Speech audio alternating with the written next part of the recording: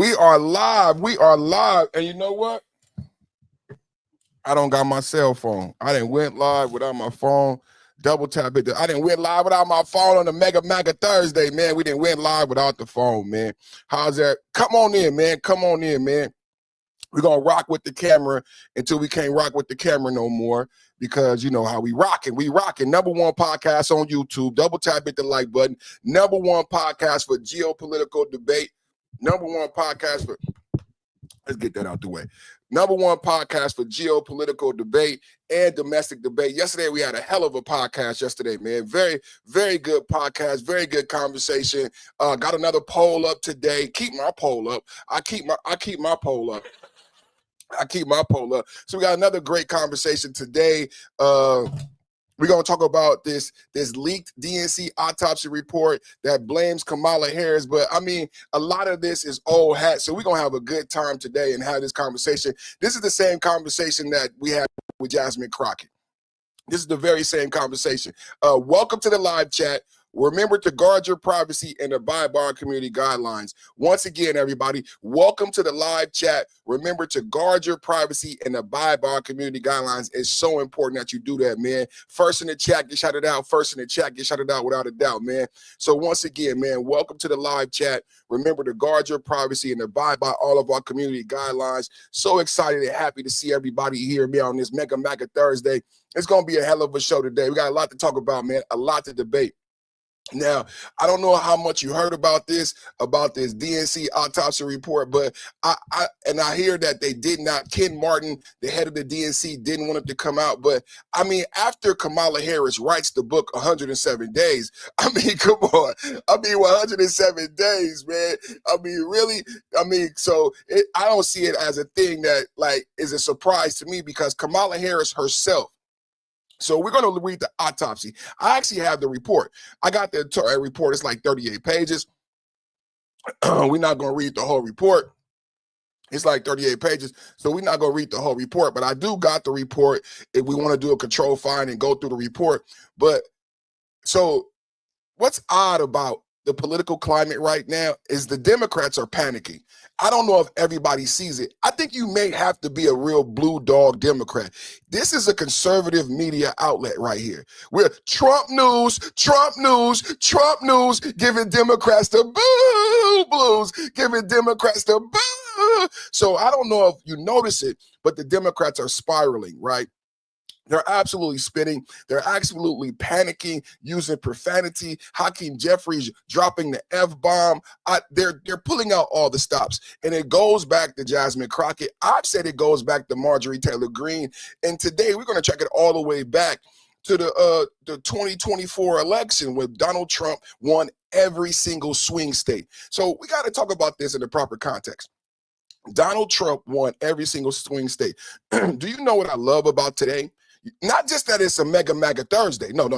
I'm excited. Every day we come in, we fired up, we ready to go. High energy, a lot of information. But what I'm excited about today, Donald Trump only won 14 months ago. A lot of people forget Donald Trump won the presidency 14 months ago. He hasn't been president for 2 years. He hasn't been president for 3 years. He has a 4-year term. He's only been president for 14 months. So I love the fact that the Democrats, the same thing is happening in Georgia. See, this is what I mean by the Democrats are spiraling. The Democrats are panicking. We have election integrity problems in Georgia right now.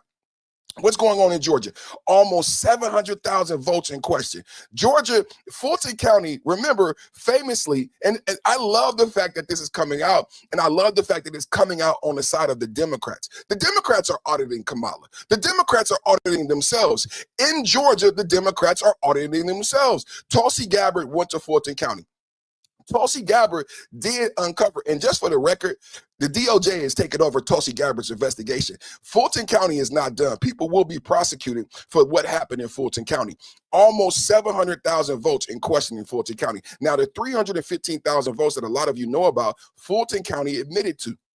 Fulton County admitted that they lost tapes and did not record 315 votes. We all know this. Why do we know this? Because Fulton County admitted we lost the votes. Now, when Fulton County admitted that they lost the votes, their excuse was it wasn't a crime. It's a crime now. What Fulton County did in the 2024 election with Trump was a crime. Going back to 2020, when they lost, when Trump lost, it was a crime. It's not a crime, and it's a crime now. It wasn't a crime then. Fulton County said we lost the votes, but what we did was we hired brand new managers, we created brand new SOPs, and then we built a brand new building. Spent millions of dollars on this 300,000 vote mistake, right? Who knows what an SOP is? Put SOP in the chat for me right now. How many people have a job? How many people know what a standard operating procedure is? Fulton County changed their standard operating procedures because of the 315,000 votes that wasn't recorded. But remember, I told you almost 700,000. So Dennis, you need to account for another 300,000 votes. The other 300,000 votes came from when they did not, same Fulton County did not have the scanning images of an additional 300,000. So one batch didn't get recorded. A whole nother batch of votes didn't get scanned. And that also is against the law. So now we almost have 700,000 votes questioned in Fulton County. Why is this important? Because who is doing the investigation in Fulton County? Democrats. Who did the audit today? Democrats. Democrats are auditing themselves. And I'm telling you the reason is because they are panicked. The Democrats are panicked. They should win in 2026. Those of you who follow politics, you know the ebb and flow of politics, right? Donald Trump won a bully mandate. He won every swing state. He has control of the House and the Senate. Typically, when a president wins the House and the Senate, during the midterms, there's a swing back because the Americans, you know, this is what America is. It's freedom, right? So Americans tend to vote against the party that's in power in the midterms, right? The Democrats typically, historically, politically should win the House and pick up seats. That's not happening. Instead, the Democrats are spiraling, right? Hakeem Jeffries is using the F-bomb. Hakeem Jeffries is saying war all the time. If you think this is just political fodder, no, it's not. What you're seeing on the left is complete panic. Hakeem Jeffries did not always use profanity. Hakeem Jeffries was not always war all the time. They don't know what to do. They don't know what to say anymore. And it's evident in this report. Kamala Harris report. Vote in the poll right now. I got a poll up right now. I want to know what you think. What happened with the DNC? What happened with Kamala Harris? What went wrong with the Kamala Harris campaign? And why is this important? Because it looks like they want to run Kamala Harris again. In my chat just yesterday, I saw Kamala 2028. So I'm telling you right now, I would be so excited if the Democrats run Kamala Harris again, especially without addressing this audit and her book, 107 Days. So that would be awesome. Run Kamala Harris again. Run Gavin Newsom. You guarantee us a victory. But today we're talking about the audit. And I'm so excited, man. I'm so excited that the Democrats are the ones. Because, see, a lot of people would point fingers and say, hey, they go MAGA. They go MAGA. MAGA is attacking Kamala Harris. No, I'm not attacking Kamala Harris. I didn't do the audit. I didn't write the book, 107 Days. Kamala Harris wrote a book. Kamala Harris said she was hypnotized. Kamala Harris, when asked, she answered in the book, why did you wait so long to enter the race? Why did you wait so long to challenge Biden? Why did the DNC wait so long to choose you as a candidate? Kamala Harris' answer was, I was hypnotized. I believe me and the DNC was hypnotized and believed that Biden could do the job when he obviously couldn't. These are Kamala Harris' own words in her book, 107 Days, where she says she called Gavin Newsom. She didn't get support. She says she called Barack Obama. She didn't get support. This is the reality. She said she reached out for support. She didn't receive support. This is the reality. Today, we're talking about, welcome everybody. You're at the Perfect Timing Podcast. Back at it like a crack addict, automatic like a Fomatic, built for tragedy, made for static. It's your boy, Perfect Timing Podcast, back with the bass, in and out with a dash. 2026 won't last. Let's get this done. Hey, relax and talk sports. Relax. Scamala. Did you fall out of a coconut tree? Did you fall out of a coconut tree? We put the lime in the coconut and drink it all up. We put collard greens in the bathtub. Collard greens in the bathtub. Vote. Make sure you vote in the poll, man. What led to the down? Democrats are going to run Harris again. Democrats are going to run Harris again. Democrats are going to run Harris again. for sure. The Democrats are going to run Harris again. Democrats are going to run Harris again. Facts. Democrats are going to run Harris again. So we talking about the audit today. Trump proven right. Trump was right. Trump was right. Trump was right. I was right. Double tap hit the like button. Double tap hit the like button. They gonna run Kamala again. They gonna run. The Democrats gonna run Kamala again. They gonna run Gavin Newsom again, and I'm here for it. Leaked DNC autopsy blames Kamala Harris. Now, the DNC is not taking responsibility. Now, remember, in her book, 107 Days, she said she contacted all the leaders of the DNC. Kamala Harris said she called Gavin Newsom, she called Nancy Pelosi, she called Bernie Sanders, she called Barack Obama and Michelle Obama, and she didn't get any support. She was unable to get support from any of the leadership. So I'm not surprised today that the DNC is turning their back on Kamala in the same way that they turned their back on Jasmine Crockett. This is just a replay, and it's a great Thursday for MAGA. It's a great Thursday. It's a great Thursday for MAGA, man. I woke up today, I saw the autopsy, I was like, cuckoo for Cocoa Puffs. Cuckoo, did you fall off a coconut tree? I was cuckoo for Cocoa Puffs.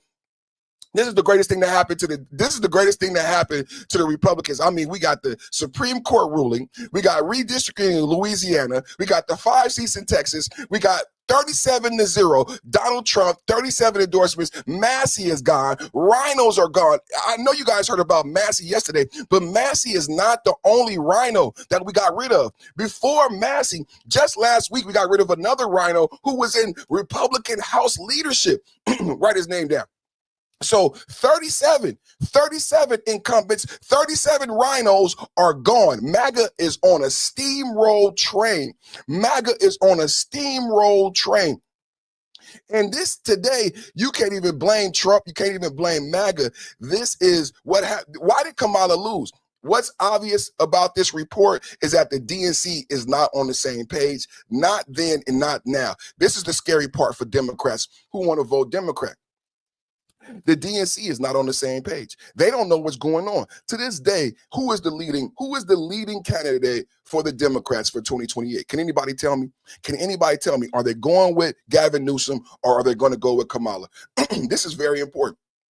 This is very important. Can anybody tell me who's the lead candidate? Who's leading for 2028 with the DNC? You can't tell me, can you? Because you don't have a leader. The Democrats don't have a leader. They don't have a platform. They don't have a policy. And now they're eating themselves alive. These are symptoms of a dying virus. You understand what I'm saying? This is withering away on the vine. What we're looking at is the Democratic Party consuming itself.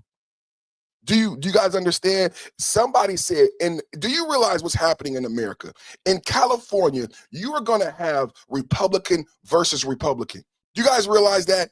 In the California gubernatorial race, you're going to have Republican versus Republican. The Democrats, Gavin Newsom is currently trying to change the law and take away the people's rights, take away their freedom, take away their democracy, take away their vote. Gavin Newsom is trying to take away your freedom right now because as the law stands in California, it looks like the governor's race will be between 2 Republicans. The Democrats want to change the law to force a Democratic option, but that's not the law currently. The law currently is whoever gets the most votes. And right now, 2 Republicans are leading in California. I argue this is why you have the redistricting issue. This is why you have so many red states. It's not racial. California is voting. California is a melting pot. California is a melting pot. We have people from all over the world in California, right? So California is a great example, right? The vote is the vote. We have people from, this is the 4th largest economy in the globe. Everyone comes to California, right? So the vote is the vote. In California, the 2 top politicians are Republicans. And I argue that you will see more of this across the country. And the Supreme Court was right.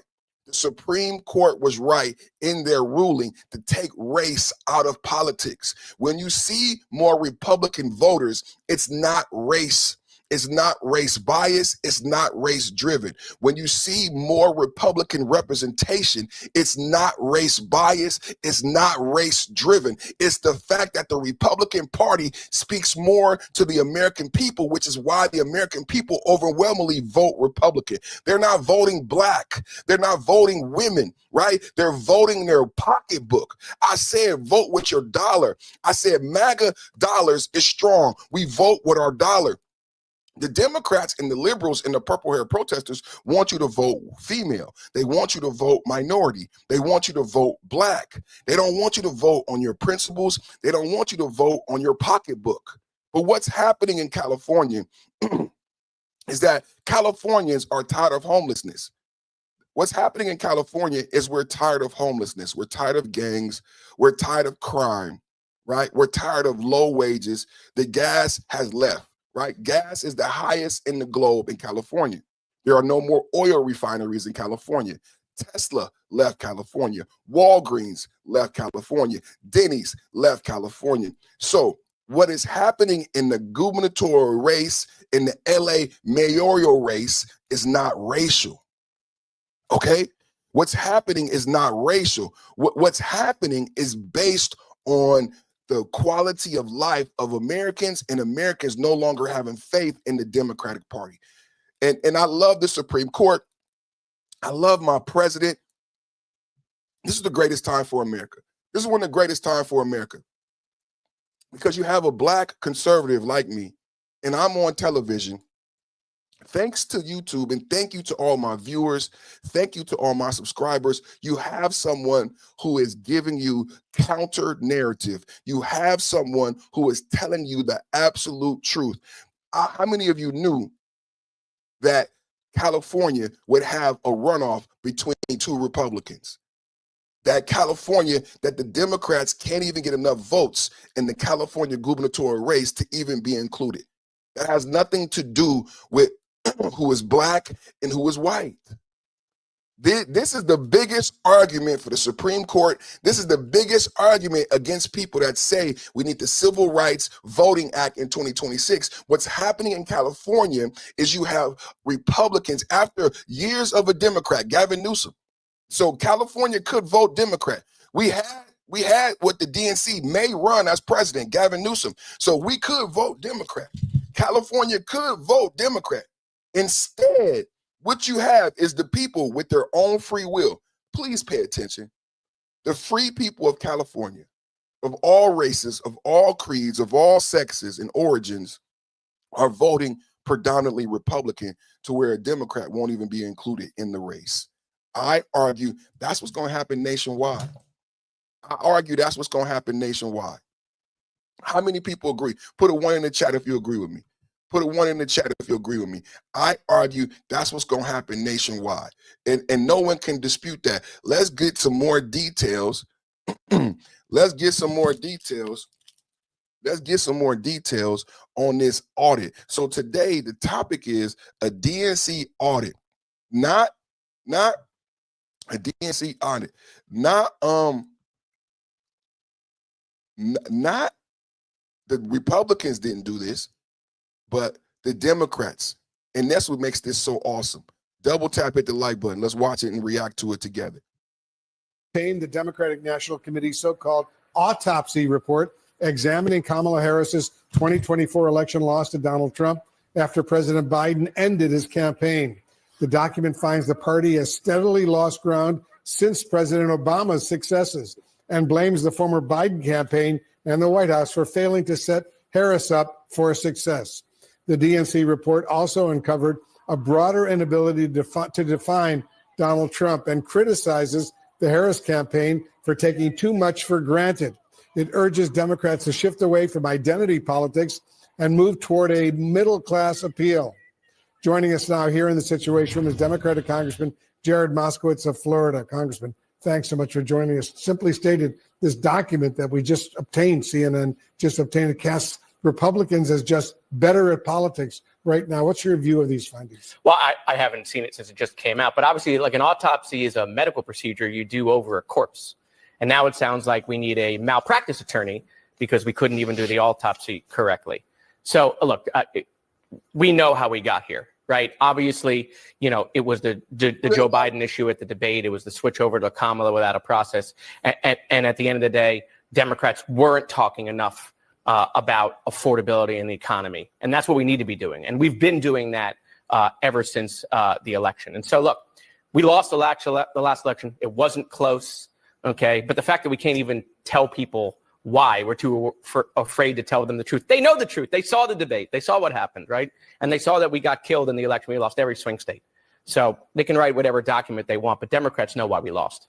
The report, as you know, is silent on several notable aspects of the 2024 presidential campaign. For example, it does not include any judgment at all about President Biden's decision to run for re-election in the first place, or the Kamala Harris's campaign, now infamous decision not to do an interview with podcast host Joe Rogan. Has your party, the Democratic Party, sufficiently reckoned with its past missteps to succeed in future elections? I think we have. I think we have reckoned with that. You know, whether the DNC has reckoned with that is a different question. Obviously, the fact that they, you know, wanted to worked on a document that doesn't tackle maybe the 2 or 3 largest problems in the last election kind of tells you that, like, some of the folks there were in denial of what happened. The American people know that's why the election wasn't close. We had never seen anything like this in our history. Look, Joe Biden served for 50 years in Washington, right? He has an amazing legacy, and he will go down as someone who gave his entire life, right, to the political process and public office. But the American people saw that debate, and then they saw how we transitioned and got out of it. We were in a box at that point. And that's not what the American people want. And that's why we got shellacked in the last election. I mean, we lost every single solitary swing state. And so it wasn't even close. Wasn't even close. Now, listen, now we got a whole nother problem as a result of that, right? We got 18 months of the Trump administration, right? Gas prices in the mid $5. Affordability is even worse. Inflation's even worse. Food prices are even worse. So those very issues that were going on in the last campaign, when we were talking about Bidenomics and all of that, and we were trying to tell people how to feel, Donald Trump has adopted that strategy. He's telling people how to feel in really bad economic times. And that's also not going to work for him.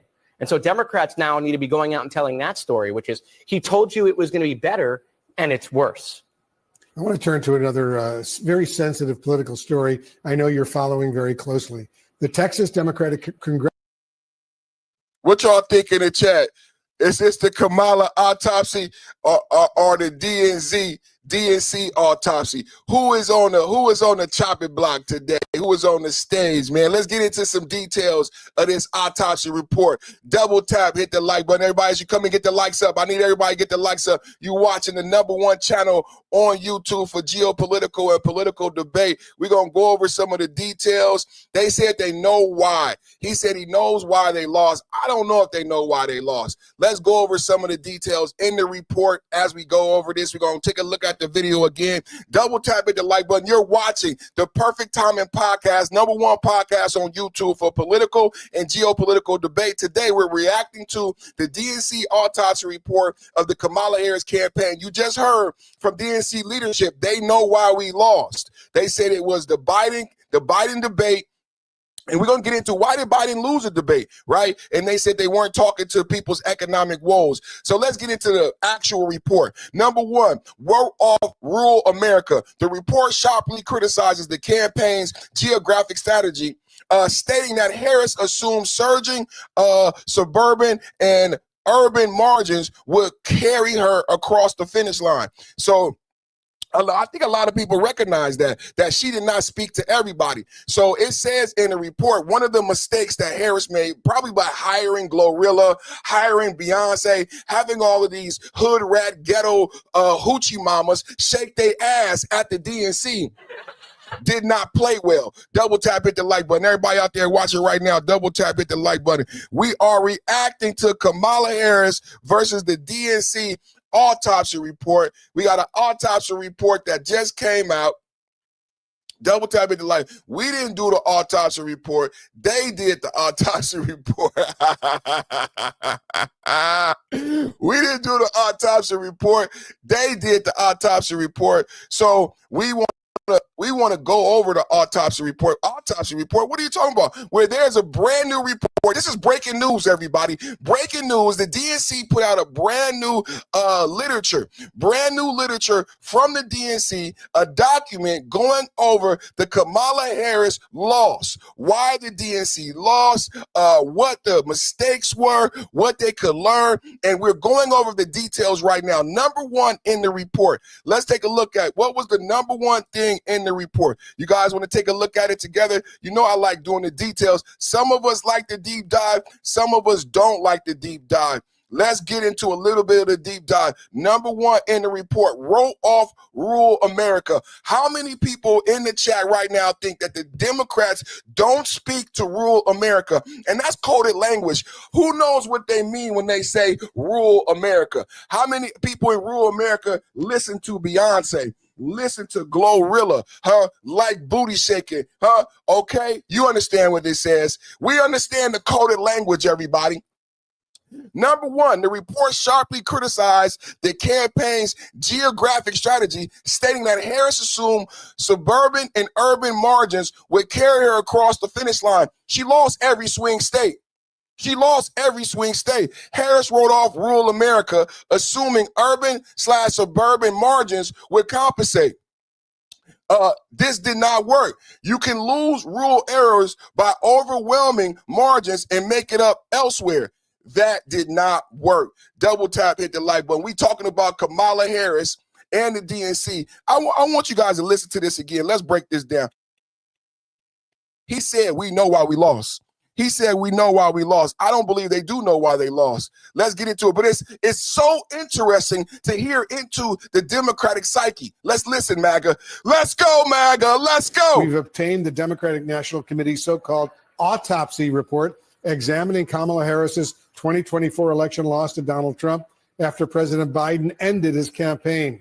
The document finds the party has steadily lost ground since President Obama's successes and blames the former Biden campaign and the White House for failing to set Harris up for success. The DNC. Is that true? That's the first one we're going to get into, and I love it. Don't you love this Thursday? Mega Thursday. Oh, this is great content. Oh, we love you, Democrats. Oh, we love you, Democrats. Number one question in the chat. Make sure y'all vote.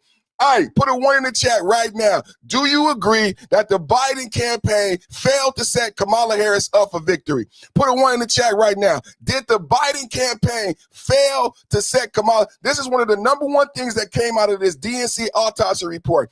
The number one thing was the Biden campaign failed to set Kamala Harris up for victory. Put a 1 in the chat if you agree. Finds the party has steadily lost ground since President Obama's successes and blames the former Biden campaign and the White House for failing to set Harris up for success. The DNC report also. So this is the Democrats. The Democrats blame Biden. This is not a Republican. This is not MAGA. This is not a newspaper. This is the Democrats auditing themselves. You know, in corporations, when you have a successful business and you have a downturn and you want to stay successful, one of the things you do, and I would suggest all of us do this, right? It's always healthy to do a self-assessment, right? I used to be in another sector in YouTube where I spoke to young men about how to be better men. And one of the things I would advise is that you do daily affirmations and you create your daily affirmations out of a self-assessment, right? You break down your life into several areas, right? Health, wealth, religion, finances, goals, and you look at all of these areas and see where you're doing wrong, where you want to improve, where you could do better, where you're not doing as well, right? You create this self-assessment, then you create affirmations, and you say to yourself affirmations every morning in order to improve yourself in certain areas. So what I understand why the DNC, the Democratic Party, did this. It makes sense. Successful corporations perform self-assessments, right? So the DNC did a self-assessment on why they lost. That would be a good practice for a business that wants to be successful in winning. So in their self-assessment, one of the first things they said is that it was Biden's fault. It was the Biden campaign for not successfully supporting the Kamala Harris campaign and setting up Kamala for victory. Put a 1 in the chat if you agree with that. We're reviewing the DNC audit. This is the Democrat auditing themselves, and I agree with this audit. Double tap at the like button. Uncovered a broader inability to define Donald Trump and criticizes the Harris campaign for taking too much for granted. It urges Democrats to shift away from identity politics and move toward a middle-class appeal. Joining us now. It urges Democrats to shift away from identity politics. What have I said here? You see my beautiful glasses? What have I always said? I say Democrats benefit because they want you to look at all issues through racial lenses. They want you to see issues that are political or apolitical as black and white, as red and blue. That's how the Democrats benefit. They want you to see issues through racial lenses. And now the DNC is coming into an awakening, right? The DNC has admitted that we are not being successful with polarizing the electorate and separating Americans and make them pick white and black, Democrat, Republican on every issue. Some issues are not partisan. Some things are a benefit for all Americans. Guess what? All Americans want high wages. All Americans want homelessness over. All Americans want drugs gone. See, some issues are not Democrat, Republican, and all Americans want certain things, right? And that's what we just heard. And I say this every day. The Democrats want you to look at everything through a racial lens. That's how they win votes. And that is how they actually lost. And now they're admitting. Let's listen to it again. They admit that they are doing this polarization of America. And I argue that's what leads to the violence. That is what leads to the violence. Donald Trump and criticizes the Harris campaign for taking too much for granted. It urges Democrats to shift away from identity politics and move toward a middle-class appeal. Urge Democrats to shift away from identity politics. And we have argued on the right, MAGA, that is what leads to the violence. Democrats' identity politics, and this is a tactic. It's not by accident. Their identity politics are not by accident. This is them identifying their strategies, saying this strategy doesn't work. And MAGA has said, you have led to 5 assassination attempts on my president.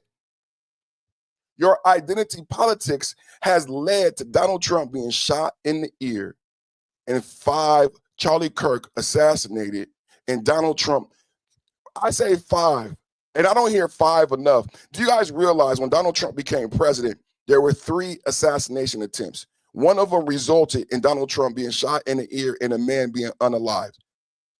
When Donald Trump took office, there were 3 assassination attempts.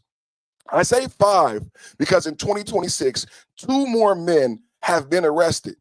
The White House Correspondents' Dinner shooter who traveled across the country with weapons on a train and booked a hotel with the same bag of weapons. But a week before the White House Correspondents' Day shooter, someone rushed the gates of Mar-a-Lago, and a police officer and private security had to tackle him. He had a bag of guns. That's 5. Not enough media outlets are talking about how many times they tried to assassinate my president. That's 5. And I blame it on the Democrats' identity politics. Put a 1 in the chat if you agree with me. Let's have the conversation this morning. Look at this face. Look, do y'all vote in the poll? Is they gonna run her again? Let's have a talk. Joining us now here in the Situation Room is Democratic Congressman Jared Moskowitz of Florida. Congressman, thanks so much for joining us. Simply stated, this document that we just obtained, CNN just obtained, casts Republicans as just better at politics right now. What's your view of these findings? Well, I haven't seen it since it just came out, but obviously, like, an autopsy is a medical procedure you do over a corpse. And now it sounds like we need a malpractice attorney because we couldn't even do the autopsy correctly.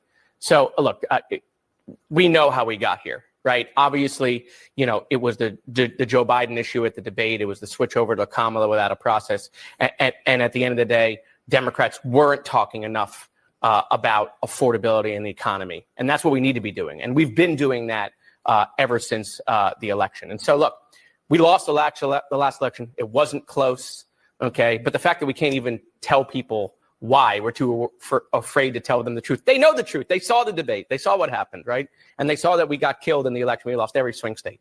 So they can write whatever document they want, but So let's look at this graphic he had behind himself. He said they know what happened. They know what happened. We got killed in the debate. Why did the Democrats get killed in the debate? Why did they lose every swing state? It says Biden White House campaign neglected Kamala Harris. Harris campaign took rule for granted. Both campaigns talked to define Trump. Report Republicans better at messaging, learning from the campaign. Yes, Republicans are better at politics. Now, he said we got killed in a debate. Everybody remember the debate? I talk about this a lot. It's important about the debate. Why is this important today? I'm going to have me a good time today. I'm going to have me a good MAGA time today. Y'all know what we're going to do. We're going to have us a good MAGA time today, right? We're going to have us a good MAGA time today because I love the fact that the Democrats are spiraling and they're eating and consuming themselves. The first thing he said is that we lost the election and now we can't even do an audit correctly. Before I get into why you lost the debate, let's go back to that. Let's go back to him admitting that they lost the election, but not only have they lost the election, they can't even do the audit correctly, which leads me to my point of view that the Democrats are spiraling and consuming themselves, eating themselves alive. You don't have to worry about MAGA taking out the Democrats. They're doing it to themselves, i.e. Jasmine Crockett, who lost in a Democratic primary. Listen. Joining us now here in the Situation Room is Democratic Congressman Jared Moskowitz of Florida. Congressman, thanks so much for joining us. Simply stated, this document that we just obtained, CNN just obtained, it casts Republicans as just better at politics right now. What's your view of these findings? Well, I haven't seen it since it just came out, but obviously like an autopsy is a medical procedure you do over a corpse. And now it sounds like we need a malpractice attorney because we couldn't even do the autopsy correctly. So he's admitting that the Democrats can't even do their own reports correctly. That's the state of your Democrats. This is the state of your Democrats. Let's get into this debate. So look, we know how we got here, right? Obviously, you know, it was the Joe Biden issue at the debate. It was the switch over to Kamala without a process.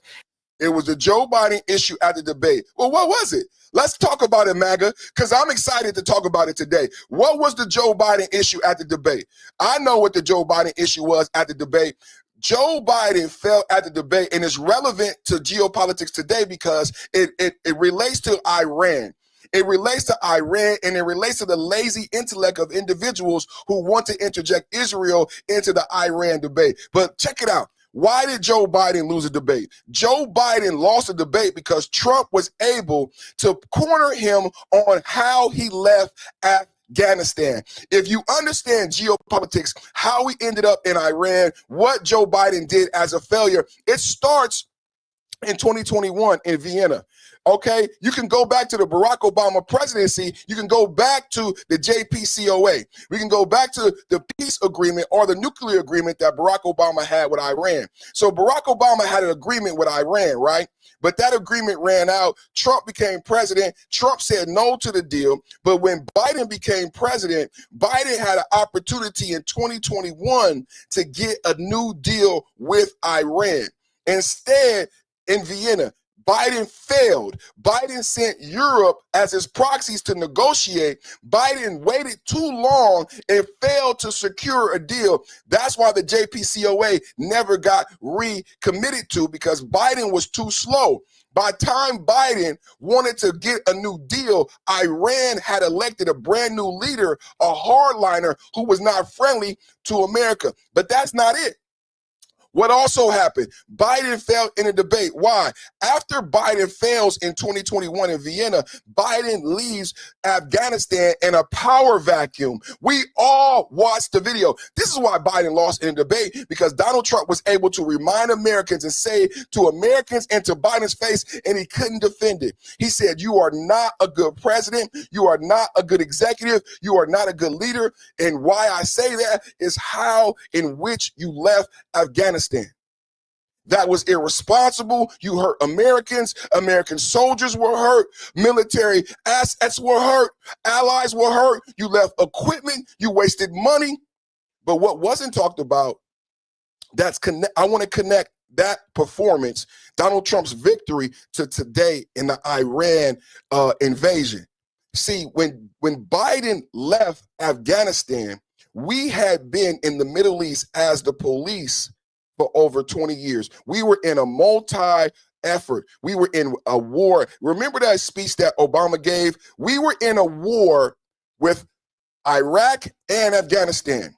We had been in the region for over 20 years. When we left, the way we left, without leaving any support for our allies, we created a power vacuum. The brand new Iranian president, who I just taught you about, celebrated. You may not know this, but Iran celebrated, and then they said horrible things about Biden.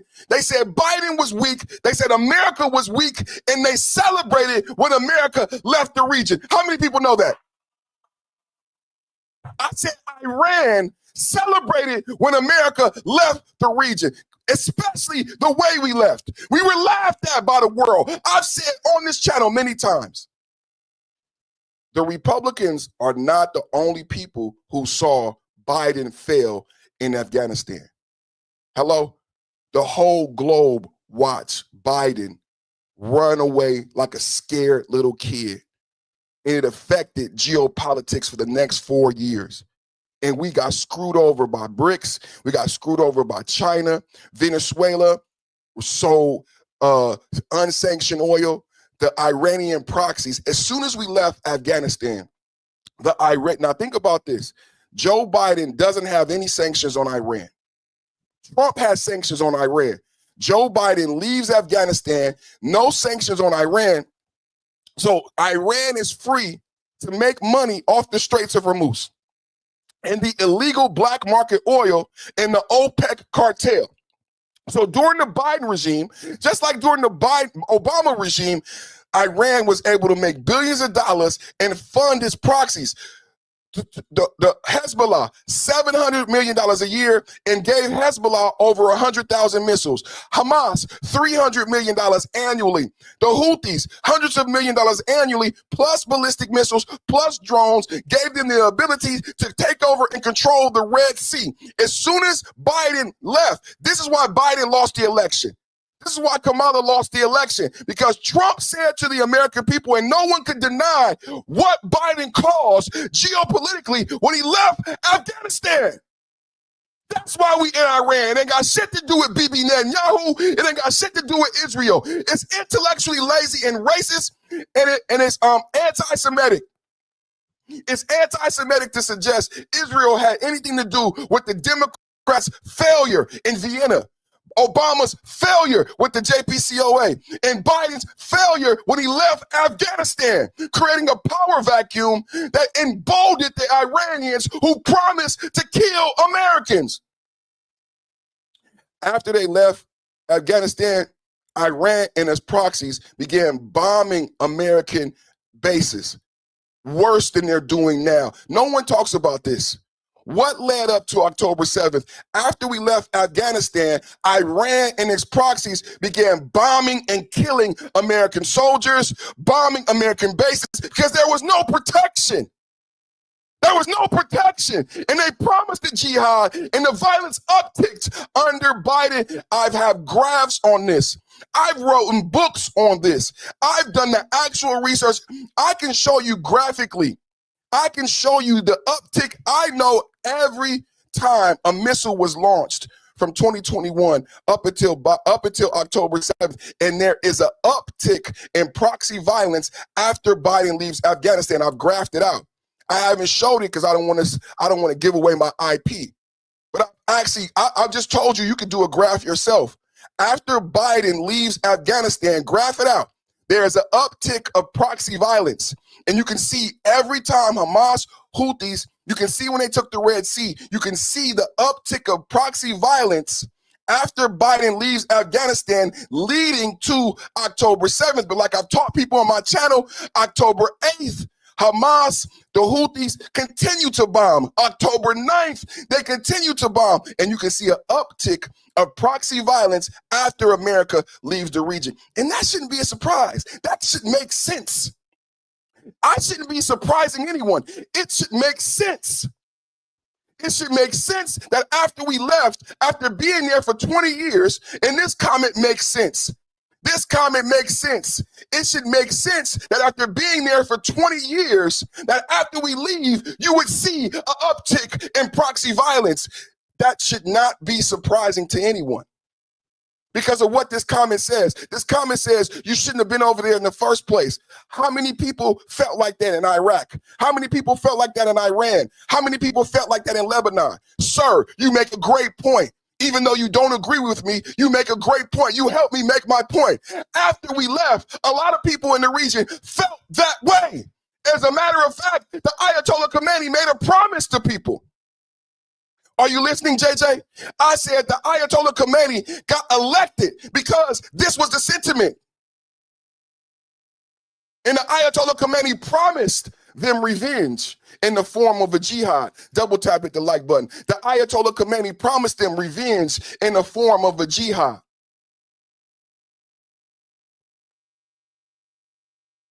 Double tap at the like button. Double tap at the like button. And at the end of the day, Democrats weren't talking enough about affordability in the economy. And that's what we need to be doing. And we've been doing that ever since the election. And so, look, we lost the last election. It wasn't close, okay? But the fact that we can't even tell people why, we're too afraid to tell them the truth. They know the truth. They saw the debate. They saw what happened, right? And they saw that we got killed in the election. We lost every swing state. So they can write whatever document they want, but Democrats know why we lost. Do they? I don't believe they know why they lost. They got killed in every swing state and they lost the election. You know, 9/11 is a great point that you bring up because people don't understand this Iran. People don't understand this Iran thing and how did we get to 9/11, right?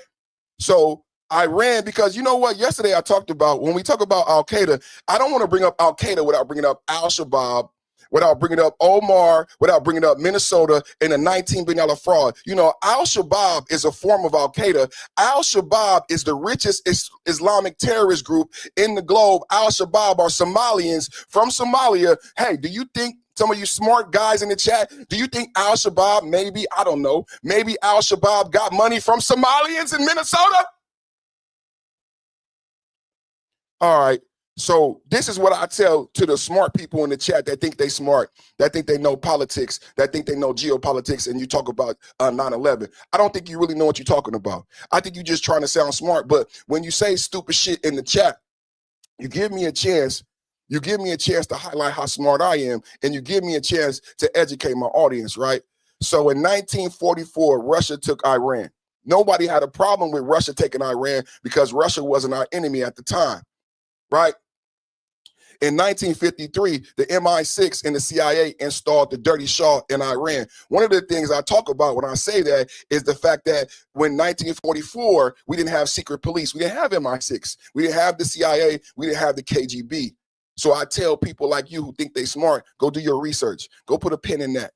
Go put a pin in that and factor that in next time you speak on my channel, because that's the type of research I've done. The fact that we started in Iran in 1944, but Russia was our ally. There was no Red Scare. There was no Berlin Wall. There was no commie and fear. And there was no secret police. But in 1953, when the Shah was installed by secret police, MI6 and the CIA. So in 1979, like I said to JJ, in 1979, the Shah was elected because he told everybody that these people shouldn't be here anyway. The Russians have been here manipulating us. After the Russians, the Europeans came here and manipulated us with the Dirty Shah. In 1979, Ayatollah Khomeini said, I will get revenge. Both the Russians, both the Europeans, get the hell out. This is our land. These are our resources. And everybody cheered. Yeah! Ayatollah Khomeini. But he didn't tell them about the morality police. He didn't tell them about the IRGC. See, under the Shah, we had Jewish Iranians, Christian Iranians. Iran was a melting pot like America. Iran is where you get algebra. Iran has geniuses, artists, musicians, gorgeous Persian women. The Persian dynasty is one of the oldest, richest, most lustrous, most artistic, just the most expansive dynasties globally ever. Persia, the Persian dynasty. So under the Shah, you had this rich Iranian heritage that included more than just the Shia Muslim. if you understand the difference between a Sunni and a Shia. So in 1979, Ayatollah Khomeini comes to power, right? You know what people forget about? And also what happened in 1979? In 1979, Russia, who previously had control of Iran for strategic purposes, Russia invades Afghanistan. Russia stays in Afghanistan. So in January, February, Ayatollah Khomeini is elected. 30 days later, he installs the IRGC and the morality police. But in December of 1979, Russia invades Afghanistan. That conflict lasts for 20 years, Charlie Wilson's war. How do we get to 9/11, smart guy?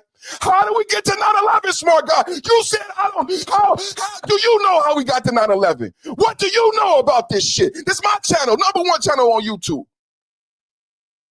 #1. The only reason I'm addressing this for all of the people who want to be me, because a lot of content creators have seen me address trolls and say, why are you responding? If you listen to my explanation and my response to the troll, you'll understand why I'm responding, because it's allowing me to give a lot of data and to educate a lot of new listeners about who they're actually listening to and the type, breadth, and vast knowledge that he possesses. This is why people subscribe. Everybody watching right now, hit the like button, hit the subscribe button. This is why people subscribe. This is why people donate. This is why people send gifts, because of my knowledge, because of my research, and because Sean Leslie did not do his research. Sean Leslie did not do his research. So Russia invades Afghanistan. They're in Afghanistan for 20 years. And then what happens? We create Al-Qaeda. We train bin Laden. We create the Taliban. We train the Taliban. We're still paying Al-Qaeda. Did you know we give them money? We train bin Laden. We train the Taliban to defeat the Russians in Afghanistan. That's how we get to 9/11, Sean Leslie. That's how we get to 9/11, Sean Leslie. Hello? This is why Iran has nothing to do with Israel. This is why Iran has nothing to do with Israel. That's how we get to 9/11. For anybody who didn't understand 9/11, we trained an army to take out Russia in Afghanistan. Then we abandoned that army the same way Biden abandoned the army again. That is what led to 9/11.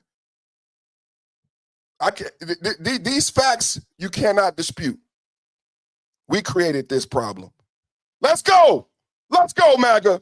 The report, as you know, is silent on several notable aspects of the 2024 presidential campaign. For example, it does not include any judgment at all about President Biden's decision to run for re-election in the first place, or the Kamala Harris's campaign, now infamous decision not to do an interview with podcast host Joe Rogan. Has your party, the Democratic Party, sufficiently reckoned with its past missteps to succeed in future elections? I think we have. I think we have reckoned with that. Whether the DNC has reckoned with that is a different question. Obviously, the fact that they, wanted to worked on a document that doesn't tackle maybe the 2 or 3 largest problems in the last election kind of tells you that, like, some of the folks there were in denial of what happened. The American people know that's why the election wasn't close. We had never seen anything like this in our history. Look, Joe Biden served for 50 years in Washington. Right, he has an amazing legacy, and he will. 50 years, no kings. Thank you for saying that. This guy, he doing my job for me, man. This guy is doing my job for me. Double tap, hit the like button. This is what I bring up every time I have they do a No Kings protest. I love, Doris Matsui is running for office again. She about 90 years old. Matsui, the Matsui name has been in Sacramento and California since 1979. 1979, we had Matsuis, right? Democrats. What's the lady who was mayor in San Francisco? She died. Dianne Feinstein died in office. Her staffers were voting for her because she was so old. We're talking about no kings. We're talking about no kings. We're talking about Matsui being in office over 50 years, Dianne Feinstein being in office over 50 years, Nancy Pelosi being in office over 50 years, Maxine Waters, they're all multimillionaires. And Nancy Pelosi was not worth $400 million when she became in office in the 1980s. She was not worth 400. She's worth $400 million now. But you have the nerve to do a no kings protest. Donald Trump was a billionaire already. Donald Trump didn't need your money. He was a billionaire. He was going to be a billionaire. You don't understand money. But Nancy Pelosi was not worth $400 million. Maxine Waters was not a millionaire. These people have been in power. These are the true royalty of America. When they say no kings, it's a distraction. Joe Biden had been in power for 50 years. But let me tell you this. This is the worst part of the Joe Biden story when it comes to no kings. Joe Biden spent 12 years in our White House. I'm going to say it again, and he didn't do shit. Joe Biden spent 12 years in our White House. And the sick part about Democrats, you wanted to give him 4 more. You talk about no kings, and you wanted to give Joe Biden a total of 16 fucking years in the White House. I can't make this up. The DNC and the Democrats wanted Joe Biden to have 16 fucking years, 16 years in the White House. And they have the nerve to say no kings. Joe Biden spent 12 fucking years in the White House, and you ran him again. You know what that told the American people? We believe in kings, and Joe Biden can be in the White House for 16 fucking years. 16 years in the White House. And you wonder why we're here? Joe Biden was vice president with the Ukraine. Joe Biden was the one who took out the favorable president of the Ukraine. Joe Biden was the envoy to the Ukraine. Joe Biden and his son were stealing money in the Ukraine. Joe Biden helped put in Zelensky and take out the favorable president in the Ukraine. We're in the Ukraine because of Joe Biden. We're in Iran because of Joe Biden. Who the fuck is driving the goddamn car? Who is driving the car? Who is driving the car? Who is driving the car? I know the truth hurts, because I know a lot of you didn't finish school and you can't even do the math. Right now you're saying, he said 12 years, he said 16 years. Joe Biden was vice president under Barack Obama for 8 years. He then ran for president for 4 years. That's a total of 12 years from vice president to president. And then you guys wanted to run him again. If he would have won, he would have spent 16 years in the White House. That is 20 out of his 50 years would have been in the White House. 30 years in the Senate, 20 years in the White House. And it just sounds like something that's out of a book. 50 years in power, 20 years in the White House. Rogan, has your party, the Democratic Party, sufficiently reckoned with its past missteps to succeed in future elections? I think we have. I think we have reckoned with that. Whether the DNC has reckoned with that is a different question. Obviously, the fact that they, wanted to worked on a document that doesn't tackle maybe the 2 or 3 largest problems in the last election kind of tells you that, like, some of the folks there were in denial of what happened. The American people know that's why the election wasn't close. We had never seen anything like this in our history. Look, Joe Biden served for 50 years in Washington. Right, he has an amazing legacy, and he will go down as someone who gave his entire life, right, to the political process and public office. But the American people saw that debate, and then they saw how we transitioned and got out of it. We were in a box at that point, and that's not what they picked. Hey, James, how many people you think know that Biden was in power for 50 years? I know they don't know, because when I say it, they think I'm trolling or I'm making it up. That's why I played it again. James, for real, how many Americans on the left actually know how long Biden was in power? 50 years, bro. And how many people, even in the chat, I want to know how many people in the chat, put a 1 in the chat. Have you ever contemplated what I just put forth? I'm not trying to put a badge on myself. Did you ever think about how long Joe Biden spent in the White House and how long potentially he would have been in the White House if he would have won? Straight up, bro. I'm not trying to sound smart, but sometimes I get upset because I want to know how many people realize that Joe Biden spent 12 years in the White House. How many of you have ever thought about the fact that he would have been 16 years in the White House and they say no kings? And he has spent 50 years in Washington, D.C. 50 years, bro. Joe Biden spent 50 years in Washington, D.C. to the point where he was falling asleep on stage. Democrats have to admit that Sleepy Joe was falling asleep on stage. He never should have been running for president. He did 50 years. Why did they need 4 more? Why did they need 4 more? Listen to this. It does not include any judgment at all about President Biden's decision to run for re-election in the first place, or the Kamala Harris's campaign, now infamous decision not to do an interview with podcast host Joe Rogan. Has your party, the Democratic Party, sufficiently reckoned with its past missteps to succeed in future elections? I think we have. I think we have reckoned with that.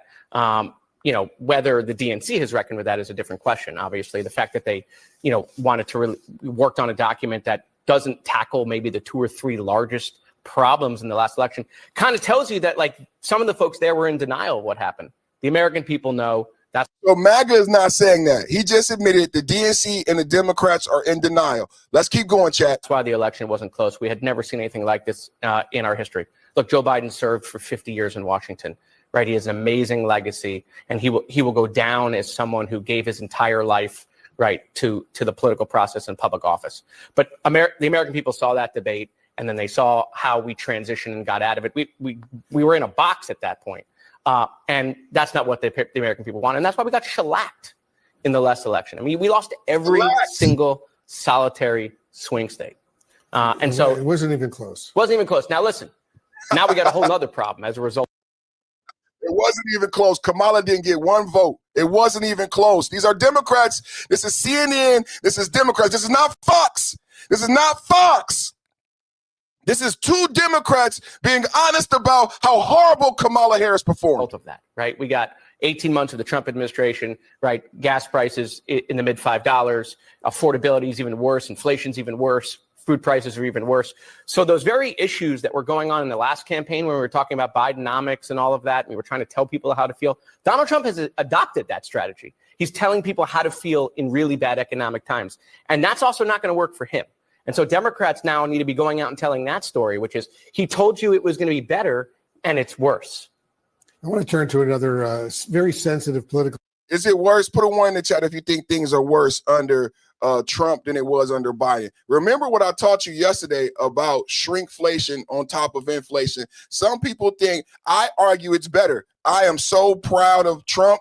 I am proud of the Trump tariff. Didn't we just get back from China?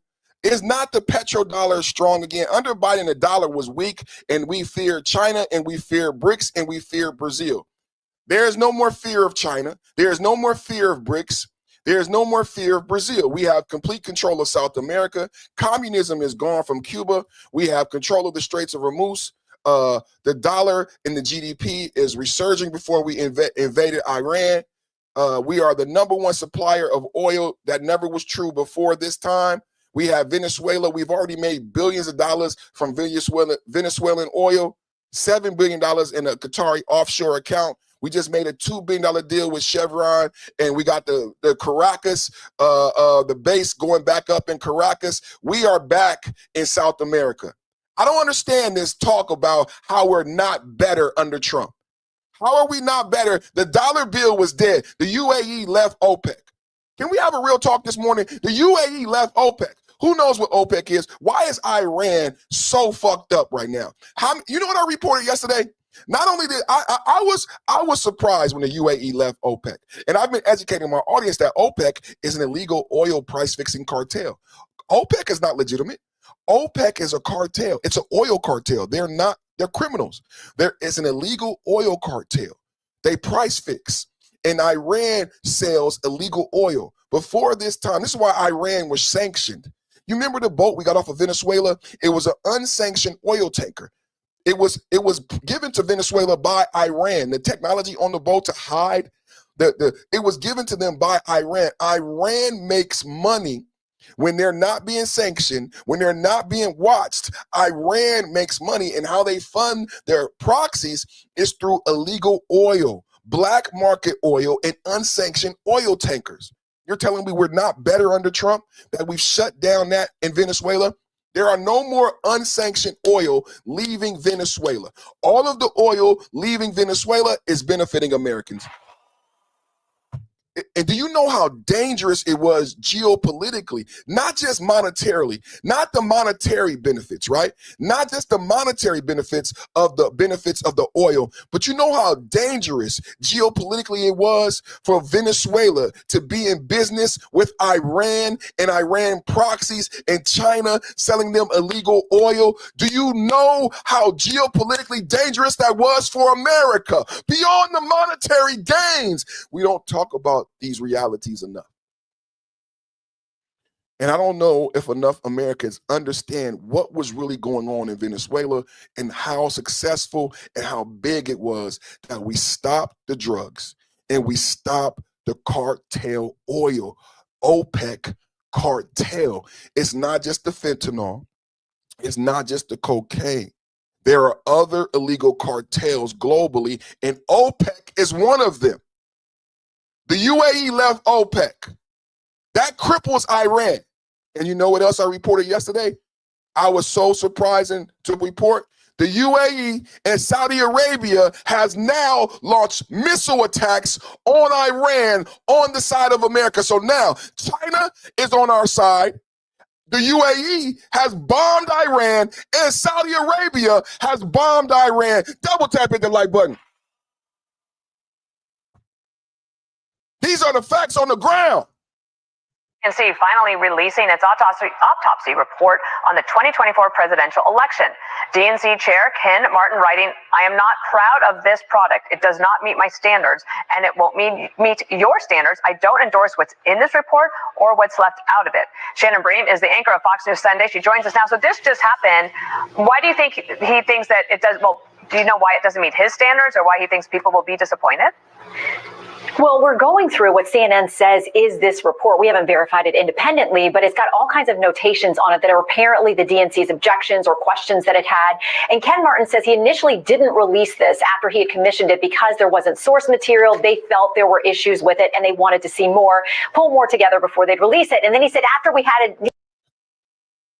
Hey, you guys, that audio was pretty bad. Tell me if you guys are okay with the audio.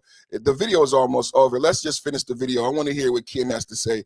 I know the audio was pretty bad. Stick with me, you guys. I love you so much. It's not my audio. It's the video. Some success in these special elections and other things.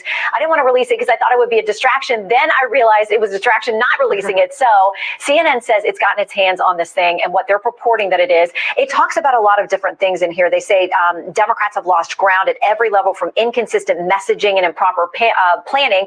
They talk about funding and not equipping their state parties. And, the document I'm looking at goes on a deep dive through a number of state races, down to the attorney general level, and looking at where things matched and didn't match with messaging and voting. And they said, in some of these cases that you couldn't just have a message that we're anti-Trump. We hate President Trump, or he's not good for us. He's not good for the country. You have to have your own independent messaging. So it's nearly 200 pages. We're starting to dig through it and would like to independently verify it ourselves as well. There's going to be a lot of reaction. David Axelrod's already out there. He called this a needless waste of time. Given the current challenges Democrats face. I think Ken Martin kind of put his finger on it. By not releasing, he drew a lot more attention to. Double tap, hit the like button. Double tap. Let's get into some of the details of the report, you guys. Let's get into some of the details. I'll start off with number one. Let's get into it. Let me go over some of the details. Number one was, let's go number two, severely lacked negative firepower against Trump. So number one in the report, these are the top 5 things in the report that the DNC found went wrong in the Kamala Harris campaign. Number one, she wrote off rural America. The report sharply criticizes the campaign's geographic strategy, stating that Kamala Harris assumed surging suburban urban margins would carry her across the finish line. 2, severely lacked negative firepower against Trump. Let's take a look at this together, and then we'll go back. We got more video, so stick with me. Let's look at this together. I like to do a deep dive. I like to do a deep dive and give you some actual information. Number 2, it says, severely lacked negative firepower against Trump. The review argues that Democrat leadership made a tactical error by relying too heavily on reason, logic, and winning policy arguments in election cycle otherwise defined by rage. It claims the campaign failed to properly weaponize Trump felony convictions or push back effectively against Republican attacks. Is that why Hakeem Jeffries is using the F word? Is that why they think they need to go low? I thought Obama said when they go low, we go high. Didn't Obama say? Obama said when they go low, we go high. This report is saying if they go low, we go lower. How low can you go? How low can you go? Number 3, boxed in by transgender ad blitz. Oh, this is great. Oh, this is rich. We are going over what the DNC says were the reasons why Kamala Harris lost. Number 3, they did an audit. They said Kamala Harris boxed in by transgender ad blitz. The autopsy explicitly points to the Trump campaign's highly effective attack ads regarding Harris' past support for taxpayer-funded gender-affirming surgeries for prison inmates. According to the report's polling analysis, because Harris refused to pivot or change her position, top pollsters felt there was nothing which would have worked as a response. Not true, just do what the people wanted. So this is the Democrats refusing to listen to the will of the people. Can we just be honest about why they lost? Can we just be honest about why they lost? This is the Democrats refusing, and Donald Trump has changed all these laws. Do you see anybody, I hear no kings, but do you see anybody talking about the fact that they want to go back to when we paid for gender reassignment in prisons? I don't hear that in any protest. Does anybody hear anything about any of the girls' sports, girls' bathroom? You know, in California and Washington, D.C., there was a law. California Democrats and Gavin Newsom created a law where teachers could have 3 incremental conversations with children in elementary school, starting in kindergarten, about their gender assignments. The thing was, these conversations were legally legislated to be secret. Are you listening? Gavin Newsom and Democrats in California wanted your children, elementary school, kindergarten age, to have a secret conversation with a teacher about whether or not they wanted to have gender reassigning surgery. They had 3 incremental conversations. The thing was, there were things in the law that said a father like me, if I did not go along with the school or the Democrats, they could put me in jail or take away custody of my child. Donald Trump took that away. So what is it really saying is that they were not listening to the American people who did not want taxpayer dollars to go to gender reassignment surgery for prisoners. They were not listening to they were not listening to the voters when they said we don't want Title IX and we don't want girls and we don't want boys in the girls' bathroom. Instead, they added Tim Walz, Tampon Tim. And they just refused to listen to the American people. And what they said was there was nothing which we would have worked. There was nothing which would have worked as a response. So they just gave up. The Democrats just gave up and stuck to their guns on transgender and LGBTQ, even though the American people weren't with it. Even though the American people weren't with it. Sad, right? Sad, right? Let's go to number 4. Let's go to number 4. Number 4, blame placed on Biden's inner circle. The report takes aim at 3.5 years preceding the candidate swap, asserting that Joe Biden's political operation failed to strengthen Harris' standing or protect her from early political damage. Furthermore, it notes a complete lack of advanced planning or voter polling regarding a potential Harris-led ticket before Biden dropped out in 2024. Yeah, Biden set her up. Biden wanted power. Biden, and I would say Jill Biden, wanted power. I've argued on this channel, let me know in the chat if you agree with me. I said Biden sandbagged Kamala when he named her border czar. Joe Biden opened the border. And Joe Biden was able to get away with this. Kamala did not have the power to create an open border policy. Only the president could do that, right? Only the president could do that. So Joe Biden opens the border. He doesn't go to Congress. He doesn't go to the American people. He opens the border against the rules, against the law, against the Constitution. Joe Biden opens the border. And then he puts Kamala Harris in control of the border when he's unable to control it. When he's unable to stop the flow, the first thing that Kamala Harris, what is Kamala Harris famous for? And this, I argue it was on purpose. I argue Joe Biden purposely saddled Kamala with the border to ruin her potential efforts at becoming president. There's no other reason why to make Kamala Harris border czar when it was such a failure and such a sticking point. It was Joe Biden getting it off of his table. It was the most savvy political move. It had to be a 50-year-old politician, right? Someone who had been in politics 50 years and who understood how much of an anchor weight the border would be. The fucked up part is you open the border. So it's like he set up Kamala. It's like he set up Kamala because he was the one who opened the border. Put a one in the chat if you agree. Did Biden set up Kamala by opening the border and then making her the border czar? Number 5 of the top things in the report, over-reliance on identity politics. Number 5, the text urges a shift away from abstract cultural focus, highlighting that the party severely underperformed with male voters of color. That's me. That's me. That's me. Ding, ding, ding, ding, ding, ding, ding, ding. Ding, ding, ding, ding, ding, ding, ding. Oh, I'm in the report, y'all. Oh, Black conservatives are in the report. I love it. Don't you love this day? What a Thursday. I'm so happy, man. You know, Thursday, I don't always do a live stream on Thursday. So I'm so excited that I did this live stream today. I mean, this report, the Democrats did the report. Oh, man. Man. This is just awesome, man. And now Democrats are giving people like me my props. We're getting our props, y'all. Let's look at this together, man. Who got the props? Who got the props? 5FD, Evil D, and Buckshot. Who got the props? Who got the props? 5FD, Evil D, and Buckshot. Who got the props? Who got the props? 5FD, Evil D, and Buckshot. Man, I love you, DNC. I love you, DNC. How many people love the DNC? I love you, DNC. I love you, DNC. Number 5, over-reliance on identity politics. The text urges a shift away from abstract cultural focus, highlighting that the party severely underperformed with male voters of color. Don't you love it? I love it. The recommendation notes to deploy male messengers, address economic concerns, and don't assume identity politics will hold male voters of color. Woo!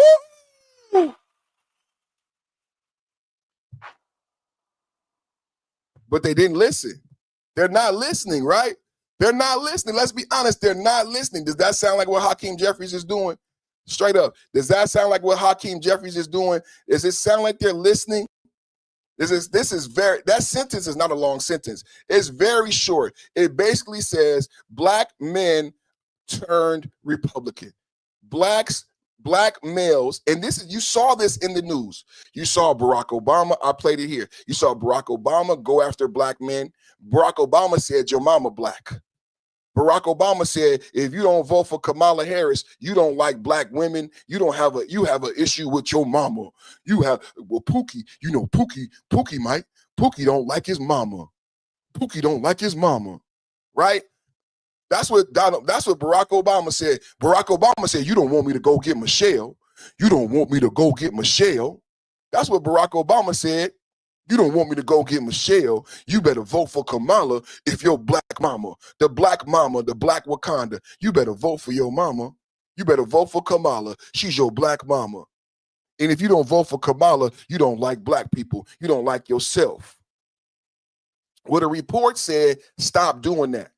Stop doing that to black voters because it's not going to work. You actually pushed away black men and minority men, and you lost us. And they haven't listened. Man, what a great show, man. What a great show. I'm going to read that again. Number 5 in the DNC audit of why Kamala Harris lost. Number 5 in the DNC audit of why Kamala, I'm reading you the top 5. The text urges a shift away from abstract cultural focus, highlighting that the party severely underperformed with male voters of color. The recommendation notes deploy male messengers. That was Barack Obama trying to pressure black men into voting for Kamala simply because she was black, not over policy. Deploy male messengers, address economic concerns, and don't assume identity politics will hold the male voters of color. Yeah, and it's not going to work today either. It's not going to work today either. Man, I'm so proud to be a Republican. I'm so proud to be a Republican today. And this is a great day for MAGA. I mean, this is a Mega MAGA Thursday. If I ever did a Mega MAGA Thursday, ooh, look at this. Loser! Loser! A loser! Everybody in the chat, can I get an L, please? A loser! Loser! MAGA! Mega MAGA Thursday, baby! Mega Thursday, Trump news, Trump news, Trump news, giving Democrats a blues, giving Democrats a Jasmine crocodile tears, crocodile tears, not crocodile, not on my channel. It's not crocodile tears, it's Crockett, Jasmine crocodile tears, not crocodile tears. On my channel, they are crocodile tears. Get it right, keep it tight. Get it right, keep it tight. Don't forget, Kamala Harris hired Little John to perform at her inaugural DNC. She hired Little John. She hired all of the black hoochie mamas to shake their butt, and it didn't work. Shake your ass. Watch yourself.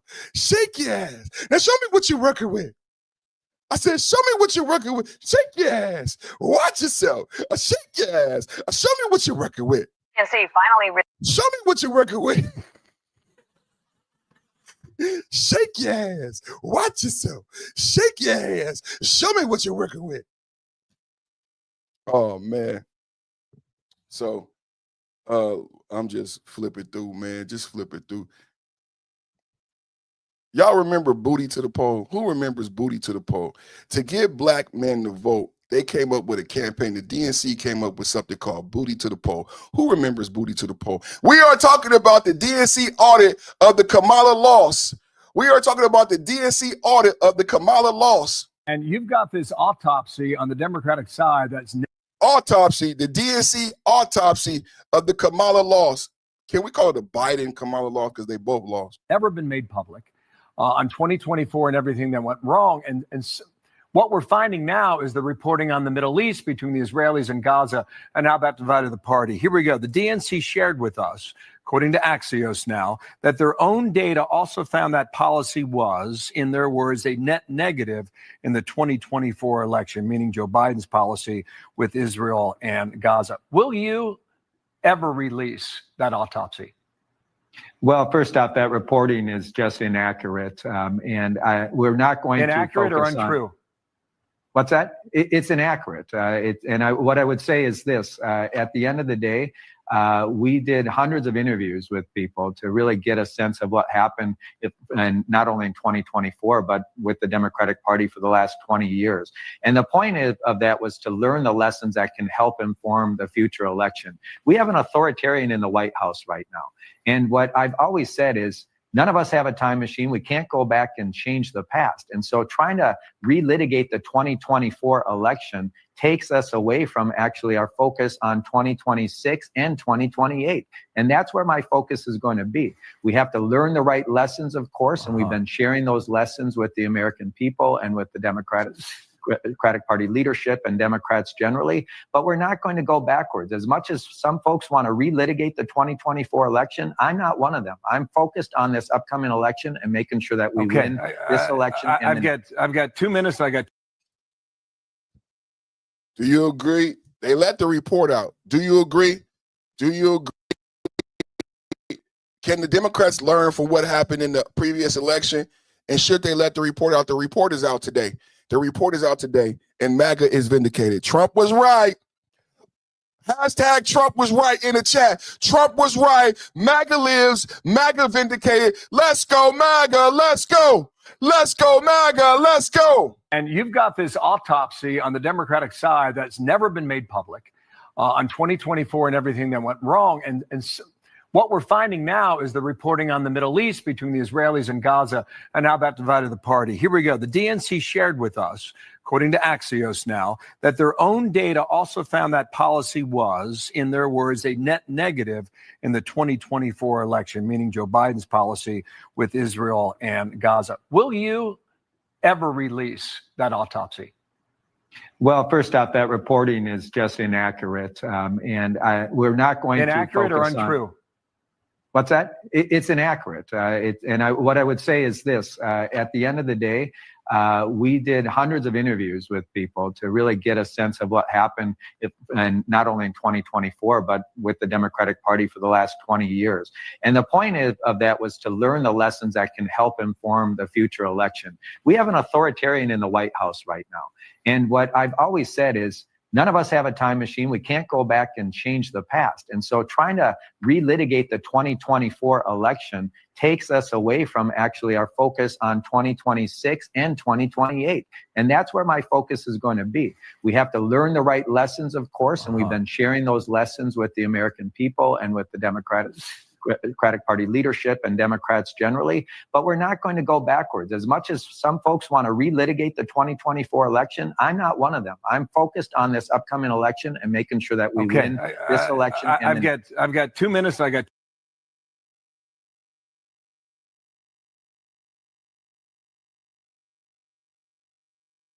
73-year-old victim then, or you? I don't know what happened. I just know what the police said. So you can't see it all? Huh? You can see though, right? I'm legally blind. I can see barely.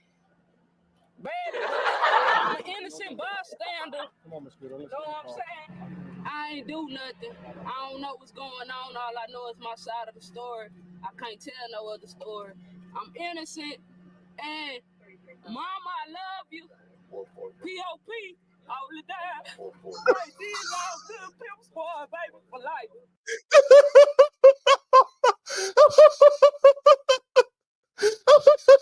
73-year-old victim then, or you?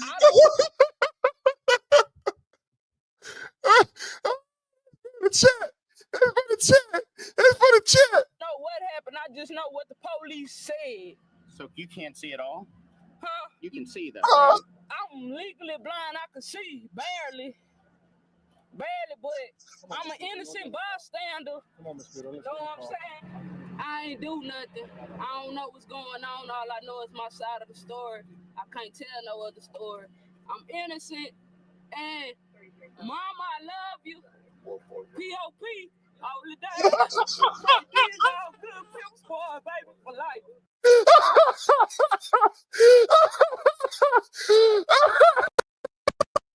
That's for the chat. That's for the chat. You've got this autopsy on the Democratic side that's never been made public on 2024 and everything that went wrong. And what we're finding now is the reporting on the Middle East between the Israelis and Gaza, and how that divided the party. Here we go. The DNC shared with us, according to Axios now, that their own data also found that policy was, in their words, a net negative in the 2024 election, meaning Joe Biden's policy with Israel and Gaza. Will you ever release that autopsy? Well, first off, that reporting is just inaccurate, and we're not going inaccurate to focus or untrue? What's that? It's inaccurate. What I would say is this: at the end of the day, we did hundreds of interviews with people to really get a sense of what happened, and not only in 2024, but with the Democratic Party for the last 20 years. And the point of that was to learn the lessons that can help inform the future election. We have an authoritarian in the White House right now. And what I've always said is, none of us have a time machine. We can't go back and change the past. And so trying to relitigate the 2024 election takes us away from actually our focus on 2026 and 2028. And that's where my focus is going to be. We have to learn the right lessons, of course, and we've been sharing those lessons with the American people and with the Democratic Party leadership and Democrats generally, but we're not going to go backwards. As much as some folks want to relitigate the 2024 election, I'm not one of them. I'm focused on this upcoming election and making sure that we win this election. I've got 2 minutes. I got We are reacting to the DNC autopsy report. I wish it was MAGA who called it an autopsy report. The Democrats are referring to it as an autopsy report.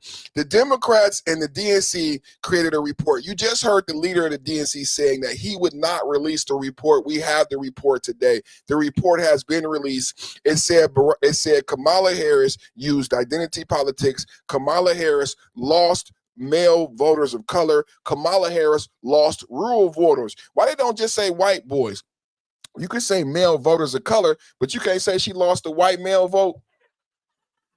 Just she lost the white male vote. She lost the black males and she lost the white male vote. Shout out to all my white brothers, man. They think we can't be brothers because we have different skin color. Well, all of my brothers in MAGA, I don't care what color you are. I don't care what gender you are. I don't care if you're gay. I don't care if you're straight. If you support Donald Trump, I don't care if you're purple. I don't care if you're green. If you support Donald Trump and you love America and you support the troops and you back the blue and you're a Christian conservative, yeah, man, then me and you are brothers. Then me and you are brother and sister. You are my sister in MAGA. You are my brother in MAGA.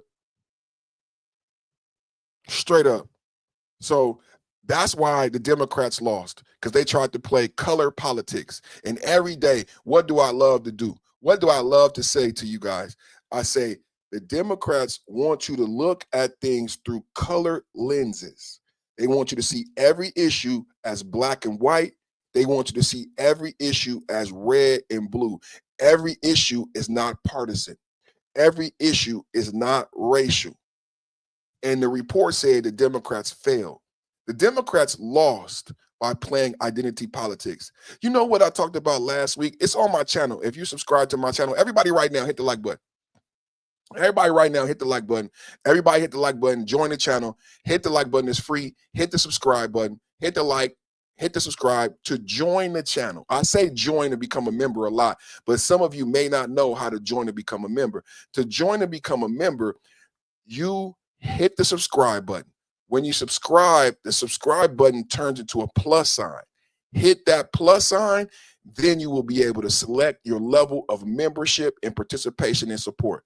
There's different tiers, there's different levels, and I want to say thank you to every single person who's ever joined and hit the plus sign and became a member and supports the movement and supports the channel, the podcast, and the message. It means everything to a content creator.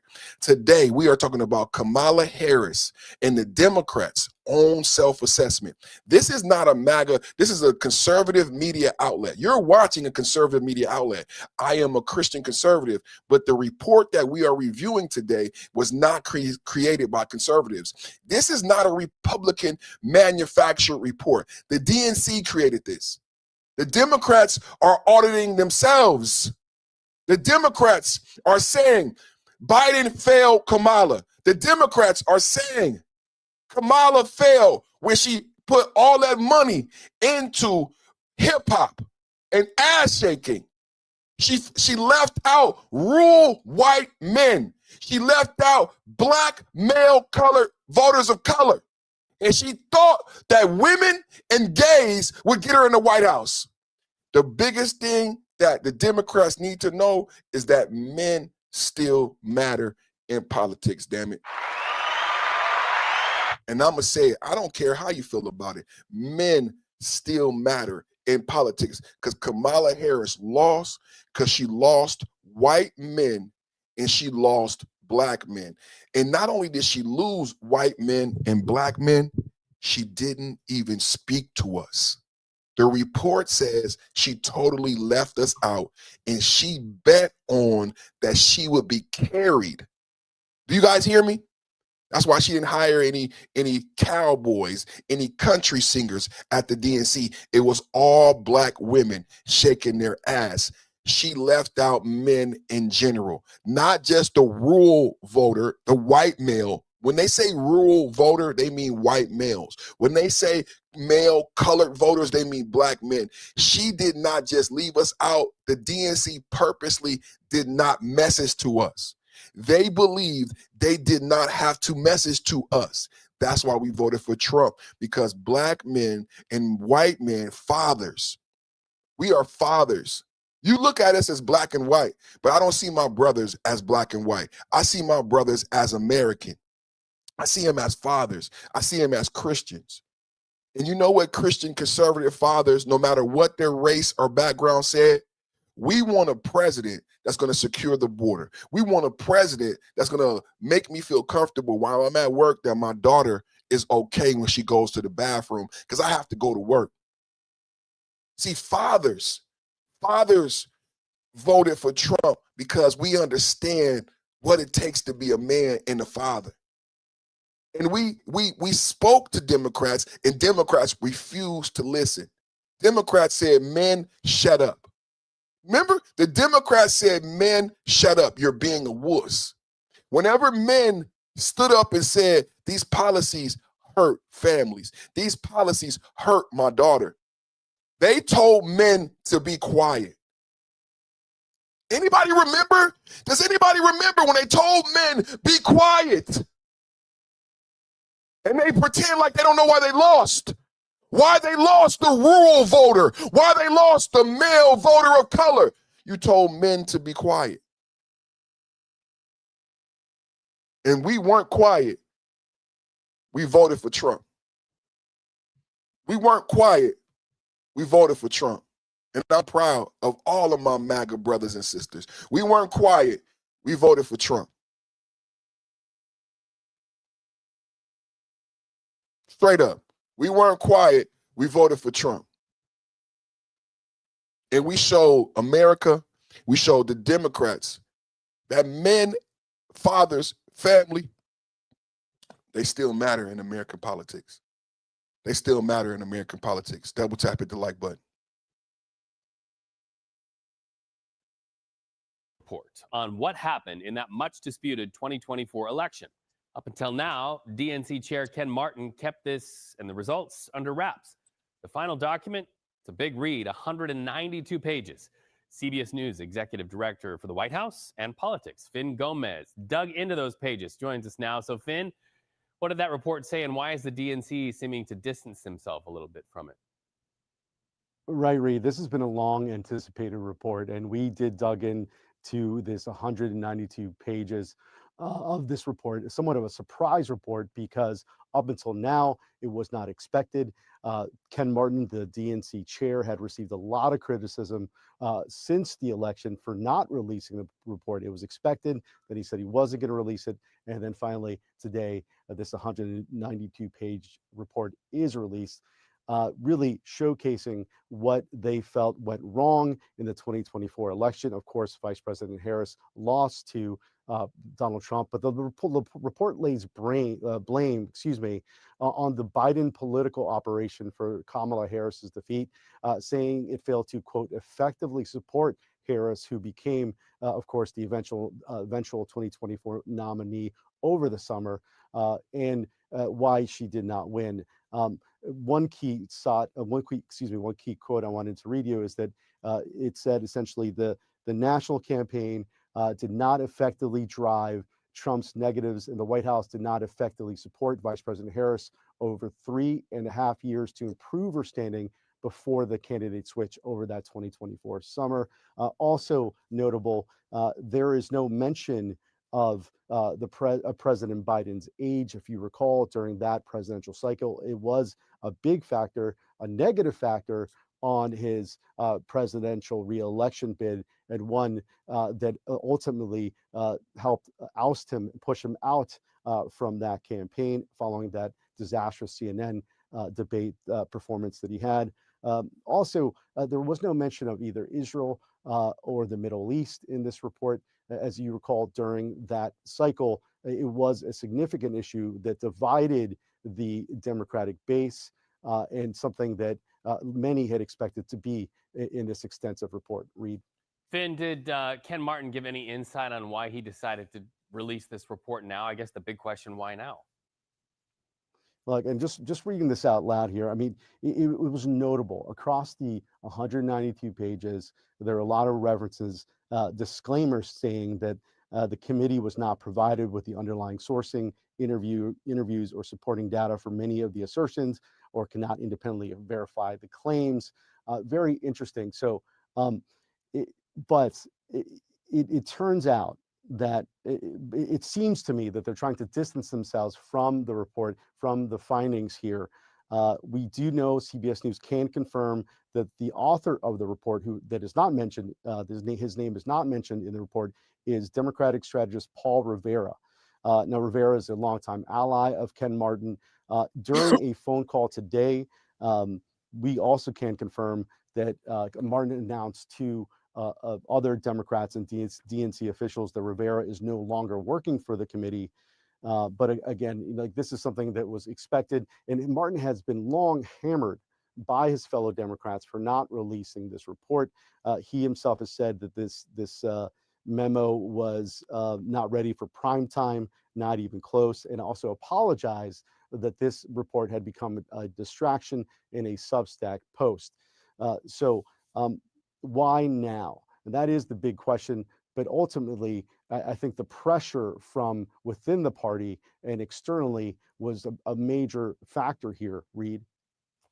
Finn, I want to get your reaction to something that was just handed to me by way of some breaking news. The former DNC Vice Chair David Hogg, who the world knows as survived an episode of gun violence and has worked very hard in the gun safety lobby, and then is the former DNC Vice Chair. He just issued this statement, and I'll just read to it in part. And this sort of may take the temperature about how people in the DNC are feeling about this. It says, this autopsy and the months-long debate about even releasing the report, he calls it a demoralizing joke. He says it's clear that Chair Ken Martin has lost the confidence of his staff, supporters, and most importantly, millions of Americans counting on the DNC to help Democrats win up and down the ballot in 2028. He's calling on Ken Martin to resign. Any reaction to that, Finn? Yeah, I have talked to David Hogg a couple of times over even the last couple of weeks. He has become sort of this a rising progressive leader within the Democratic Party. But if you recall, he was also pushed out by Ken Martin for some of his beliefs and strategies that countered against Martin's platform and agenda. So that's a rivalry, if you will, that's long standing there. But he does give voice to a growing criticism within the party about not only this report and sort of the circus around it, if you will, but other measures that have been criticized by Democrats, including the fundraising numbers by the DNC versus the RNC. The RNC, the Republican version of the Democratic Committee, has raised an enormous amount of money. So I said earlier, remember what I said earlier? I said the DNC is eating themselves alive. This report shouldn't have even come out. But turns out the report came out, and the report was commissioned because of internal conflict within the Democratic Party. The Democrats couldn't get behind Kamala Harris. They still don't have their act together today. Why do I say this? Why is this important? They don't have their act together today because they couldn't manage this report. And this is a report created by Democrats. This is self-inflicted pain. Do you guys realize this is self-inflicted pain? The Democrats don't have to be dealing with this pain today. The Democrats do not have to be dealing with this pain today. This is self-inflicted pain on behalf of the Democrats. And the only reason we're talking about it today is because of the internal conflicts that led to the Kamala Harris loss are still existing within the DNC and the Democratic Party. They still have these conflicts. They still can't get together on issues and how to move forward and push the candidate. Because whatever this was, whatever how you characterize this was another mistake on behalf of the Democrats. I don't care how you say it. Maybe somebody in the Democratic Party, because this was a leak. How many people know that this was a leak? This was a leak. This was not supposed to come out. So let's figure out why. I argue if this was a leak and Ken, DNC chair, so Rivera, I know Paul Rivera. How many people know Paul? I know Paul Rivera. He is a CNN commentator, just like Donna Brazile. These guys go back and forth. This should be against the law. Donna Brazile was a CNN commentator, and then she also worked for the DNC. This is what allowed Donna Brazile to assist Hillary Clinton, allegedly help Hillary Clinton cheat in the debate. And she gave, allegedly, Hillary Clinton answers or debate questions before the debate, allegedly, down in Brazil. So now you have Paul Revere, who we all know. We know Paul Revere from CNN. He should not be in DNC leadership, but he's in DNC leadership. Can commission Paul Revere to do this report. It turns out now Paul Revere and Ken are at odds, and somehow the report gets leaked. I argue somebody in the DNC doesn't want Kamala Harris to run again. Put a 1 in the chat if you agree with me. I argue somebody in the DNC doesn't want Kamala Harris to run in 2028. Put a 1 in the chat if you agree with me. The Republicans didn't leak this. The Republicans have nothing to do with this. This is a self-inflicted wound by the Democrats. I argue it was done just like look at Jasmine Crockett. I said crocodile tears. Jasmine Crockett crying. Jasmine Crockett crying. She thought she was the darling of the Democratic Party. She's crying on TV. Destroyed. I'm like, why are you crying? Why are you surprised? Kamala Harris, why are you surprised? Why are you upset? They don't support you. And we don't either. Let's get back to the video. I mean, come on, man. This is unbelievable. In comparison to. And Andrea Sampson said hi. What's up with you? Welcome in. Double tap, hit the like button, and hit the subscribe. This is the Perfect Timing Podcast. What we do here is we discuss and debate politics, domestic and geopolitical. Today, we're discussing the Kamala Harris audit done by the Democrats, Paul Revere, Ken Paxton, and Ken Martin. And we're just looking at the fallout. As I said at the beginning of the podcast, the Democrats are eating themselves alive. This is just more evidence that what I said was correct. The Democrats are killing themselves. And the Democratic Party, it won't be nothing left, and it will be only them to blame. The DNC. Make sure you vote as you come in, too. Hit the like, hit the subscribe. If you're so inclined, donate, send a gift or a super chat. If you're so inclined, hit the plus sign to join the channel and become a member. Also, I have a poll. I'm asking if Kamala Harris completely wrote off. Why did she lose? Make a vote in the poll. We got 286 votes so far. Come on, y'all. Let's double tap, get the like button. Let's have a good time today. MAGA Thursday. See, that ended last cycle in deficit. They owed money, and so it's something to watch. We are a little under 200 days away, about 170 days away until the midterms. That's the next big tentpole here. Democrats are riding some of their Democratic overperformances in some of these key races, not only this year, but last year. And there's a sense that they can really potentially take back the House and potentially the Senate. They feel they have a lot of momentum this cycle. And they are, I've been told, by Democrats. They are, irked and frustrated that this has become such a distraction when their focus should really be on gaining more seats and flipping the House and potentially the Senate come November. Reed. All right.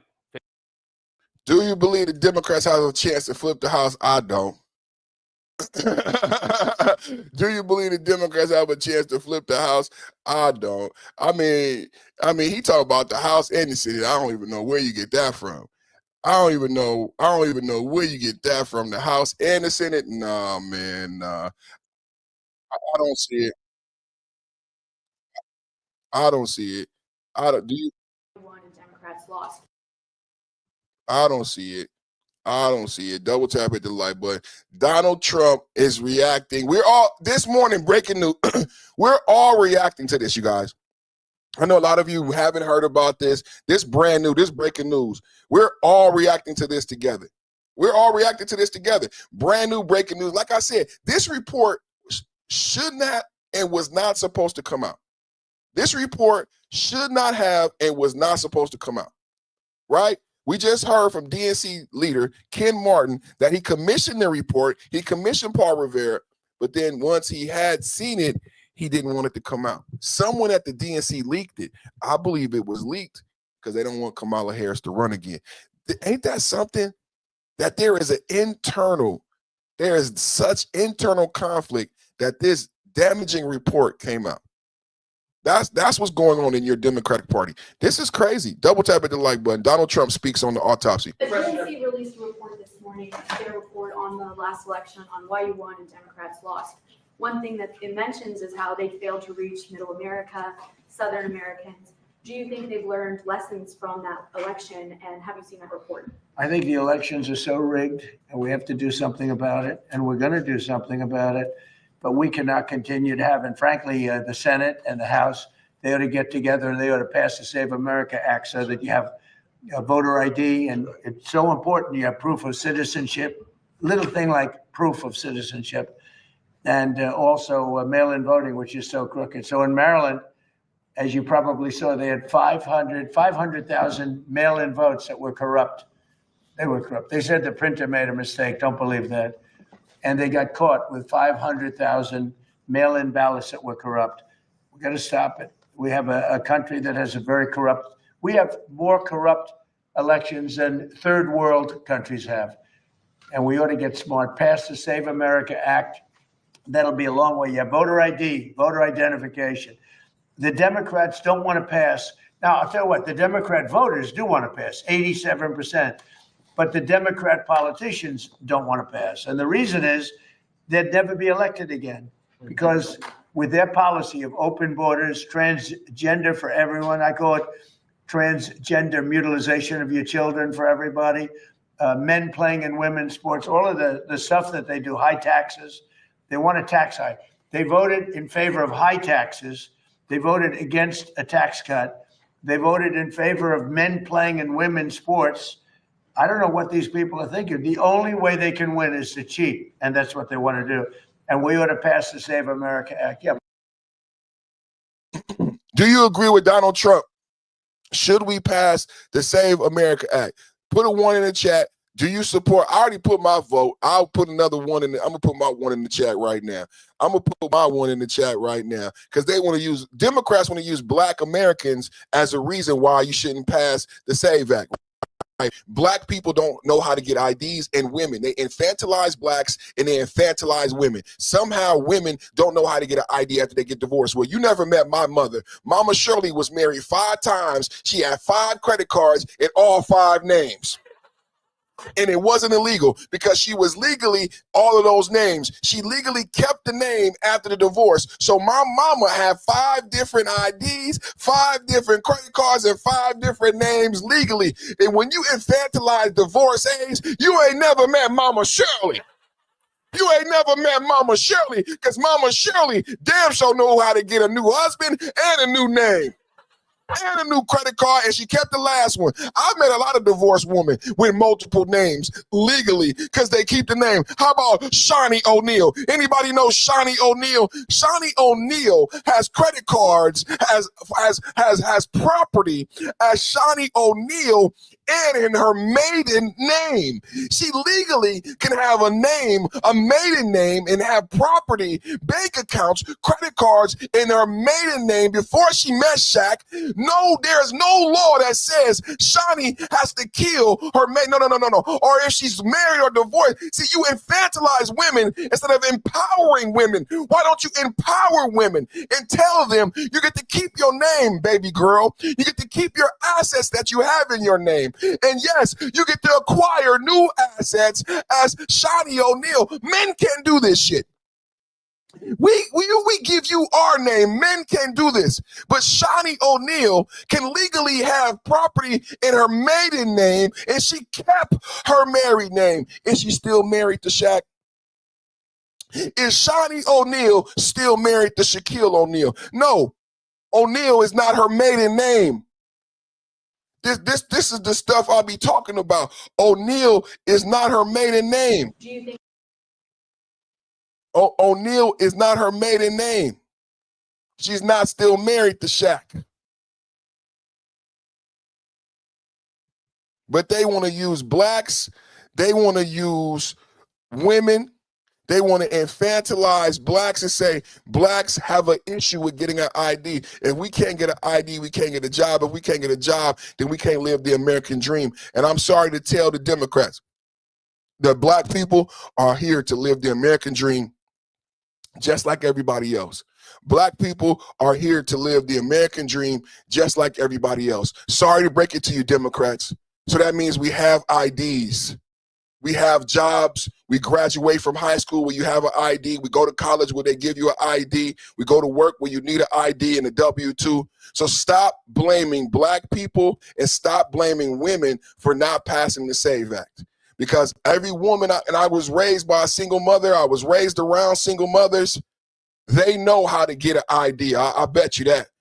They know how to get an ID. And every black man I know is a gainfully employed black man, and you're not gainfully employed, paying your bills, taking care of your family, going to church, loving the Lord, loving your country, unless you got an ID. Stop infantilizing black men, stop infantilizing women, and pass the SAVE Act. The DNC released a report this morning, their report on the last election on why you won and Democrats lost.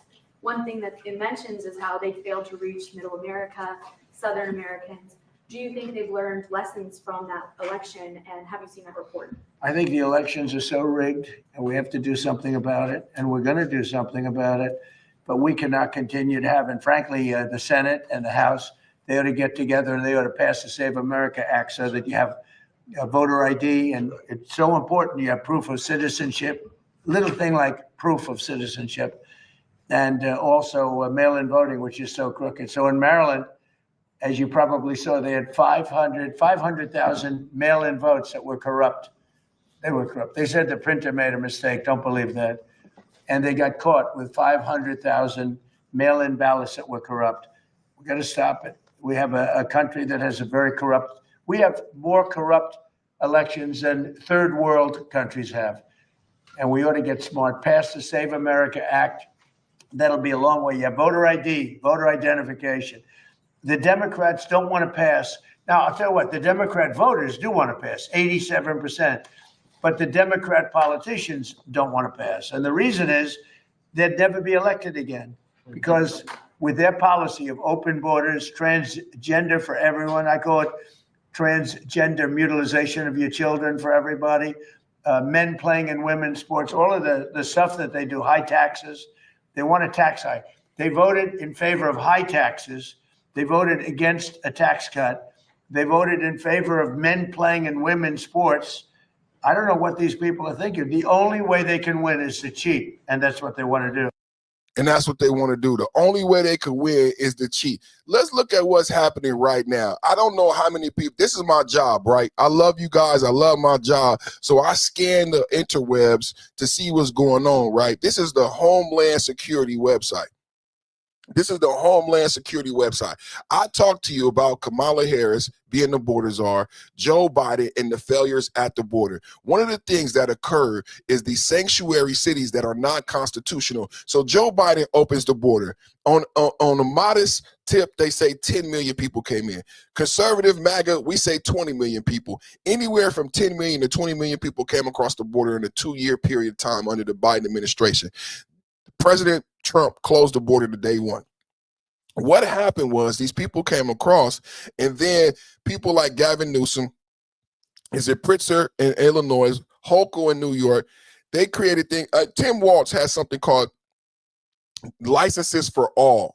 I don't know if you even know about this. Tim Walz in Minnesota has something called Licenses for All. So it's not just what you see. Sanctuary cities are more corrupt than you happen to know. So sanctuary cities have given licenses to individuals who don't read, write, or speak English and are not citizens of America. They have given CDLs. I apologize, not just driver's license. I don't want to sound and minimize the problem and the issue because I have a lot of truck drivers.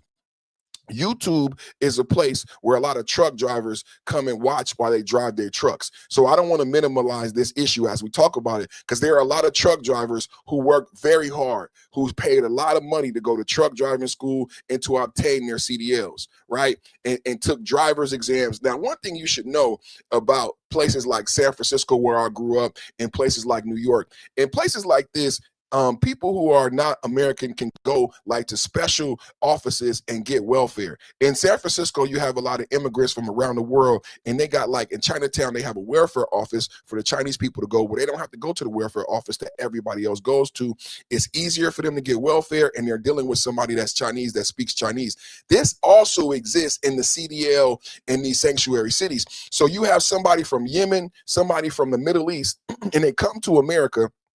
But they don't have to go to the DMV to get their CDLs. See, California and Gavin Newsom made a special deal with this school who only teaches people from the Middle East. So this school in California, you drive in America, you see these trucks, you see these Punjabis, you see the SIAI, you see all those trucks, right? Well, they have a special thing where they get to go to this school and they don't have to go to the DMV. And they get their licenses from this school and they get everything without going to the DMV. And now I reported to you of an accident in California that was very unfortunate. You know about an accident in Florida that was very unfortunate. This just happened. This is breaking news. I don't know how many of you know about it, but this just happened. This is another individual who came across the border in 2022, received a license from a sanctuary state in California. It has now been in a car accident, and the result from Democratic, unlawful, unconstitutional sanctuary policies is now again Americans paying for the Democratic liberal ideology. See, this is a liberal ideology that says Tim Walsh, they're ideological hogs. You know, they want to believe that license for all, America for all, white people bad. That's what they want to believe. That's what they want to tell you, right? This is the result of their policies. This is the result of Democratic policies and being so liberal about our borders and our procedures and our licenses and our laws. And investigators say traffic came to a halt on northbound 99 when a big rig failed to stop. Officers say the crash started when a big rig slammed into the back of a Kia Forte, pushing it into two other vehicles that had also slowed down. The Kia and the big rig then veered off the highway, crashing into a guardrail under Harney Lane. CHP says after the crash, the big rig driver, 24-year-old Manveer Singh, ran away from the scene, but was found and taken into custody. He's now facing multiple charges, including vehicular manslaughter with gross negligence and a felony hit and run resulting in death or injury. We asked CHP why the highway suddenly hit a halt and why Singh was charged with gross negligence. There's a high possibility traffic was just moving slowly due to traffic conditions. So he was charged with gross negligence because he did cause the death of other people, and it was a severe disregard for human safety. So we charge the highest degree, and it's going to be up to the DA.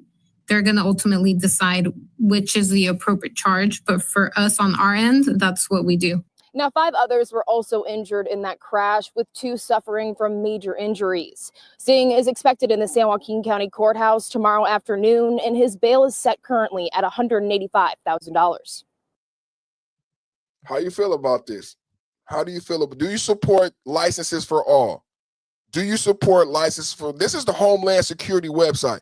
This is not me making this up. This is coming directly from the office, Homeland Security. Take a look. And this is Homeland Security. This just happened. This just happening. And it turns out criminal illegal alien Manveer Singh was behind the wheel of a semi-truck when he caused a crash that unalived 2 innocent people. That's what we're talking about right now. We're talking about Gavin Newsom. We're talking about Tim Walz. We're talking about Democratic governors, sanctuary cities, and license for all policies that lead to Americans paying. There's a liberal ideology, right? There's a liberal listening to me right now that says, you know, we should give these people licenses and let them into our country. This is a result of open borders. This is mistake upon mistake. This is so fitting to talk about this as we talk about Kamala Harris and the Democrats' loss and the Democrats' failure. Why did the Democrats lose? Why did the Democrats fail? And then we see a story where Democrat policies, unconstitutional sanctuary city policies, lead to Americans losing their life. Now, there's a lot to unpack. How did they get here? Why are they allowed to stay here? And then who would give someone who can't speak English a license and can't read the road signs a license? Even if you believe in your liberal ideology, wouldn't you want them to be able to read the signs at the very least? Do you guys understand? I've read to you Trump's department, the Secretary of Transportation has withheld $100 million from California because California, now listen to this. I told you that the California governor's race will come down to 2 Republicans. People might say, why? California has refused to listen to the federal government to the tune of over $100 million that's been withheld from the California DMV, from the federal government, because they refuse to change the policy that says and put back the checkbox, can you speak English? Are you an American citizen? California won't do it. Nevada is the same thing. New York, I'll bring up a list while we play this video about the department, the Secretary of Transportation, how many states and how much money has been withheld, just so you can be safe. I want you to be safe. So you know how many states have these sanctuary city policies, how many states are, California has the highest gas, we have the highest gas taxes, we lost all of our oil refineries. How do you feel as a Californian knowing that on top of all of that, Gavin Newsom cost you hundreds of millions of dollars that could have went to jobs, that could have went to overtime at the DMV, cost you all this money because he refuses to make citizenship a priority in California. So let's listen to the video. I'm gonna go do the research. You can do it for me in the chat. I'm gonna go look up how many states have had money withheld and how many states are allowing these sanctuary license for all policies. Also, this authorities say a truck driver involved in a deadly crash in California Tuesday is an illegal immigrant. 2 people were killed when the driver allegedly veered off the road, slammed his semi-truck into 3 other vehicles. He then reportedly tried to flee the scene. Claudia Cowan has more. Hi, Claudia. Good morning, Dana. Yeah, this was a hit and run, and pictures of the mangled cars are just horrific. Now, according to local reports, a semi-truck veered off Highway 99, that's a major thoroughfare through Lodi, California. It slammed into a guardrail, triggering a 3-car crash that killed 2 people instantly. Authorities identified the driver of that semi as 24-year-old Manveer Singh. He's been charged with vehicular manslaughter, hit and run resulting in death or injury, and resisting a police officer. He makes his first court appearance later this afternoon. The Department of Homeland Security tells Fox that in 2023, Singh was caught and released at the Arizona border by the Biden administration. Can y'all believe that? Singh was caught and released by the Biden administration. This never had to happen. This never had to happen. It never had to happen, and it never should have happened. Let me go to what I promised you some research, right?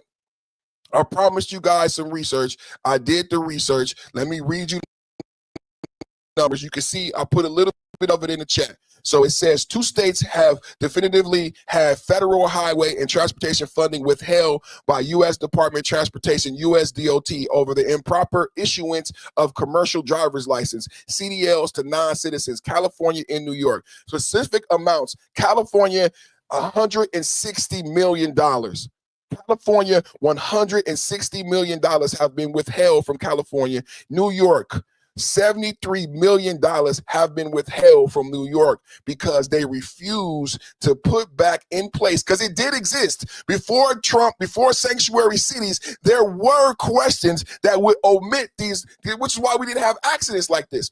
Several other states were investigated or threatened with loss of federal highway and transportation funds during a nationwide federal motor carrier safety administration audit of non-domicile commercial license. The exact amounts proposed were cited for a few, though most states immediately complied, entered negotiations to avoid losing funds. California and New York were the only ones under Gavin Newsom and Kathy Hochul who are fighting back against the federal government, saying we refuse to change our applications that previously had questions that would prohibit accidents like this happening.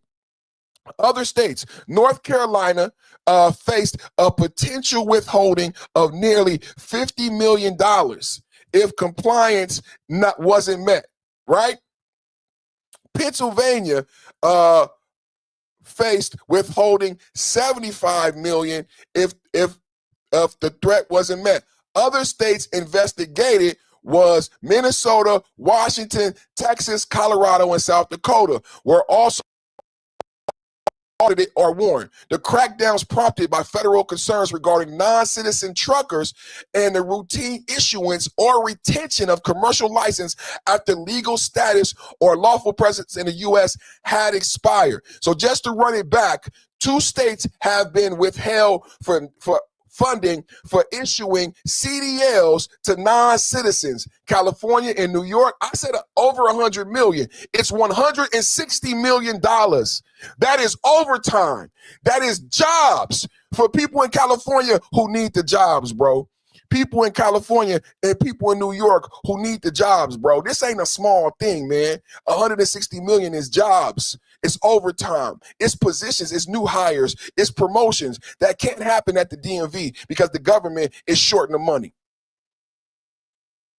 Because the government is shorting the money, right? Can't happen because the government is shorting the money. Double tap, hit the like button. Get the likes up.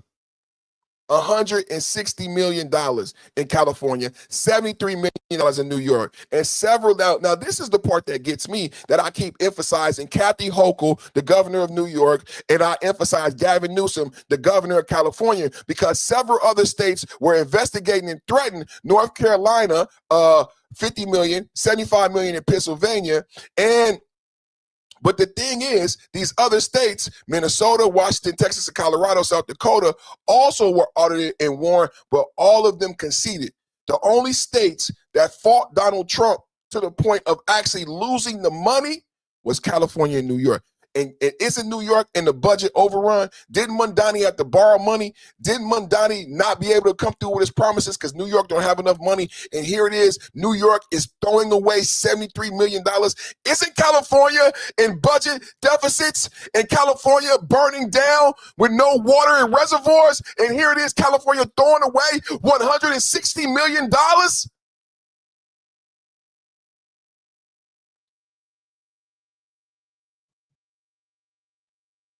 I don't know if you knew this stuff, man. I don't know if you knew this stuff, man, but I'm not okay with Americans losing their lives because people, number one, you guys, they shouldn't even be here, bro. Didn't somebody say that about Iran? We shouldn't be there. These people shouldn't even be here. The thing is, this is a criminal who was arrested and then released by Biden. Do you guys realize this is a criminal who was arrested and then released by Biden, and then he unalived an American? Also this, authorities say a truck driver involved in a deadly crash in California Tuesday is an illegal immigrant. 2 people were killed when the driver allegedly veered off the road, slammed his semi-truck into 3 other vehicles. He then reportedly tried to flee the scene. Claudia Cowan has more. Hi, Claudia. He tried to get away. Now, in the other accidents that happened, one in Florida, one in California, they said one of the drivers may have been intoxicated. This guy tried to get away. He knew he was guilty. He knew he was a criminal. He knew he should have been driving. How many of these people, 10 million people by modest accounts, came across the border? I think it's dangerous. The reason I read to you those different states, because I want people in my chat to be safe and to be educated as to what's happening in America. If you listen to the liberal media, then you could be unsafe on these highways. Double tap at the like button. Get the likes up. Good morning, Dana. Yeah, this was a hit and run, and pictures of the mangled cars are just horrific. Now, according to local reports, a semi-truck veered off Highway 99, that's a major thoroughfare, through Lodi, California. It slammed into a guardrail, triggering a 3-car crash that killed 2 people instantly. Authorities identified the driver of that semi as 24-year-old Manveer Singh. He's been charged with vehicular manslaughter, hit and run resulting in death or injury, and resisting a police officer. He makes his first court appearance later this afternoon. The Department of Homeland Security tells Fox that in 2023, Singh was caught and released at the Arizona border by the Biden administration. Can you believe that? He was caught and released by the Biden administration in 2023. We're watching reports of a vehicular accident that resulted in 2 Americans losing their life when this guy, who was an illegal migrant, crashed, he was released by Biden. He should have been in jail. Also this, authorities say a truck driver involved in a deadly crash in California Tuesday is an illegal immigrant. 2 people were killed when the driver allegedly veered off the road, slammed his semi-truck into 3 other vehicles. He then reportedly tried to flee the scene. Claudia Cowan has more. Hi, Claudia. Good morning, Dana. Yeah, this was a hit and run, and pictures of the mangled cars are just horrific. Now, according to local reports, a semi-truck veered off Highway 99, that's a major thoroughfare, through Lodi, California. It slammed into a guardrail, triggering a 3-car crash that killed 2 people instantly. Authorities identified the driver of that semi as 24-year-old Manveer Singh. He's been charged with vehicular manslaughter, hit and run resulting in death or injury, and resisting a police officer. He makes his first court appearance later this afternoon. I'm in Lodi. I go wine tasting in Lodi. I used to commute on 99. The Department of Homeland Security tells Fox that in 2023, Singh was caught and released at the Arizona border by the Biden administration. He was caught and released at the Arizona border by the Biden administration. And now he went on to do this. Double tap at the like button. Double tap at the like button. So unfortunate. God bless and God rest those people's soul. Also, this authorities say we talking about somebody was unalive. This is the Homeland Security website. I just want to show that because Donald Trump mentioned with the Democrats, and I was like, that'd be a good support for what Donald Trump was talking about. Let me go. Let me see what else they got on the Homeland Security. This is the Homeland Security, and this is the initial report. Let's see. Let's see. This is the initial report. I played both. This is the initial report right here. Homeland Security. Someone got unalive for licenses for all. Thank you, Democrats and liberals. And investigators say traffic came to a halt on northbound 99 when a big rig failed to stop. Officers say the crash started when a big rig slammed into the back of a Kia Forte, pushing it into two other vehicles that had also slowed down. The Kia and the big rig then veered off the highway, crashing into a guardrail under Harney Lane. CHP says after the crash, the big rig driver, 24-year-old Manveer Singh, ran away from the scene, but was found and taken into custody. He's now facing multiple charges, including vehicular manslaughter with gross negligence and a felony hit and run resulting in death or injury. We asked CHP why the highway suddenly hit a halt and why Singh was charged with gross negligence. There's a high possibility traffic was just moving slowly due to traffic conditions. So he was charged with gross negligence because he did cause the death of other people, and it was a severe disregard for human safety. So there was a traffic jam in California on 99, and he's being charged with murder because he tried to go around the traffic in a big rig. He was upset that it was a traffic jam, and he tried to go around the traffic, and he ended up hitting and unaliving two people because he could not wait in the traffic. Straight up. Donald Trump talked about different culture of people. They don't care about America. They're not from America. They're just here getting money, and they treat Americans like we're not even human. Vehicular manslaughter with gross negligence and a felony hit and run resulting in death or injury. We asked CHP why the highway suddenly hit a halt and why Singh was charged with gross negligence. There's a high possibility traffic was just moving slowly due to traffic conditions. So he was charged with gross negligence because he did cause the death of other people, and it was a severe disregard for human safety. So we charge the highest degree, and it's going to be up to the DA. They're going to ultimately decide which is the appropriate charge. But for us on our end, that's what we do. Now, 5 others were also injured in that crash, with 2 suffering from major injuries. Singh is expected in the San Joaquin County Courthouse tomorrow afternoon, and his bail is set currently at $185,000. So this is just a very sad chain of events.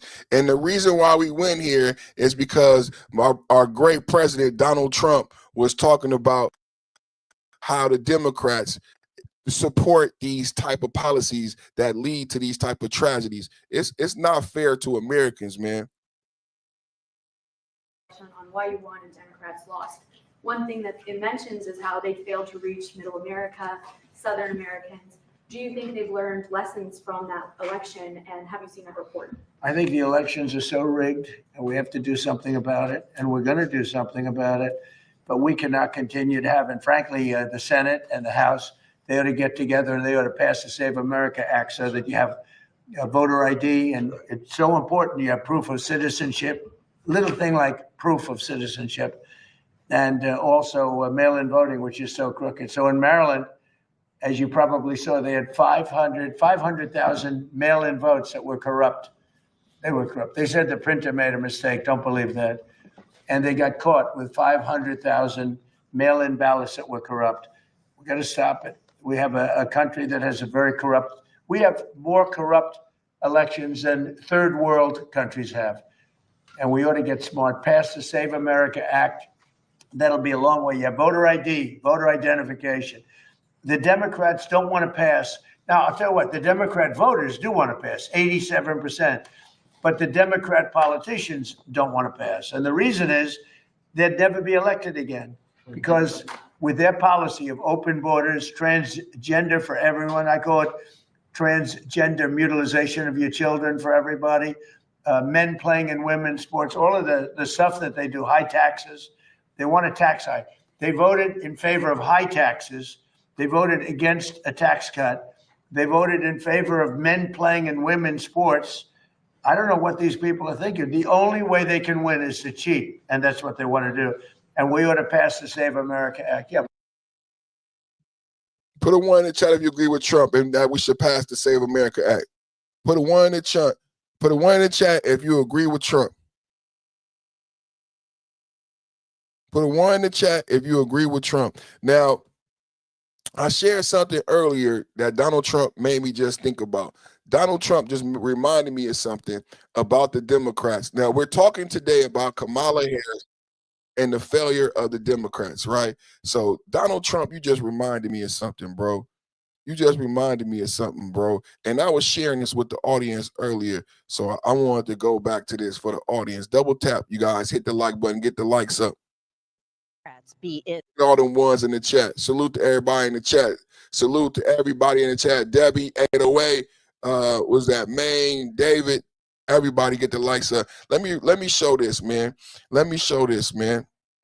For a California nightmare. Probably not. But the fact that I'm even talking about it is the shocker here. 2 MAGA-aligned Republicans could end up being the only 2 names on the November ballot. So how could that happen in deep blue California? Well, the crowded race for governor has no clear leader. And in the primary, now just weeks away, all the candidates run on the same ballot, with the top 2 vote getters advancing to November, regardless of party. So far, no one is speaking to me, and therefore I'm not going to vote. Polls show many California voters are still undecided. And if support for Democratic candidates remains splintered, that could mean all of them get shut out in the race for governor if the Republicans draw enough of the vote to finish in the top 2. Are we ready to save our beautiful state of California? That's Steve Hilton, former Fox News personality. He's backed by President Donald Trump. I'm Sheriff Chad Bianco. Typical politicians don't have the guts to tackle our big problems. And this is Chad Bianco, Riverside County Sheriff. He seized ballots and then got sued by the state attorney general for doing that.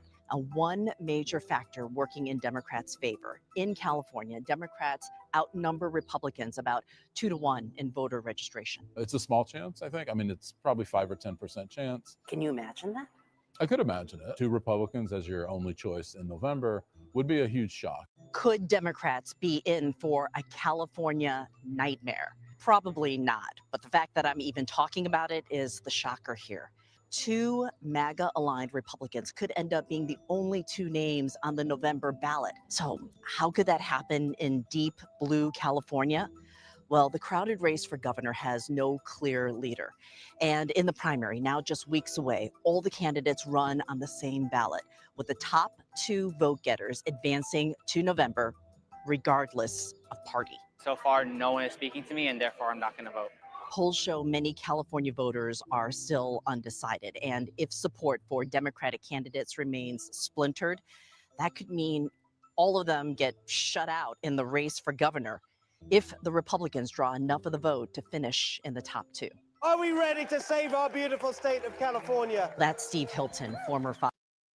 So the possibility is more than 5%. That's why I'm showing this. And I love showing these realities, man, because everybody don't got the time. So that's what my job is. My job is to tell everybody what's going on in politics. So there's a huge possibility that there could be only 2 people running for office in California, right? And that's because the voters, And that's because the voters have chosen, right? This is not like anything that's anybody conspired to do. This is the laws and rules of California. The top 2 people who get the most votes, because there's like 16 people running, have a runoff. And it just so happens that the top 2 are MAGA Republicans. Holy moly, Batman. Top 2 candidates in California are MAGA Republicans. And it ain't nothing you could do about it, man. It ain't nothing you could do about it. So happy about it. Ain't nothing you could do about it. Ain't nothing. What you need to do is get on board. What you need to do, that I would advise you to do. Get on board, man. Get on board with the show. Get on board, vote, and go ahead and vote with the red. Vote with the red. Let me see if I got more. Let me see if I got more on that.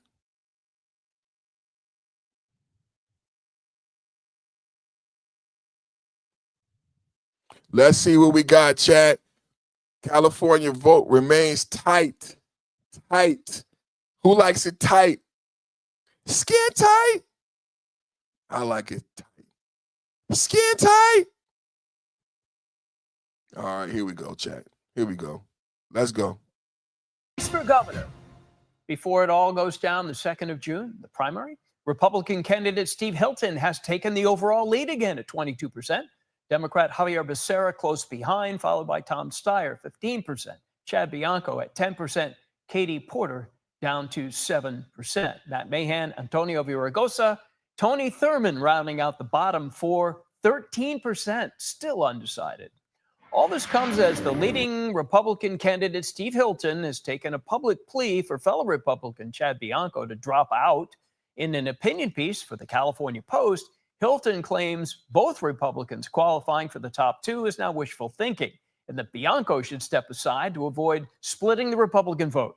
He said, quote, "A vote for Chad Bianco is a vote for 2 Democrats in the top 2, end quote.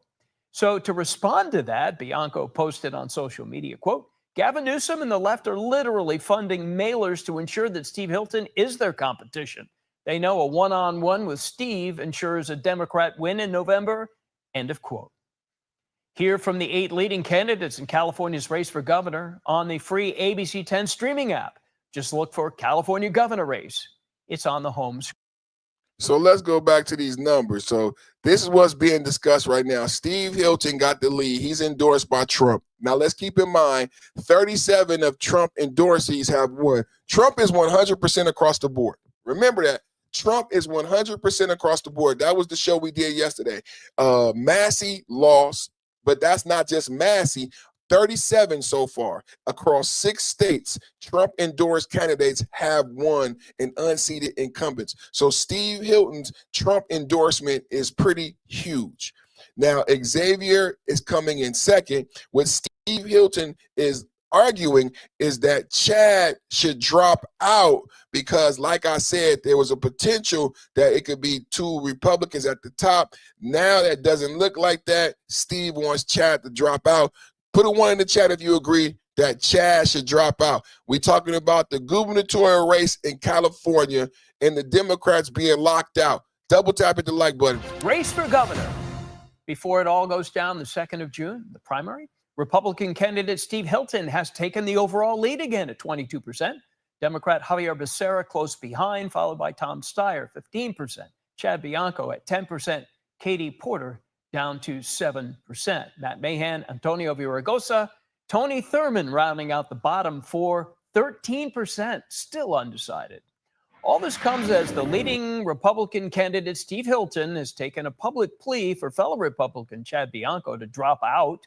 In an opinion piece for the California Post, Hilton claims both Republicans qualifying for the top 2 is now wishful thinking, and that Bianco should step aside to avoid splitting the Republican vote.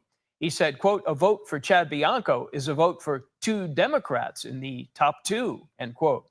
So to respond to that, Bianco posted on social media, quote, "Gavin Newsom and the left are literally funding mailers to ensure that Steve Hilton is their competition. They know a one-on-one with Steve ensures a Democrat win in November," end of quote. Hear from the 8 leading candidates in California's race for governor on the free ABC 10 streaming app. Just look for California Governor Race. It's on the home screen.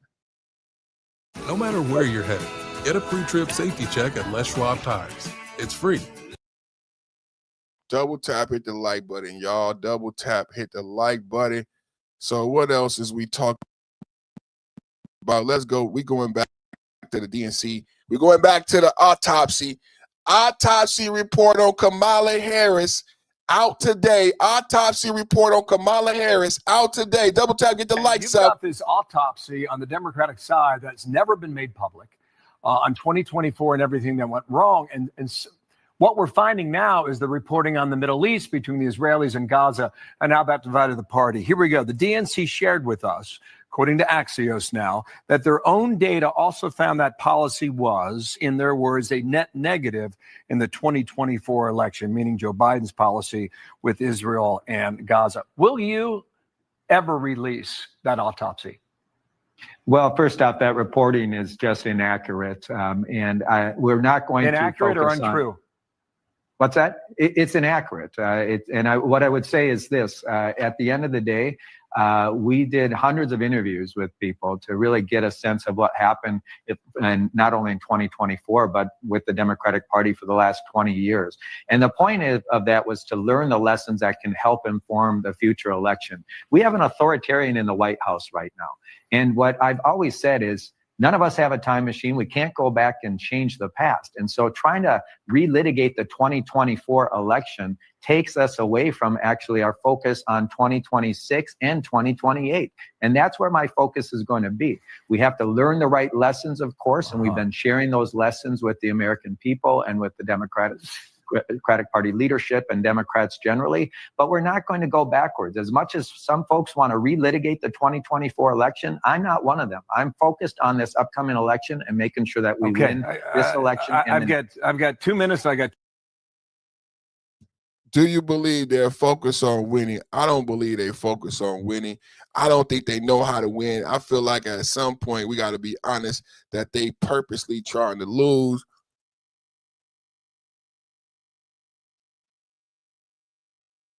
We dealing with losers, y'all. We talking about the DNC audit. And you've got this autopsy on the... This being referred to as an autopsy of the Kamala Harris campaign, and we getting into it. Shannon Bream, it's the DNC finally releasing its autopsy report on the 2024 presidential election. DNC Chair Ken Martin writing, "I am not proud of this product. It does not meet my standards, and it won't meet your standards. I don't endorse what's in this report or what's left out of it." Shannon Bream is the anchor of Fox News Sunday. She joins us now. So this just happened. Why do you think he thinks that it does? Well, do you know why it doesn't meet his standards, or why he thinks people will be disappointed? Well, we're going through what CNN says is this report. We haven't verified it independently, but it's got all kinds of notations on it that are apparently the DNC's objections or questions that it had.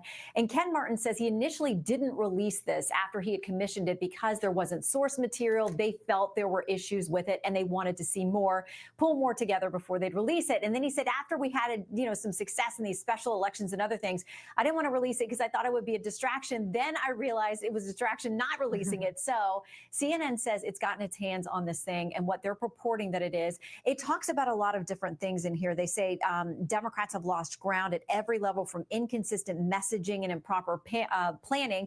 They talk about funding and not equipping their state parties. And, the document I'm looking at goes on a deep dive through a number of state races, down to the attorney general level, and looking at where things matched and didn't match with messaging and voting. And they said, in some of these cases that you couldn't just have a message that we're anti-Trump. It's we hate President Trump, or he's not good for us. He's not good for the country. You have to have your own independent messaging. So it's nearly 200 pages. We're starting to dig through it, and would like to independently verify it ourselves as well. There's going to be a lot of reaction. David Axelrod's already out there. He called this a needless waste of time, given the current challenges Democrats face. I think Ken Martin kind of put his finger on it. By not releasing, he drew a lot more attention to it, Shannon. And it's their own design. This is their own fault by their own design. This is the DNC audit report. Now, Ken said he didn't want it to come out because it'd be a distraction. Finally releasing its. But he commissioned Paul Rivera to write the account. So this was a design by the DNC. I don't understand why the DNC won't take account and take credit for it, because this was their design. And they did the report, and they are the ones who came up with the conclusions of why Kamala Harris lost, not Democrat, not Republican. On the 2024 presidential election, DNC Chair Ken Martin writing, "I am not proud of this product. It does not meet my standards, and it won't meet your standards. I don't endorse what's in this report or what's left out of it." Shannon Bream is the anchor of Fox News Sunday. She joins us now. So this just happened. Why do you think he thinks that it does? Well, do you know why it doesn't meet his standards, or why he thinks people will be disappointed? Well, we're going through what CNN says is this report. We haven't verified it independently, but it's got all kinds of notations on it that are apparently the DNC's objections or questions that it had. And Ken Martin says he initially didn't release this after he had commissioned it because there wasn't source material. They felt there were issues with it and they wanted to see more, pull more together before they'd release it. And then he said, after we had, some success in these special elections and other things, I didn't want to release it because I thought it would be a distraction. Then I realized it was a distraction not releasing it. So CNN says it's gotten its hands on this thing, and what they're purporting that it is. It talks about a lot of different things in here. They say Democrats have lost ground at every level, from inconsistent messaging and improper planning. They talk about funding and not equipping their state parties.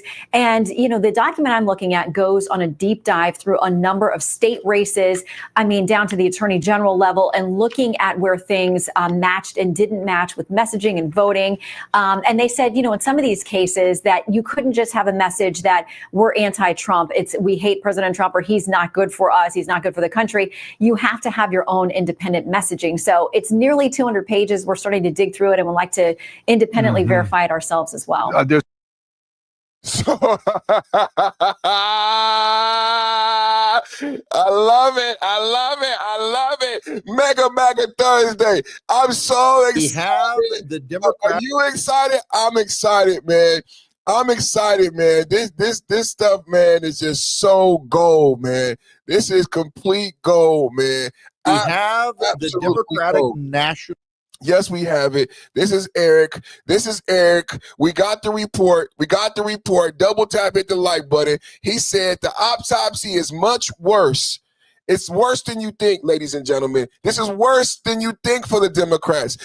Just when you thought it couldn't get worse, but wait, it gets worse. We have the Democratic National Committee autopsy report. You and I, if you're conservative, if you're a partisan, you're going to look at this and you're going to be giddy over the things the autopsy found in some cases. Like, for example, the Harris campaign being badly unprepared. But the report blamed the Joe Biden team for not preparing the Harris team. Do you know what this autopsy never mentioned? And this, friends, is why I can objectively tell you the autopsy is bad. When we used to live in modern times instead of postmodern times, you and I possessed a switch that we could flip on and off. And we could say, as a partisan, here's this view I have. Flip the switch. As an objective person, here's this view I have that may conflict with me being a partisan. I'm going to give you an objective point on why the Democratic autopsy is bad and the Democratic Party was right to not release it, but I suspect the Democrats would vigorously disagree with the point I'm about to make. Do you know what the autopsy does not mention? The cover-up of Joe Biden's decline. One of the things the report accurately notes is that the Democrats are too busy defining themselves against Donald Trump.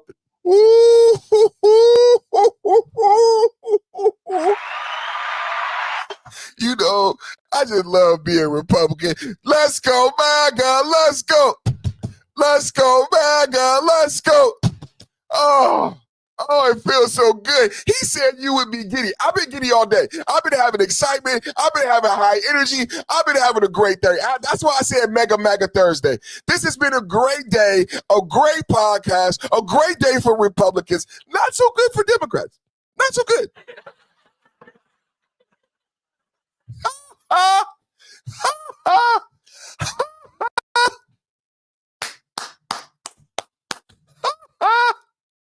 Kamala Harris, it's not just an autopsy. It's a funeral. It's a DNC funeral. National Committee Autopsy Report. You and I, if you're conservative, if you're a partisan, you're going to look at this and you're going to be giddy over the things the autopsy found in some cases. Like, for example, the Harris campaign being badly unprepared. But the report blamed the Joe Biden team for not preparing the Harris team. Do you know what this autopsy never mentioned? And this, friends, is why I can objectively tell you the autopsy is bad. When we used to live in modern times instead of postmodern times, you and I possessed a switch that we could flip on and off. And we could say, as a partisan, here's this view I have. Flip the switch. As an objective person, here's this view I have that may conflict with me being a partisan. I'm going to give you an objective point on why the Democratic autopsy is bad and the Democratic Party was right to not release it, but I suspect the Democrats would vigorously disagree with the point I'm about to make. Do you know what the autopsy does not mention? The cover-up of Joe Biden's decline. One of the things the report accurately notes is that the Democrats are too busy defining themselves against Donald Trump and can't define themselves on where they themselves stand on issues. They're all anti-Trump, and anti-Trump only gets you so far. The other big problem with this, and again, flip the switch, objective versus partisan. Throughout the autopsy, it makes the case that the Democrats have a messaging problem, and this is something you hear repeatedly, but the Democrats don't have a messaging problem. The Democrats have a policy problem. The transgender issue doesn't come up in the report other than the president's she's for they, them, I'm from you ad, which they say she didn't do a good job of pushing back against, that it was an effective ad to the working class. But you know why it was an effective ad? It suggested the president had that constituency at heart. It did nothing. The report brings up nothing that the Democrats are completely detached from reality on that issue. Facts. Facts. How y'all feeling out there?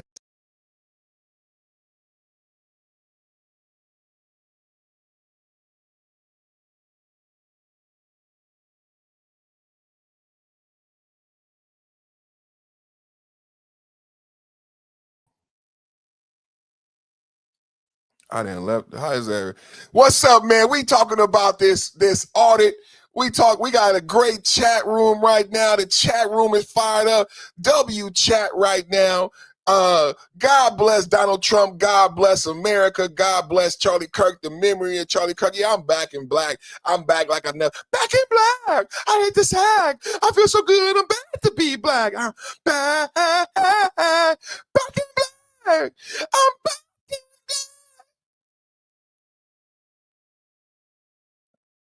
Back in black. I had to say, I feel so good. I'm glad to be back. Back in black.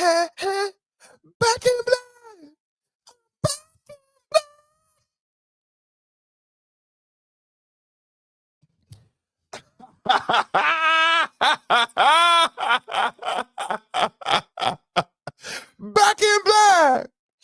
I'm back in black. Yes, we is. Yes, we is, ladies and gentlemen. Yes, we is, ladies and gentlemen. #1 podcast on YouTube. So excited to be here. #1 podcast on YouTube. So excited to be here. Let's get it going. Let's get it going. We not done. We're not done. Let's talk about the DNC. Let's talk about the DNC. Y'all want to hear from Khanna? Roll your hoe, really down the stream. Merrily, merrily, merrily, merrily. Life is but a dream. Let's listen to Roho Co. This is the Roho. Roko ho ho. Roko ho ho is what he go. That's what I like to call him. Roho the co-ho. Roho co-ho. Roko ho ho. Roko ho ho, and he will not let me down. I promise you, he will come with some amazing propaganda that will have us in stitches. Roko, it's all yours, baby. In the 192-page DNC autopsy report that was just released today, as someone who campaigned in Michigan and Wisconsin, let me tell you, one of the reasons we lost is our blank check to Israel and Netanyahu while they committed genocide in Gaza. We must speak and confront hard truths if this party is to win in 2028. Oh, God. There's not a single mention of Gaza. I told you he wasn't going to let us down, y'all. I told you. Not Biden. It's not Biden's fault. You hear, Rojo? It's not Biden. It's not Sleepy Joe. It's not Afghanistan. It's not Iraq. It's not homelessness. It's not fentanyl. It's not cocaine. It's not gangs. It's not drugs. It's not none of the things that bother you at your kitchen table. This is how the Democrats continue to lose. Think about your everyday life.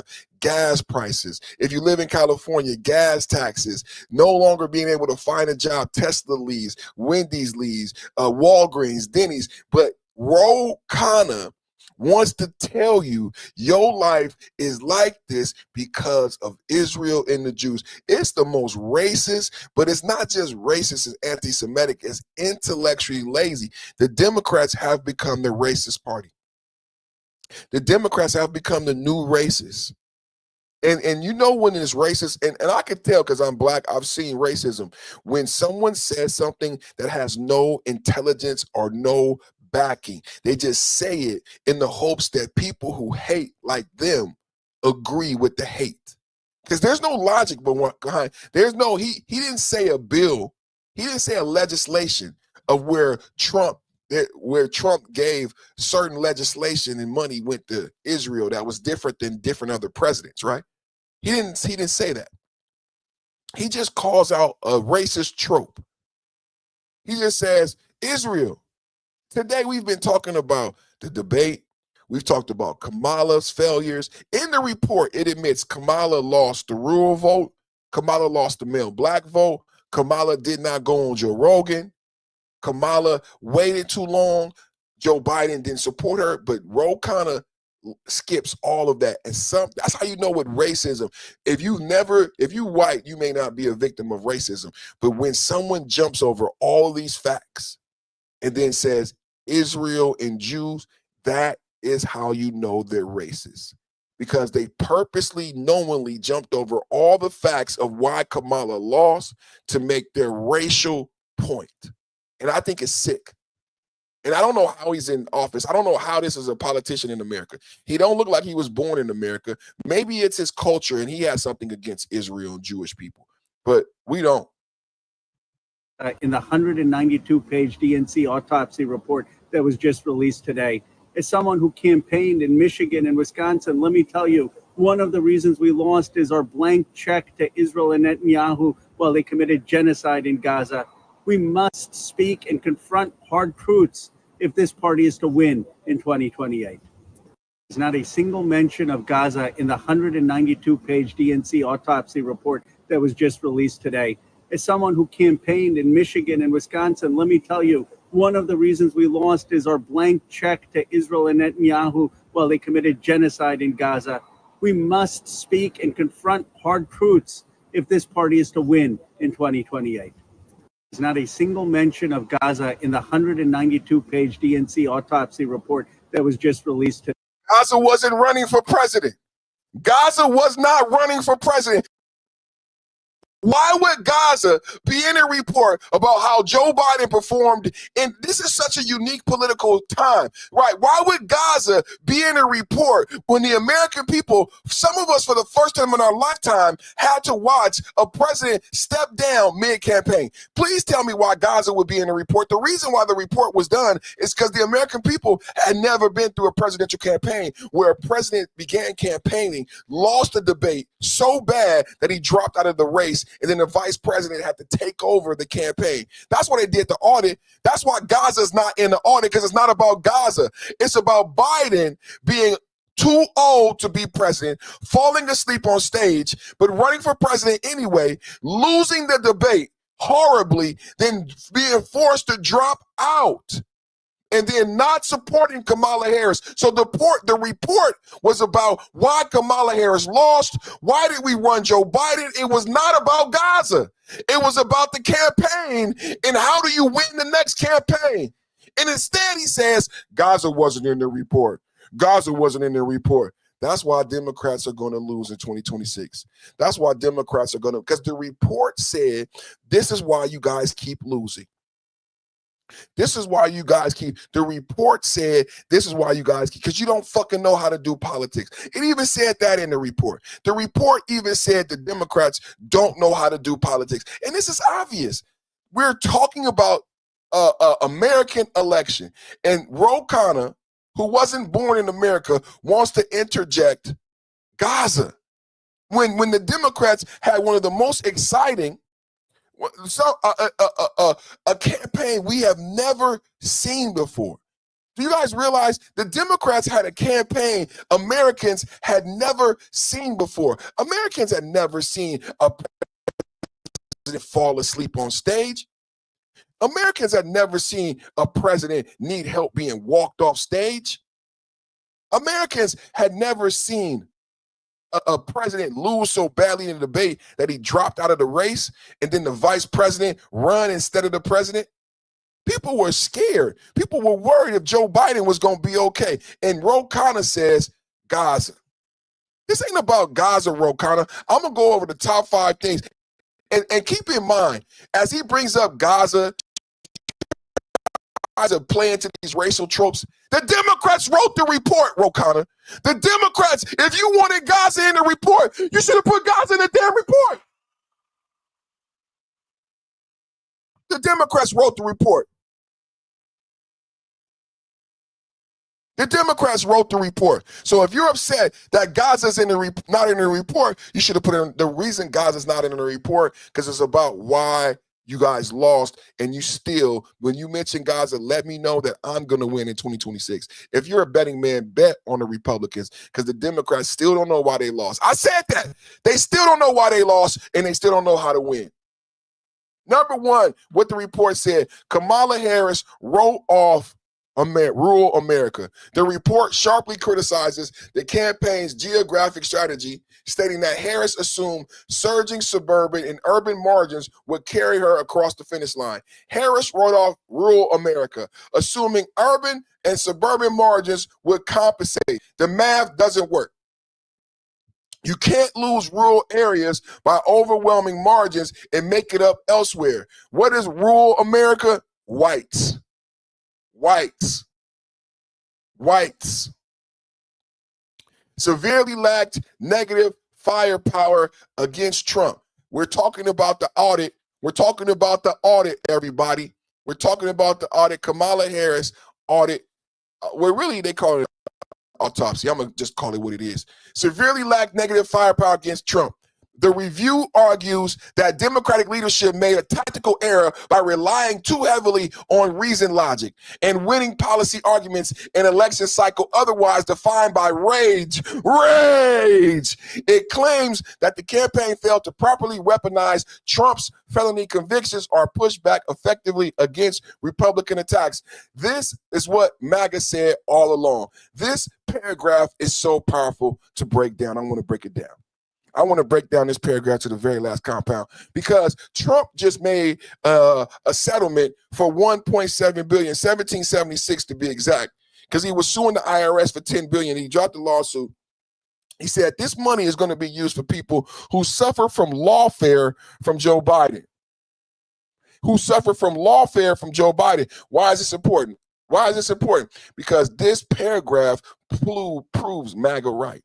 MAGA said that the Democrats use people like Stacey Plaskett, people like Letitia James in the SDNY, people like Fani Willis. We said Kamala Harris invited Fani Willis and her married lover to the White House to create lawfare so that they would have something to run on because they don't have policy. What I extrapolate from this paragraph is that it was an attack on Donald Trump, Arctic Frost, James Comey, Pfizer court subpoenas of cell phones. It was an attack on Barack Obama, and the goal was lawfare to get these convictions so that they could run on it. All right, is everybody seeing what I'm seeing? The goal of the SDNY, Letitia James, Donald Trump was charged with a misdemeanor. Never before in legal history has a misdemeanor been turned into a felony and then 34 counts. People think Donald Trump was charged with 36 different felonies. No. It was one charge. It was one misdemeanor charge that Letitia James and the SDNY successfully argued that to be charged as a felony in 34 counts. But it was thrown out.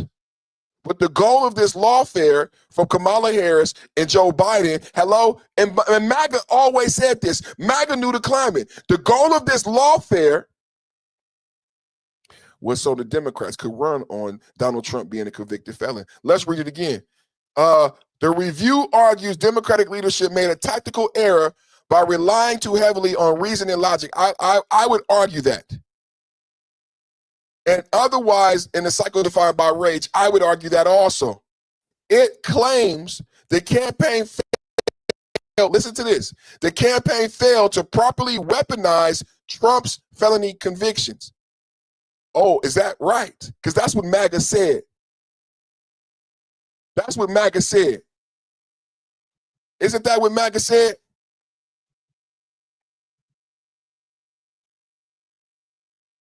Isn't that what MAGA said? I think that's what MAGA said, that they purposely escalated a misdemeanor to a felony so that they could weaponize it, right? They purposely escalated a misdemeanor to a felony so that they could weaponize it and run on it. And then the DNC said in their report that they failed to do so. They failed to weaponize Trump's felony conviction or push back effectively against Republican attacks. Number 3, boxed in by transgender ad blitz. And this just came up. The autopsy explicitly points to the Trump campaign highly effective attack ads regarding Harris' past support for taxpayer-funded gender-affirming surgeries for prison inmates. Chat, has anybody heard anyone protest and ask for money for prisoners to get gender-affirming surgeries? Chat, can y'all put it in for the chat for me right now? Have you heard any complaints about this money being taken away? Have you heard anything about that, chat? I haven't heard about it. According to the report's polling analysis, because Harris refused to pivot or change her position, top pollsters felt there was nothing which would have worked as a response. Her posters were probably LGBTQ, and they forced her to stand on this transgender issue, and it tanked the campaign because it's not enough transgenders. It's only like 1%, 2% in the country. The DNC has been taken over by the LGBTQ community. Remember, they changed the term them, they, and her. That was in the report, them, they, and her. So Kamala was forced by the DNC to not switch. And they said we're not switching her stance because nothing that they would do. But the truth is 87% of the American people didn't agree. That's why Trump won every single swing state. Kamala Harris didn't get one vote because the American people overwhelmingly, and just thought that's why Target lost money. Nobody bought those swimsuits at Target because the American people overwhelmingly said that the Democrats went too far with the LGBTQ and trans. Period. Number 4, blame placed on Biden's inner circle. The report takes aim at 3.5 years preceding the candidate swap, asserting that Joe Biden's political operation failed to strengthen Harris' standing or protect her from early political damage. Khanna just said, now I can't believe it. He should not be in political office. Khanna just said, y'all heard it? Khanna just said Kamala Harris lost because of Israel. Now, this is the Democrats' report. What I'm reading to you is a Democrats' analysis, not a Republican analysis. I think the Democrats are being nice. I don't know if that's going to help, but what I'm reading to you is a Democratic analysis. And the Democrat says that Joe Biden was not helpful, and not only during their campaign, but leading up during his administration, Joe Biden could have did better preparing Kamala Harris for a future run for president. That's what the Democrats said. That's what the Democrats said. The Democrats said not only did Joe Biden not help her, during the campaign, and we know that because of the book 107 Days, but Joe Biden could have and should have done more while he was president to highlight Kamala's abilities. I argue that Joe Biden did not want Kamala Harris to run for president. I believe Joe Biden didn't want her as a vice president. I believe he was made to keep her as a vice president. And I argue that Joe Biden purposely tanked Kamala Harris' campaign and future potential by making her the border czar. When Joe Biden made her the border czar, he basically sandbagged her campaign. He basically sandbagged her campaign when he made her the border czar. When he opened the border, that was so unfair. Joe Biden opened the border, and then he would not take responsibility for the mistake he made. Instead, he threw Kamala Harris under the bus. That ruined her campaign. Today, as someone who campaigned in Michigan and Wisconsin, let me tell you, one of the reasons we lost is our blank check to Israel and Netanyahu while they committed genocide in Gaza. We must speak and confront hard truths if this party is to win in 2028. There's not a single mention of Gaza in the 192-page DNC autopsy report that was just released today. So Khanna and Democrats think that Kamala Harris lost because of Israel and Gaza, and they think, what's up with you, Katie? And they think being racist toward Jews and Israel is the way to win in America. I think that's the most ignorant. I think that's the most ignorant thing I've ever heard of in my life. That you think the way to win in America is to be racist and biased toward the Jewish people. It's like, how did you get elected, bro? How did you get elected, bro? How did you get elected? For real, bro? How did he finally releasing its autopsy? How did he get elected, bro? How did he get elected, bro? We talking about Kamala Harris. Will the Democrats run her again? Will the Democrats run her again? Did you vote? We got 474, 475. Every second there's a vote. Man, thank you to everybody that's voting and participating in the chat. Thank you to everybody, man. This is a great show, man. It's been informative, man. Thank you to everybody that's voting, watching, subscribing, hitting the like button. Man, I truly appreciate it. Everybody right now, do me a huge favor. Hit the like button and subscribe. It's absolutely free to hit the like button and subscribe. Those of you who are so inclined, go ahead and hit the super chat. We have a goal of 15 super chats. Hit the super chat, put in the $50, $150. I have a Somalian special running right now. We are the world. We are the children. Somalians came here and stole 19 billion. 19 billion. They built learning centers. Not learning. The children didn't learn shit. That Ilhan Omar stole 30 million. One more time, everybody. We are the world. We are the children. Somalians came here and stole 19 billion. 19 billion. They built learning centers. The children didn't learn shit. That Ilhan Omar stole 30 million. They built learning centers. The children didn't learn shit. They built learning centers. The children didn't learn shit. Learing. They built learning centers. The children didn't learn shit. Everybody at home, you got to do the wave on that part. Trust me, on that, check it out. On that part, you got to do. They built learning centers. The children didn't learn shit. Learing.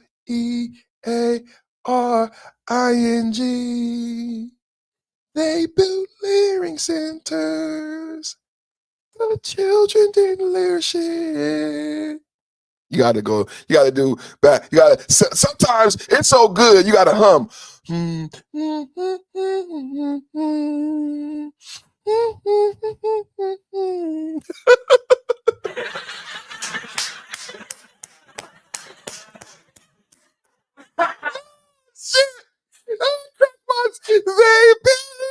centers. The children didn't learn shit. Somalians stole 19 billion. So you can join my channel, bro. You can join my channel. It's called the Somalian Special. Less than 25 cents a day. You know, when we were kids, they had UNICEF. When we were kids, they had UNICEF, and people could send and feed a starving African. They had swollen bellies and flies on their eyeballs, and it was UNICEF, and it was Feed Africa, and it was Feed Starving Somalians. And then we gave them TPS. We let them come to America. 80% of them on welfare, and then they stole more money during the you know. Did you know? Omar is the one who opened the legislation, even though she knew her community was 80% on welfare. She said they need more welfare. 80% wasn't enough welfare for Omar. That makes sense to me because she got married 4 times, including her brother. Now she's married to a white man. They're worth $30 million. So it makes sense that Ilhan Omar said 80% of my people on welfare is not enough. So she wanted more welfare. How many people know how we got to $19 billion in fraud? They were 80% on welfare. That was already fraud. Can we have a real talk? For 10 years, they were 80% on welfare. Do you know what that's called? That's called welfare fraud. Boys and girls, I see Somalia. I see Somalian terrorist named Al-Shabaab. I see $19 billion. I see fraud. Huh? It's called welfare fraud. So they were already a frauding community because 80% of them were on welfare for 10 years. You're not supposed to be on welfare for 10 years, 80% of the community. But Ilhan Omar said, more welfare, please, more welfare. And that's how we got to $19 billion. Because during COVID, Ilhan Omar put forth a policy. She doesn't want to champion it now, but she was the one who put it forth in the Minnesota House that led to defeating our future fraud. How many people know Amy Bach, the white woman? Let me bring that video up. Amy Bach just got sentenced to 30 years for the $250 million fraud. I think her name is Amy Bach sentence. Let's go to that. Let's go to that. Because they built Leering centers. She got convicted. No Somalians, no, that's not true. The Somalian who owned the Safari Club, where Ilhan Omar had multiple parties at the Safari Club. He got found guilty. Did you guys know Ilhan Omar had multiple parties at the Safari Club, including her celebration party when she became Congresswoman? They threw her a party at the Safari Club. Lo and behold, the Safari Club was guilty of $5 million of fraud. How many people knew that? I knew that. Ilhan Omar's campaign advisor guilty of $3 million fraud. So I was about to say no Somalians were convicted. That's not true. There were over 80 people charged. I think at the end of my reporting, we had got up to 99 people charged. But today, this is breaking news. This is today. This is breaking news. This is today. They built Leering centers. The children didn't learn shit. This is today, y'all. This is today. This is one of my favorite topics too. This is one of my favorite topics. I love it. The audience loves it. MAGA loves it. MAGA exposed that she married her brother. She's married to a white man. How many people, put a one in the chat, do you find it funny?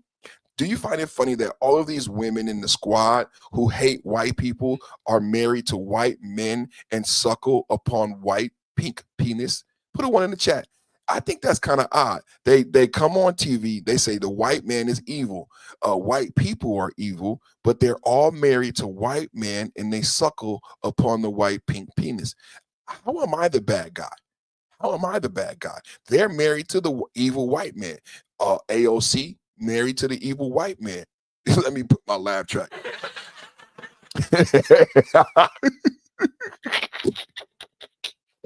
AOC married to the evil white man.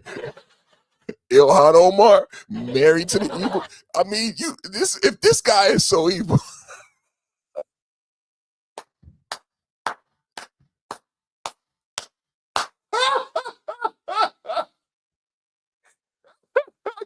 I can't. I'm sorry. It's just that you guys believe them when they say that. You believe them.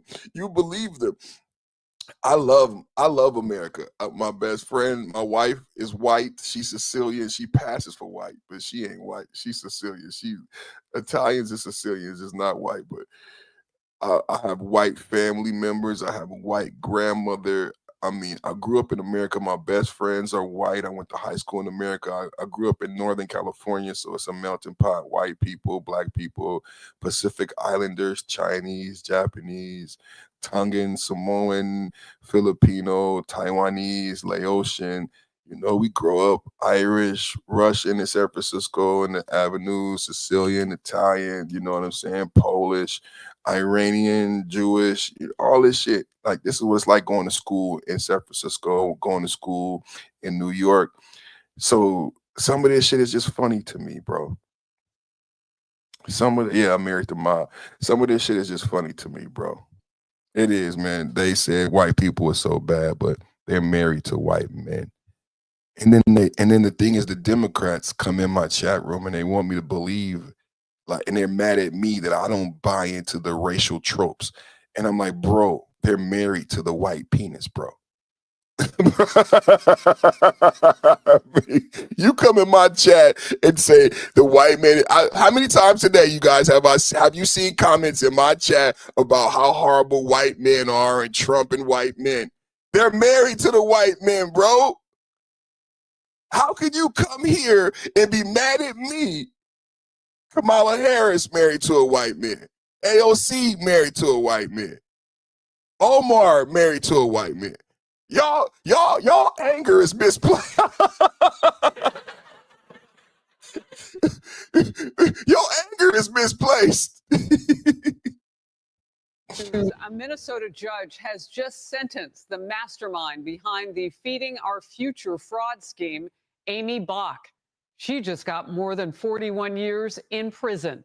The prosecution is asking for a 50-year sentence and her defense about 3 years. So that's somewhere in the middle that they got that, but closer to what obviously the prosecution wanted. The scheme involved the theft of nearly $250 million in COVID funding. That money was meant to feed hungry children. State leaders claim they were unaware of the fraud.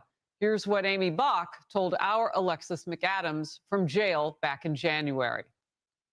I honestly believe Keith Ellison and Governor Walz need to be held accountable. There needs to be an investigation done. If they weren't aware, that's concerning. So if she's going to prison, is there anybody we know the names of who should as well, is the question now. Senior correspondent Mike Tobin. Anything that maybe Keith Ellison, the AG, is saying these days, Mike? Well, what we know right now is just from the sentencing. 41 and a half years in prison for the woman at the center of this massive Feeding Our Future scandal. Amy Bach is also on the hook for $243 million scam from taxpayers. She's supposed to somehow pay that back now. That came down just a short time ago in a Minneapolis federal courtroom. Bach was convicted in March 2025 on charges of wire fraud, bribery, money laundering, and conspiracy. Prosecutors say she was the kingpin in this massive fraud that promised to feed poor kids during the pandemic and instead billed taxpayers for phantom meals. Bach sobbed in the courtroom and said, "I understand I failed the public, my family, and everyone." Now, in a pre-sentencing filing, U.S. Attorney Daniel Rosen wrote, "The brazen and staggering nature of her crimes," meaning Bach, "has shaken Minnesota to its core, leaving lasting damage and eroding public trust." Bach has stated that she trusted the people working with the program and was clueless to the fraud. Her defense argued pre-sentencing that many of the actors were entities outside of Ms. Bach's control. Meantime, the Assistant U.S. Attorney for Fraud Enforcement, along with HHS Secretary Robert Kennedy Jr. and the U.S. Attorney for Minnesota, are all going to appear in Minneapolis in just a short time. So far, there aren't many details we can release related to the announcement. The Department of Justice just says the announcement is related to the fraud and it will make a significant step in law enforcement. Harris? Be sure to like and subscribe for all the Fox News latest on YouTube and catch full shows streaming now on Fox One.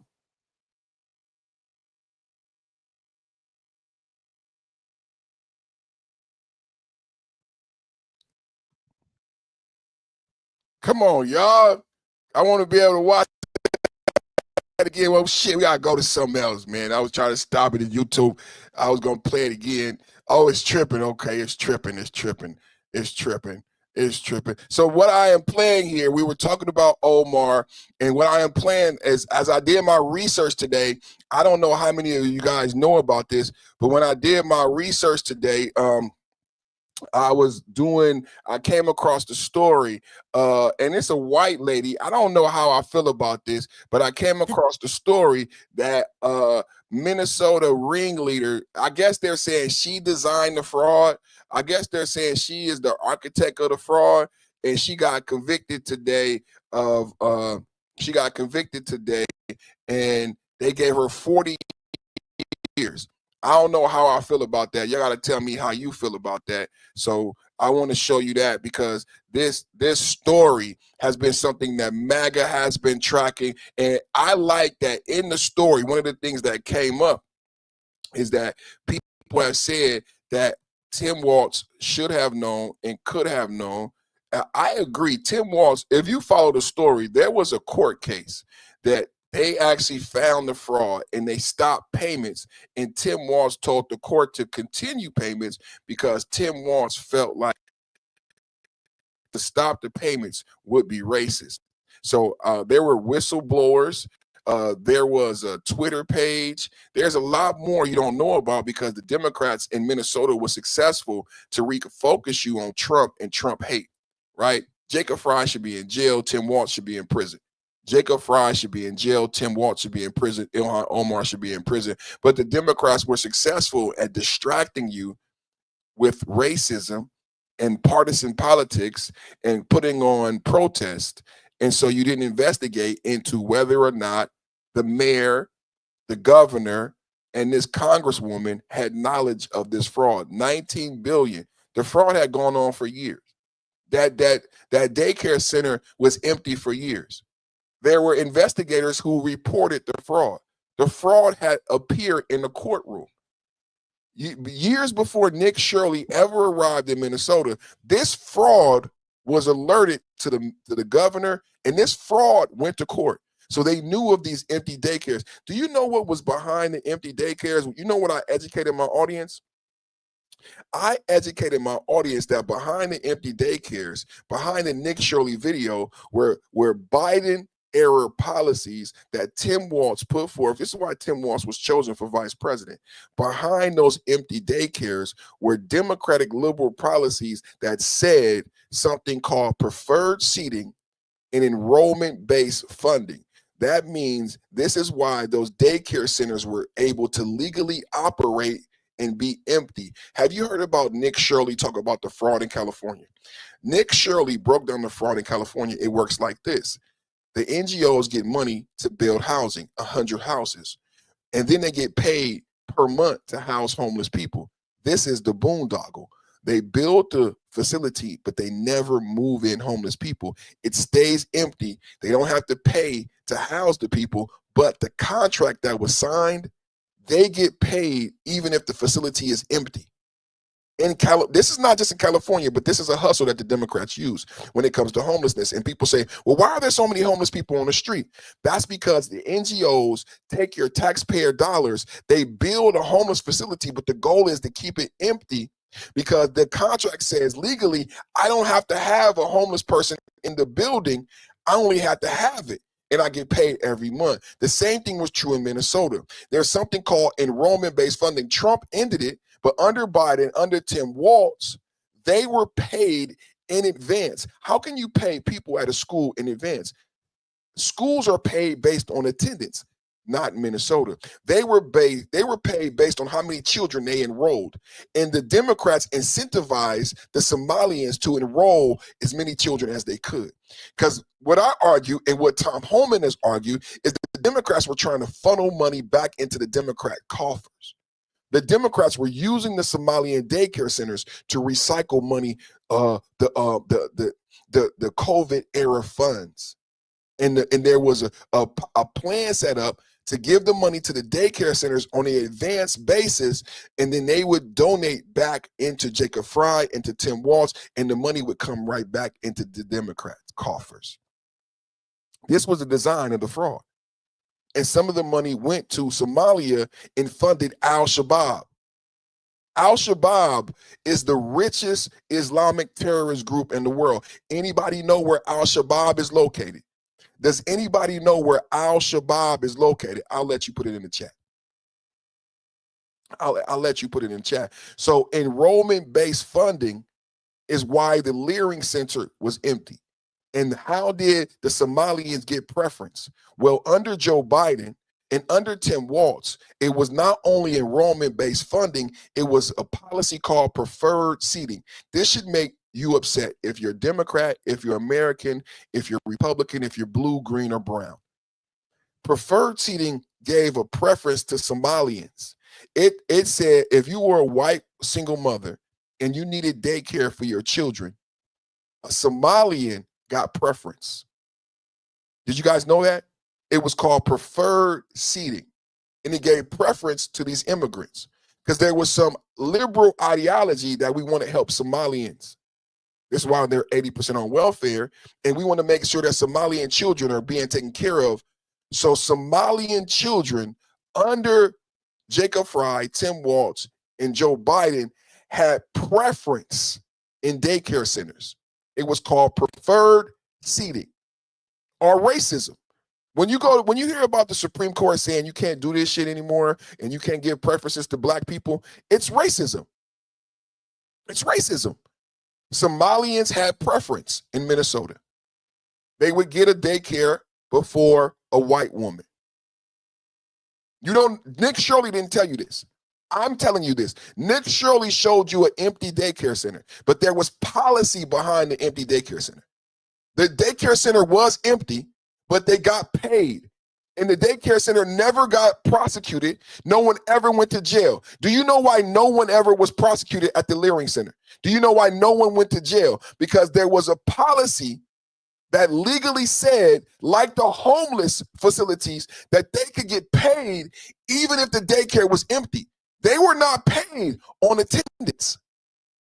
No one at the Leering Center was ever charged. No one at the Leering Center ever went to jail because they did not break the law. This is the sick part of this story. You never hear about it because the Democrats focused you on racism and ICE in Minnesota. But what about the fraud? What about the $19 billion? What about preferred seating? What about enrollment-based funding? What about feeding our future? What about Amy Bach, who just got sentenced to 41 years for all of this fraud?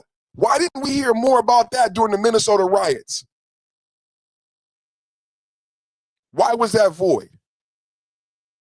Today, I'm telling you, this is a breaking news story. This is not an old, I know the Minnesota fraud story may be old. This is today, a white woman today, a white woman from Minnesota, not a Somalian. A white woman from Minnesota just got convicted of 41 years as the ringleader for the $19 billion Somalian fraud. This is today. This is breaking news. This comes out today. That's why we're talking about it. And I'm reminding you of what really happened.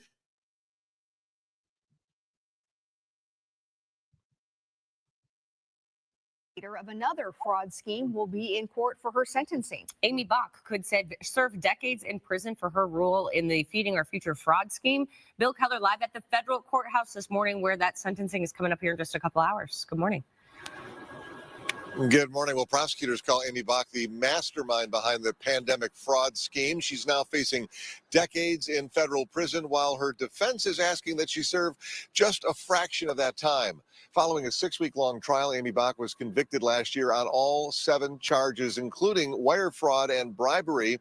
Prosecutors, they are asking that Bach be sentenced to 50 years behind bars. They argue the 45-year-old orchestrated the scheme to steal $250 million in federal funds by exploiting a program meant to feed children during the pandemic. Now, her defense team, well, they counter. They ask that she serves just over 3 years in prison, followed by mental health treatment and other programs. They argue that it is unfair to attribute the entire amount to Bach, who collected millions in bribes and kickbacks from those bogus meal site operators. Now, to date, 79 people have been charged in connection to this scheme. Of those, 57 have already pleaded guilty, 7 convicted at trial. It's what the U.S. Attorney says is the largest number of convictions in a single fraud 79 people indicted, all Somalian, 7 convictions, 2 found not guilty, 57 guilty pleas. Now remember, Ilhan Omar is connected to almost 5 of these people. Ilhan Omar had a party at the Safari Club. The Safari Club owner has been convicted, or he pled guilty to $5 million in fraud. Ilhan Omar, congresswoman from the Squad, campaign manager, pled guilty to $3 million in fraud. So out of these people being found guilty, Ilhan Omar, the congresswoman, is connected to several. 79 people. This is the largest fraud in American history. None of them Americans. 80% of them were on welfare. We granted them TPS. Does anybody know what TPS is in the chat? TPS is temporary protection. This is why I say joining my channel, I call it the Somalian Special, because we gave the Somalians so much. We gave them TPS. We gave them welfare. We gave them access to the greatest country in the world to be great. And this is what happened. They fund Al-Shabaab. Did I get the answer to Al-Shabaab in the chat? Hey, Katie, did somebody put Al-Shabaab? Where is Al-Shabaab? Where is Al-Shabaab? It's some geniuses in the chat. Who is Al-Shabaab and where are they located? Huh? I want to know. Where did the money go? Because somebody said, where did the money go? Investigation in recent memory. Last month, the judge overseeing this case revoked Bach's access to her case files after she was accused of having her sons leak protected material. They say it was part of a public relations campaign trying to shift blame in the hopes of getting a lighter sentence. We'll find out exactly what that sentence is at her sentencing this morning at 9 a.m. Back to you guys. All right, we'll stay on top of it, Bill. Thank you. Thanks, Bill. Vice President J.D. Vance claiming the Department of Justice is investigating Minnesota Congresswoman Ilhan Omar over potential immigration and financial fraud. Well, speaking at the White House at a press conference, Vance said federal officials are reviewing her family finances. The claims follow a major revision to her financial disclosure forms last month. Her office changed a filing that initially overstated her husband's business assets by millions, calling it an unfortunate accounting error. Omar's team previously dismissed the scrutiny as a political stunt. Fox 9 reached out to both the DOJ and Omar's office for statements, but have not heard back. You think you don't have parasites? Yeah, buddy, that's exactly what someone with parasites. Oh my God, that's what you do to me. That's what you do to me. But that's that right there. And she got sentenced to 41 years. She got sentenced to 41 years. It's kind of sad, man. They said that she could get 3 years and some I'm investigative reporter Eric Rasmussen with 5 Eyewitness News, just coming out of the sentencing for Amy Bach, the former leader of Feeding Our Future, happening here this morning at the federal courthouse in Minneapolis. The judge sentencing Bach to 500 months in federal prison. That's 41.6 years, by far the most severe sentence handed down in this Feeding Our Future scandal. For her part, Amy Bach made a tearful apology to the court, to her family, to taxpayers, but the judge clearly not moved by that. Judge Nancy Brazel saying there was a vortex of fraud and that Amy Bach was the epicenter. Of course, we'll have much more online and on air all day long. I'm investigative reporter Eric Rasmussen with. So we were talking about Amy Bach, supposed ringleader of Feeding Our Future, billion-dollar fraud. She supposedly owes $250 million. The chat room is saying, where's the money? And she was sentenced to 500 months. Man, that's sad, brother. She's a mother, a woman. Oh, man, 40 some odd years. And all because of, oh, man. 5 Eyewitness News, just coming out of the sentencing for Amy Bach, the former leader of Feeding Our Future, happening here this morning at the federal courthouse in Minneapolis. The judge sentencing Bach to 500 months in federal prison. That's 41.6 years, by far the most severe sentence handed down in this Feeding Our Future scandal. For her part, Amy Bach made a tearful apology to the court, to her family, to taxpayers, but the judge clearly not moved by that. Judge Nancy Brazel saying there was a vortex of fraud and that Amy Bach was the epicenter. Of course, we'll have much more online and on air all day long. I'm investigative reporter Eric Rasmussen with 5 Eyewitness News, just coming out of the sentencing for Amy Bach, the former leader of Feeding Our Future, happening here this morning at the federal courthouse in Minneapolis. The judge sentencing Bach to 500 months in federal prison. That's 41.6 years, by far the most severe sentence handed down in this Feeding Our Future scandal. For her part, Amy Bach made a tearful apology to the court, to her family, to taxpayers, but the judge clearly not moved by that. Judge Nancy Brazel saying there was a vortex of fraud and that Amy Bach was the epicenter. Of course, we'll have much more online and on air all day long. I'm investigative reporter. So I got something for you guys that's important. I don't think it's fair. I don't think it's fair what happened to this woman, because I don't think it's fair to say she is the ringleader, right? And somebody put it in the chat, same problem in the UK. So for that reason, I say it's not fair that she is referred to as the ringleader, right? I'm gonna see what I could find. I'll see what I could find right here.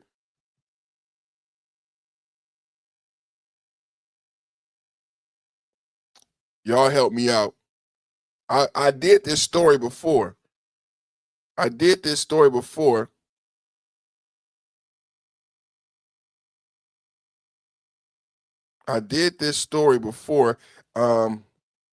Let's look at this. I'm so happy you brought that up, because I did this story before, but it's kind of difficult to find the details on the story. But I did this story before.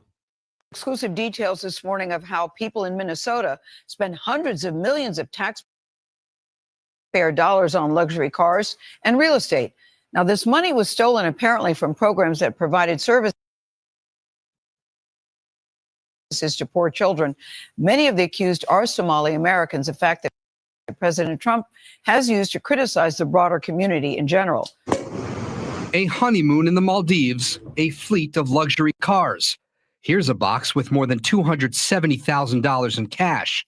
This was all evidence from a new trove of files obtained exclusively by CBS News, showing how a group of convicted Minnesota fraudsters spent taxpayer dollars. One text message reads, "You are going to be the richest 25-year-old. We're not even at the end of the beginning of our pursuit of the stolen money and of the people who stole it. U.S. Attorney Daniel Rosen leads the office digging into the wave of COVID-era fraud that hit Minnesota. So how much money are we talking about stolen? I can say with great comfort, well in excess of $1 billion. In the past 3 years, 87 defendants have been charged, 61 convicted. The majority of them are Somali American. Minnesota has the nation's largest Somali population.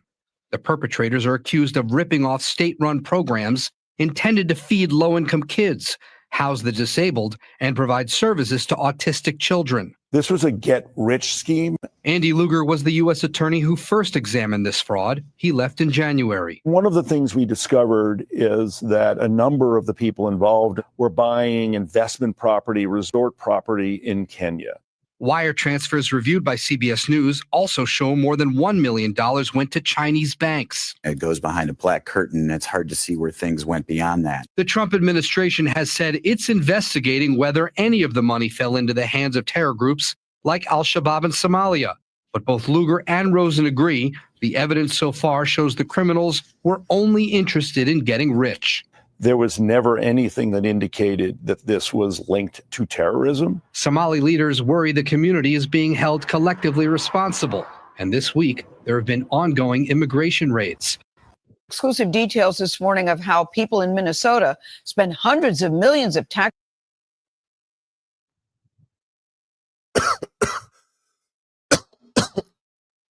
That's not really the story, though.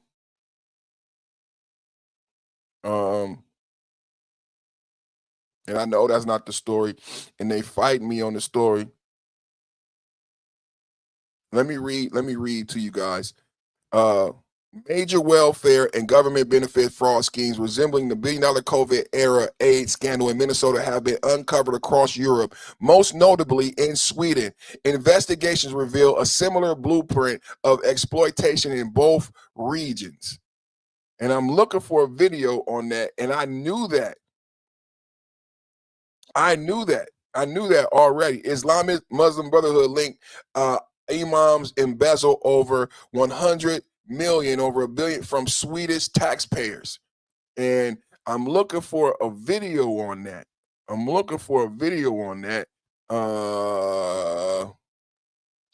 and it don't.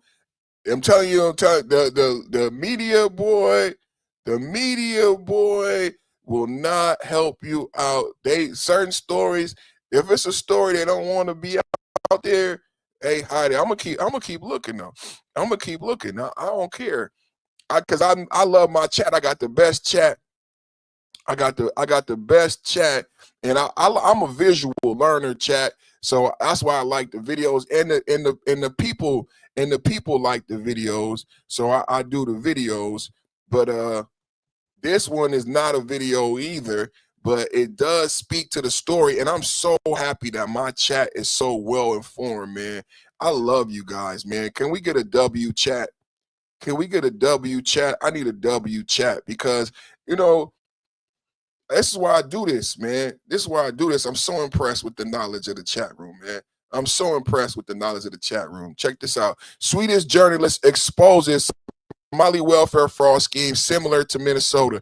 This is a report from 2026. Swedish investigative journalist Isabel Eriksson says that the massive Minnesota Somali fraud scandal is not an isolated case. It reveals troubling blueprint she has also observed in Sweden. According to her report, the biggest fraud conspiracy in the U.S. history uncovered by independent journalist Nick Shirley is in December 2025 reflects a form of wrongdoing that has become common within Somalian communities worldwide. I knew this already, you guys, and this is why I'm saying it's not fair that white woman got 41 years, because is she the one in Sweden?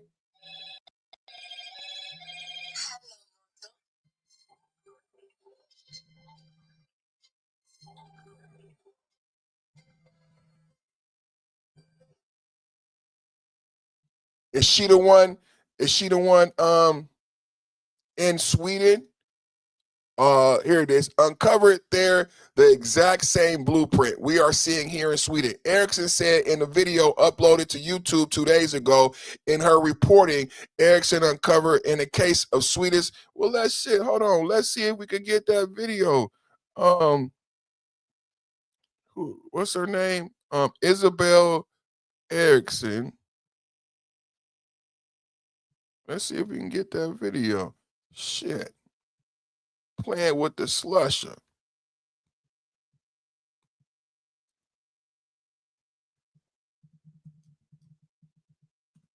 Somali fraud. Let's get that video that she made on YouTube. Let's get that video she made. You feel what I'm saying? Let's get that video. W chat. Hey, hi, Nick Shirley. She said, hi, Nick Shirley. She said, hi, Nick Shirley. Y'all put your seatbelts on. Buckle up, man. Put your seatbelts on for another breaking news expose. Are you watching the best podcast on YouTube? Just be honest, man. Just be honest, man. Are you watching the best podcast on YouTube? You got to be honest. The most informed host, the best looking podcast. Look how good I look, man. Look at my Ferragamos. Look at my True Religion. Have you ever seen this sweater? You never seen this True Religion. You ain't got this True Religion. You ain't got this. The D chain, everything. Look. I got Minecraft Steve. I got Steve. It's the best podcast on YouTube. You should subscribe. It's the best podcast on YouTube. I promise you. You will not be disappointed. Now, I want everybody to buckle up because my chat room is the greatest chat room on YouTube. I've actually did this research. And I was so surprised. Now, the reason we're talking about this is because a white woman just got found guilty for 41 years. But the Somalians do this fraud everywhere. And they should be the ones going to jail, going back to Somalia. And a white mother should not be spent 41 years in jail, because if they do this everywhere, then she was just a pond. She was just a pond. So put your seatbelts on and let's listen to how they proliferate this same type of fraud all over the country.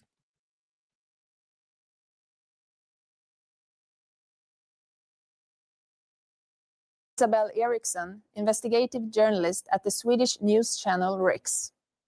I recently watched your video about the Somaligate fraud. Hi, Nick Shirley. This is Isabel Eriksson, investigative journalist at the Swedish news channel Riks. I recently watched your video about the Somaligate fraud in Minnesota, and the parallels to Sweden are significant. What you uncovered there is the exact same blueprint we are seeing here in Sweden. In 2021, I exposed a Somali association called Raju in Nynäshamn, south of Stockholm. They claimed to be providing homework help and soccer tournaments for local kids. But when I showed up with my cameraman, we found a ghost organization.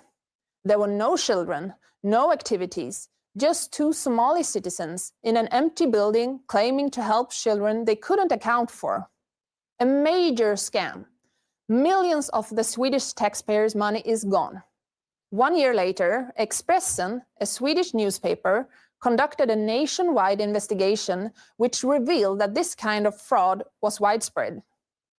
Last year, the Swedish government stopped all grants to this type of organizations. Most of them were Somali. After almost 5 years, these fraudsters haven't faced justice, despite my reporting and police investigations. In a report published last year, Sweden's financial police concluded that a lot of money from associations in Sweden has gone to terrorist organizations abroad, just like in Minnesota, as well as to money laundering and private purchases. In Sweden, the police estimate that welfare fraud amounts to approximately 75 billion Swedish kronor annually, enormous sums, 5 times more than the drug trade. The crimes are so extensive that they pose a systemic threat to our society.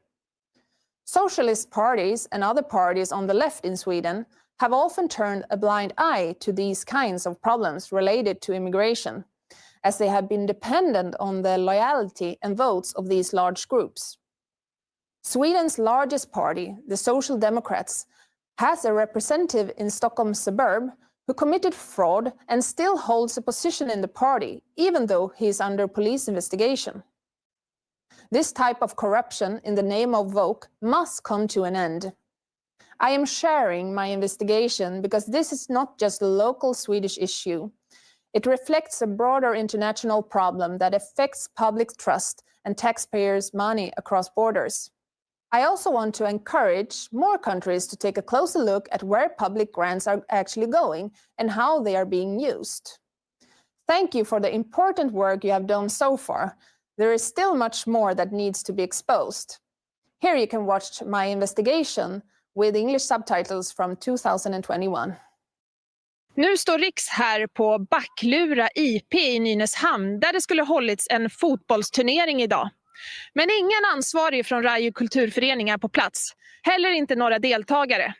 Och det här är bara ett i raden av alla arrangemang som du som skattebetalare finansierar men som aldrig blir av. Riks fick för ett tag sedan in ett tips om den ideella kulturföreningen Raju. Föreningen sysslar med asylrådgivning, läxhjälp, ger bistånd till Somalia och förmedlar ökad kunskap bland svenskar om det somaliska folket och dess kultur, samt arrangerar olika idrottsaktiviteter. Raju har beviljats statsbidrag från Skolverket på över 1 miljon kronor för i år, alltså för 2021.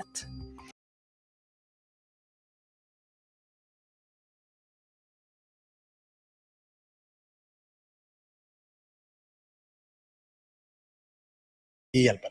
Jag har kontakter med alla skolor som finns i Nynäshamn. Vi har anmält också att vi kommer som arbeta med att hjälpa de som behöver läxhjälp. Det är läxhjälp är gratis, säger vi. Riks ringer upp ett par rektorer i Nynäshamn, skattefinansierade lokaler. Riks ringer därför ABF i Södertörn som ansvarar för lokalkontoret i Nynäshamn. För jag har fått uppgift om att de hyr era lokaler i Nynäshamn. Nej, alltså det här måste jag lyssna med mina kollegor. Jag jobbar ju dessutom i Nynäshamn och jag har aldrig hört namnet Radio kulturförening. Vad bedriver ni för läxhjälp? Är det på svenska? Läxhjälperna, det är bland annat det är ungdomar som kan inte svenska mycket och ungdomar som kan inte matte eller skolämnen.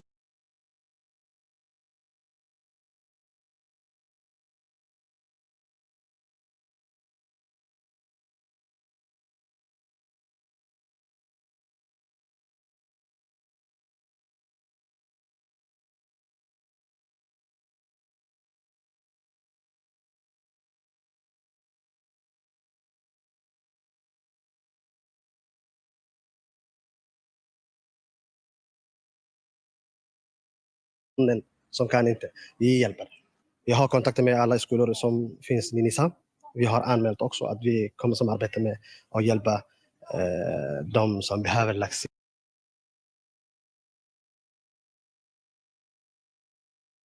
Det är läxhjälp gratis, säger vi. Riks ringer upp ett par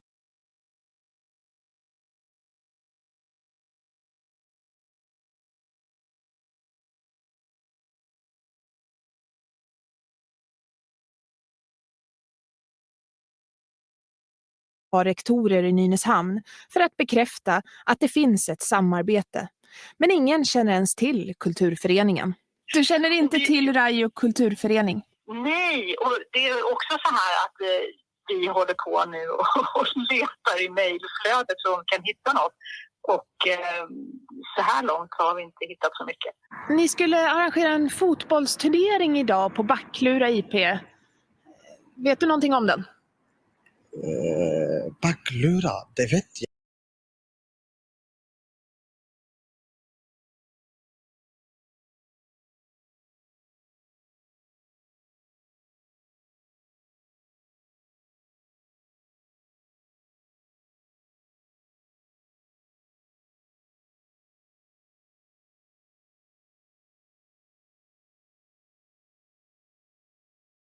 Så de kan hitta något. Och så här långt har vi inte hittat så mycket. Ni skulle arrangera en fotbollsturnering idag på Backlura IP. Vet du någonting om den? Backlura, det vet jag inte exakt. Att det, Jag kan ta fram den här. My bad. I was on. My bad. I was laughing at. He was supposed to be at a football. She said, did you have to have a football game in Florida? I don't even speak Swedish. And this shit is hilarious. Thank you, Katie. Thank you so much, Katie. Oh man, she said, were you supposed to have a football game today? I love when people lie, and you know when you're an older person and you've seen people lie so many times. It's not that I'm special, it's just that I'm old. So I know when I see someone lying because I'm so old that I've seen people lie so many times before. Let's watch it together. Fotbollsturnering idag på Backlura IP. Vet du någonting om den? Backlura, det vet jag.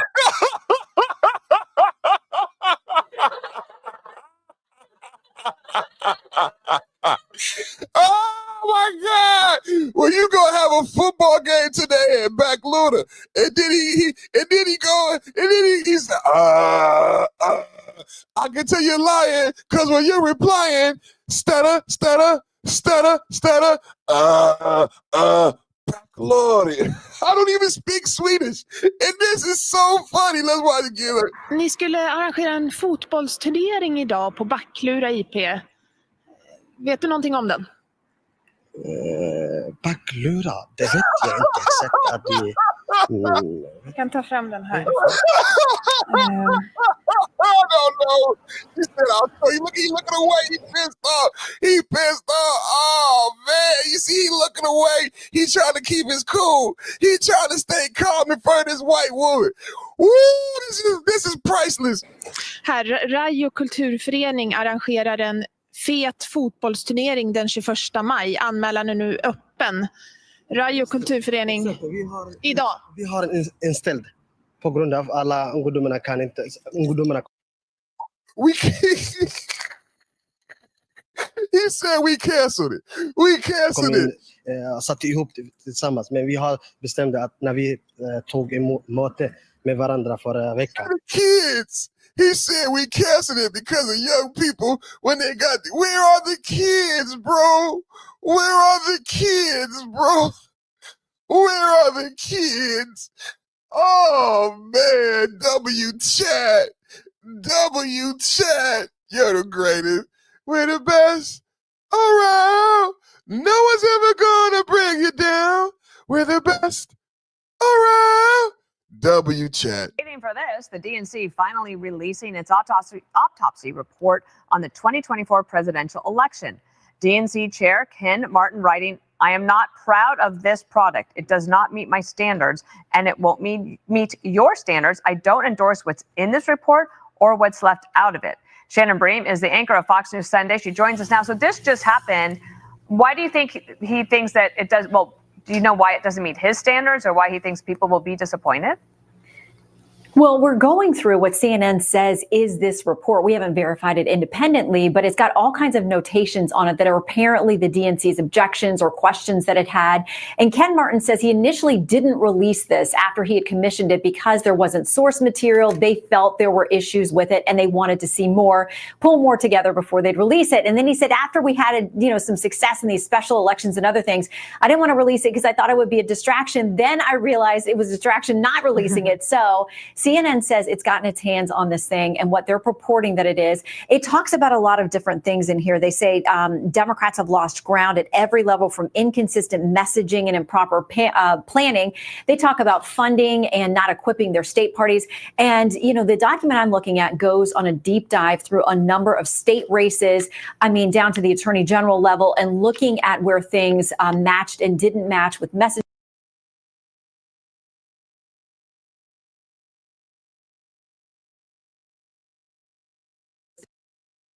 The DNC did with John Favreau, Pod Save America. And then I'm going to tell you why it makes me so fucking angry, and it's not going to be for the reasons you think. I want to start with the 2024 autopsy, which you call an after-action review. When you won the chairmanship in February of 25, you criticized the DNC's refusal to release their 2016 autopsy as exactly what not to do. You said, quote, was there any utility in doing that? And then promised your 2024 autopsy would be different. Your exact quote was, of course it will be released. Why did you change your mind on that? Well, look, what I said all along, even when I ran for this position, is that we were going to focus on the things that will help us win the upcoming election, right? Making sure that we learn the right lessons that could help inform our victories. And that's what we've done. We said this when we sent out the press release back in November saying we weren't going to release the report. We were going to actually keep our focus on those lessons. And we released those lessons. We continue to do that. So it's not completely accurate to say that we didn't release that. Where we're keeping our focus is on the lessons that can actually help us win. Here's the thing. It's kind of a hot take. It actually really matters that people trust the DNC, because one of the most important things they're going to do is not actually what happens in 2026. It's preparing and running the presidential primary in 2028. The DNC sets the rules. They set the calendar. They set the parameters for who gets to be involved in debates. They shape how we pick a nominee. And it really matters that, in particular, Democratic primary voters believe that they are doing so in a way that is fair and neutral and competent. Trust is built by keeping your word, by when you make a promise, you keep it. And if you can't, for whatever reason, you got to be able to articulate.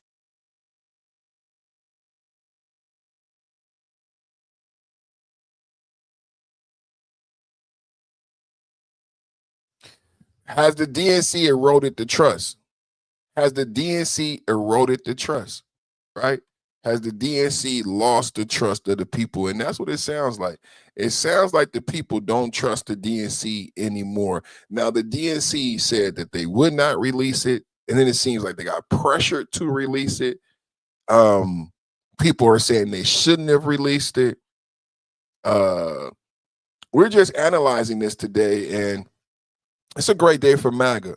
I mean, so many things that we got yelled at and said that we lied and made up. We've been vindicated. Trump has been vindicated. MAGA's been vindicated. It's a great day. It's a mega MAGA Thursday, and I'm excited about the news. I'm very excited about the news. So Ken Martin went on Pod Save America. I want to start with the 2024 autopsy. What I said all along, even when I ran for this position, is that we were going to focus on the things that will help us win the upcoming election. It was clear that they had a strategy of, okay, we're going to let the Pod Save America boys beat us up over not releasing the autopsy, but we're going to make it clear we're not releasing the so-called 2024 autopsy. And I've talked to people who were involved in being interviewed for the autopsy. I get what Ken Martin fears. It will start a fight, right? Whatever you release. And obviously the longer you wait, the more you impact, right? This autopsy should have been released last Thanksgiving. Let everybody get their anxiety out, complain about it, beat up each other. All that stuff could have been done over the holidays. Turn the page. What is it that the autopsy discovered? Is it going to be too critical of Biden and they don't want to do that? Is it going to be too critical of the old Democratic establishment?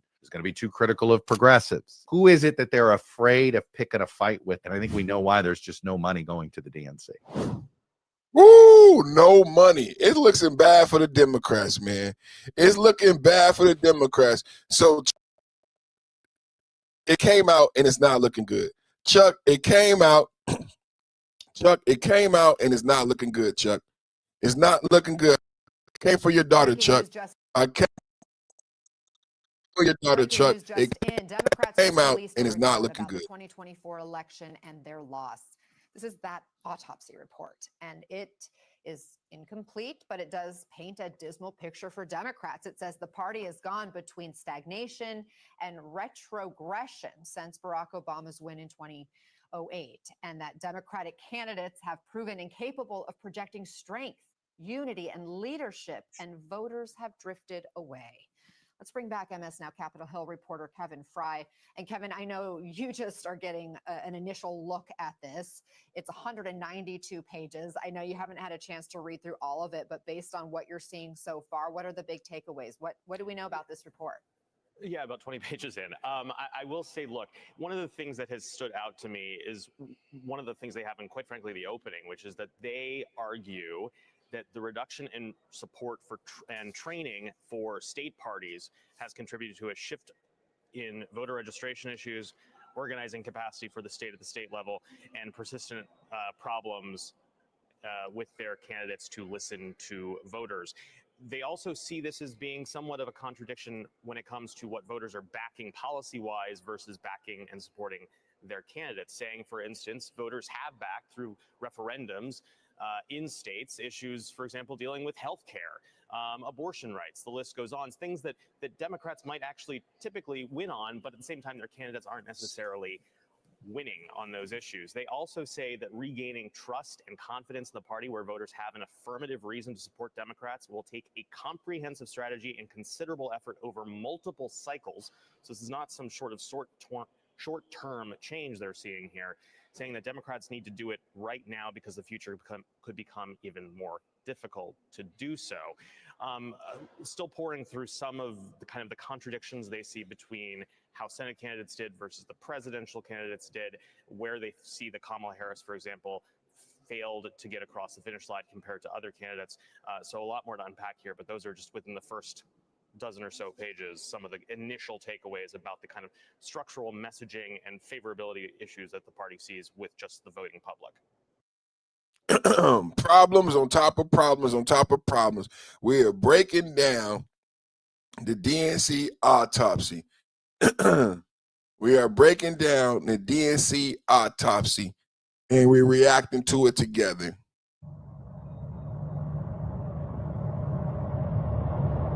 All right, this is it, people. Let's move. Let's go. The Democrats made a huge deal about the fact that they were going to release an autopsy that delved into everything regarding what went wrong with the 2024 election. let's just do a quick Command F and look through what is talked about here. When we go into inflation, there are 18 results, except every single one of them doesn't talk about inflation in the country. It's just about adjusting for inflation when talking about fundraising for the presidential cycle. When we go through and look up Gaza, for example, 0 results in 200 pages. Okay, maybe they just said Israel. 0 results for 200 pages. Let's see age. All it's giving me is page, not age. Okay, going down to the end. And are you fucking kidding me? This section was not provided by the author. There's literally no conclusion. Let me read this one sentence. The problem wasn't Democratic policy or party brand. What the fuck do you mean it wasn't Democratic policy or party brand? That is what decided the election. Our brand is everything. Our candidates are our brand. I don't know how the fuck else to say this and make it more clear, but if our party cannot come together and rise up and show people that we're the people fighting for the little guy, that we're the people fighting against the special interests that are making your life so much harder, we don't have much of a future as a party. I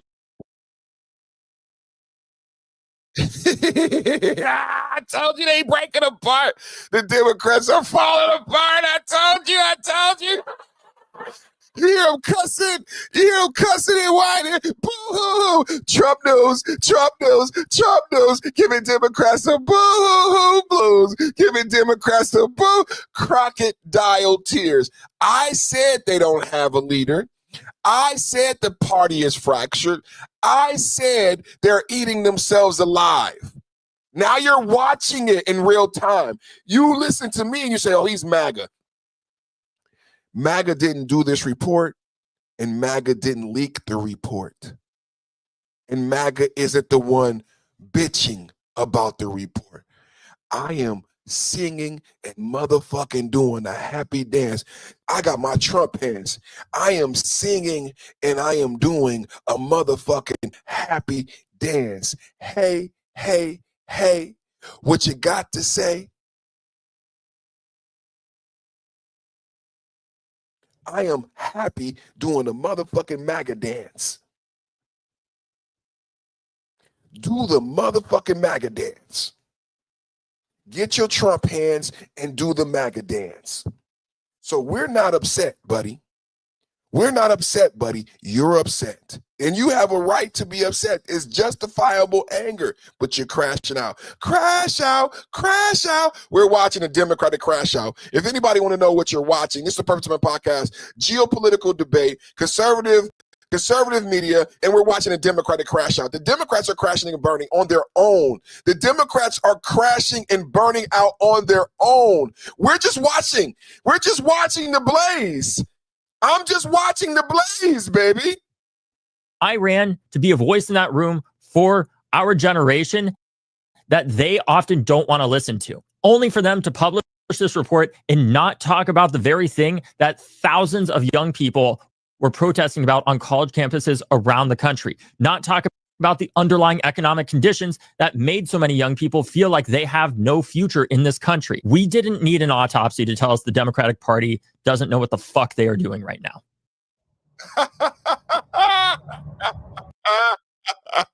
Crash out. Katie said, I don't know why they're surprised. Katie said, I don't know why they're surprised. Surprise. Crash out.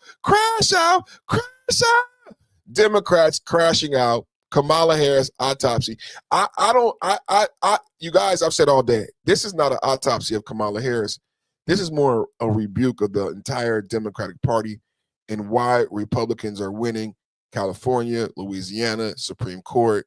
This is deeper than Kamala Harris. This is deeper than Spencer Pratt and Karen Bass. And that's what the Democrats are failing to realize. He's wrong. He's wrong about the issues that drive voters, and they won't wake up. And they're pissing, farting, cussing mad instead of just realizing the truth that you lost because of these policies. The Democrats, this young man, he needs to know you lost because of your policies that you're whining about. The voters disagreed with the Democrats, and you guys lost every single state because the voters said the border was more important. I know you think it's racist. Your Democratic liberal ideology said it's racist, but the voters said the border is more important, right? That's what they said. They said geopolitics is more important, and they didn't believe that the Democrats could handle it. Let's listen to him whine again. All right, this is it, people. Let's move. Let's go. Go. The Democrats made a huge deal about the fact that they were going to release an autopsy that delved into everything regarding what went wrong with the 2024 election. Let's just do a quick Command F and look through what is talked about here. When we go into inflation, there are 18 results, except every single one of them doesn't talk about inflation in the country. It's just about adjusting for inflation when talking about fundraising for the presidential cycle. When we go through and look up Gaza, for example, 0 results in 200 pages. Okay, maybe they just said Israel. 0 results for 200 pages. Let's see age. All it's giving me is page, not age. Okay, going down to the end. And are you fucking kidding me? This section was not provided by the author. There's literally no conclusion. Let me read this one sentence. The problem wasn't Democratic policy or party brand. What the fuck do you mean it wasn't Democratic policy or party brand? That is what decided the election. Our brand is everything. Our candidates are our brand. I don't know how the fuck else to say this and make it more clear, but if our party cannot come together and rise up and show people that we're the people fighting for the little guy, that we're the people fighting against the special interests that are making your life so much harder, we don't have much of a future as a party. I ran to be a voice in that room. Calm down, buddy. Calm down with the F-bomb. Calm down with all the cursing. This is a Democratic crash out. I said it all day. I said it. This is a Democratic crash out. It's a Democratic crash out. I said it all day. It's a Democratic crash out. Democrats are crashing. They're eating themselves alive. There's no better way to put it. There's no better way to put it. This is a Democratic crash out. And they released the report. They did the report. They ran Biden. They ran Kamala. Can you just take some accountability? You know, the young people like to say accountability, right? The young people love to say accountability. With Dems, take some fucking accountability, bro. You ran Biden, you ran Kamala, you commissioned the report, and then you leaked it. Come on, you guys. It is always the stupidest possible outcome. Number one rule, it's always the stupidest possible outcome. So Ted Martin just released the Democratic Autopsy, the thing that he had been dragging his feet, did that horrific interview on Pod Save America about a couple weeks ago. He did it because it leaked to CNN. Now, as it turns out, the reason that he wouldn't put out is because it was a bullshit product. The document that they released has annotations throughout it, has empty spots about where data is wrong or inaccurate. According to CNN, they did not talk to nearly any of the top senior officials in the Democratic side on the campaign or in the party or in the super PACs. They don't talk about Israel or Gaza. They don't talk about Joe Biden deciding to run again. It is pure gibberish. And because the guy who wrote it did not provide any of the underlying interviews or materials, they couldn't fact check any of it. They couldn't even feed it all into Claude and have it spit out in like a LLM produced report. It is just incompetency top to bottom. And here's the thing, it doesn't actually matter for winning elections this year. I said this in a video I made before. It doesn't matter for winning elections this year. What it matters is for building trust and accountability with an organization we desperately need to be good. It matters that people trust the DNC to be a fair, competent conductor of the Democratic presidential primary, which will start in 2027. We will have debates at some point next year ahead of the primary. If you had an employee who delivered you a product that you said did not meet my standards and I could not put out, you would fire them. Now, according to CNN, the guy who wrote this report, who wasn't even paid, is still working with the DNC. Every part of this has been a failure of messaging, of communication, of trust, of authenticity. It is more so than anything that in the autopsy itself, indicative of the problems with our party. Yep. I just it's always the stupidest possible outcome. Always. Come the fuck on. Democrats. Can I get Democrats in the chat? Can I get Democrats in the chat? Oh, man. Democrats. Okay, you guys. It's been a great day. Go. Starving right now. I'm starving like Marvin in the vegetable garden. Great day, great podcast. Everybody watching right now, do me a big favor. Hit the thumbs up, hit the subscribe. When you subscribe, you're going to get a plus sign. Join the channel. Be a Somalian.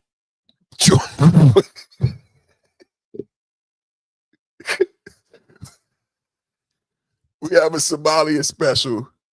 Join the channel. Get the Somalia special. You can join my channel for less than it costs to feed a starving Somalia. Less than 25 cents a day. Man, I love you guys. This has been a great show. Great show. Fire content, man. Fire content. Subscribe to the channel every day, Monday through Friday, 1 p.m. Perfect Timing Podcast. That's the name. My name is Perfect. Perfect Timing Podcast Networks. You're watching me in the Perfect Timing Podcast studios. We're in the Perfect Timing Podcast studios, everybody. We're having a great day. It's a live-ass podcast. This is the #1 podcast on YouTube for the political discourse, geopolitical and domestic debate, conservative media, MAGA, Trump news, every day, Monday through Friday, 1 p.m. Tap in, like, share, and subscribe. Don't just do one, do all three. Like, share, and subscribe, hit the gifts, hit the super chat. Thank you to everybody, man. God bless America. God bless Nick Shirley. God bless Donald Trump. MAGA.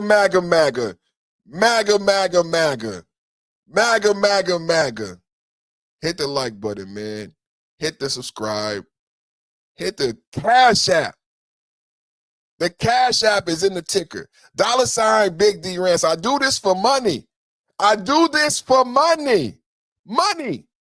I do this for money. Hit the super chat. Hit the Cash App. Donate to the channel. Become a member. And I want to say thank you and I love you. Thank you and I love you to everybody who hit the like button, who hit the subscribe, who hit the membership, who supports the channel. It means a lot. Have a blessed day.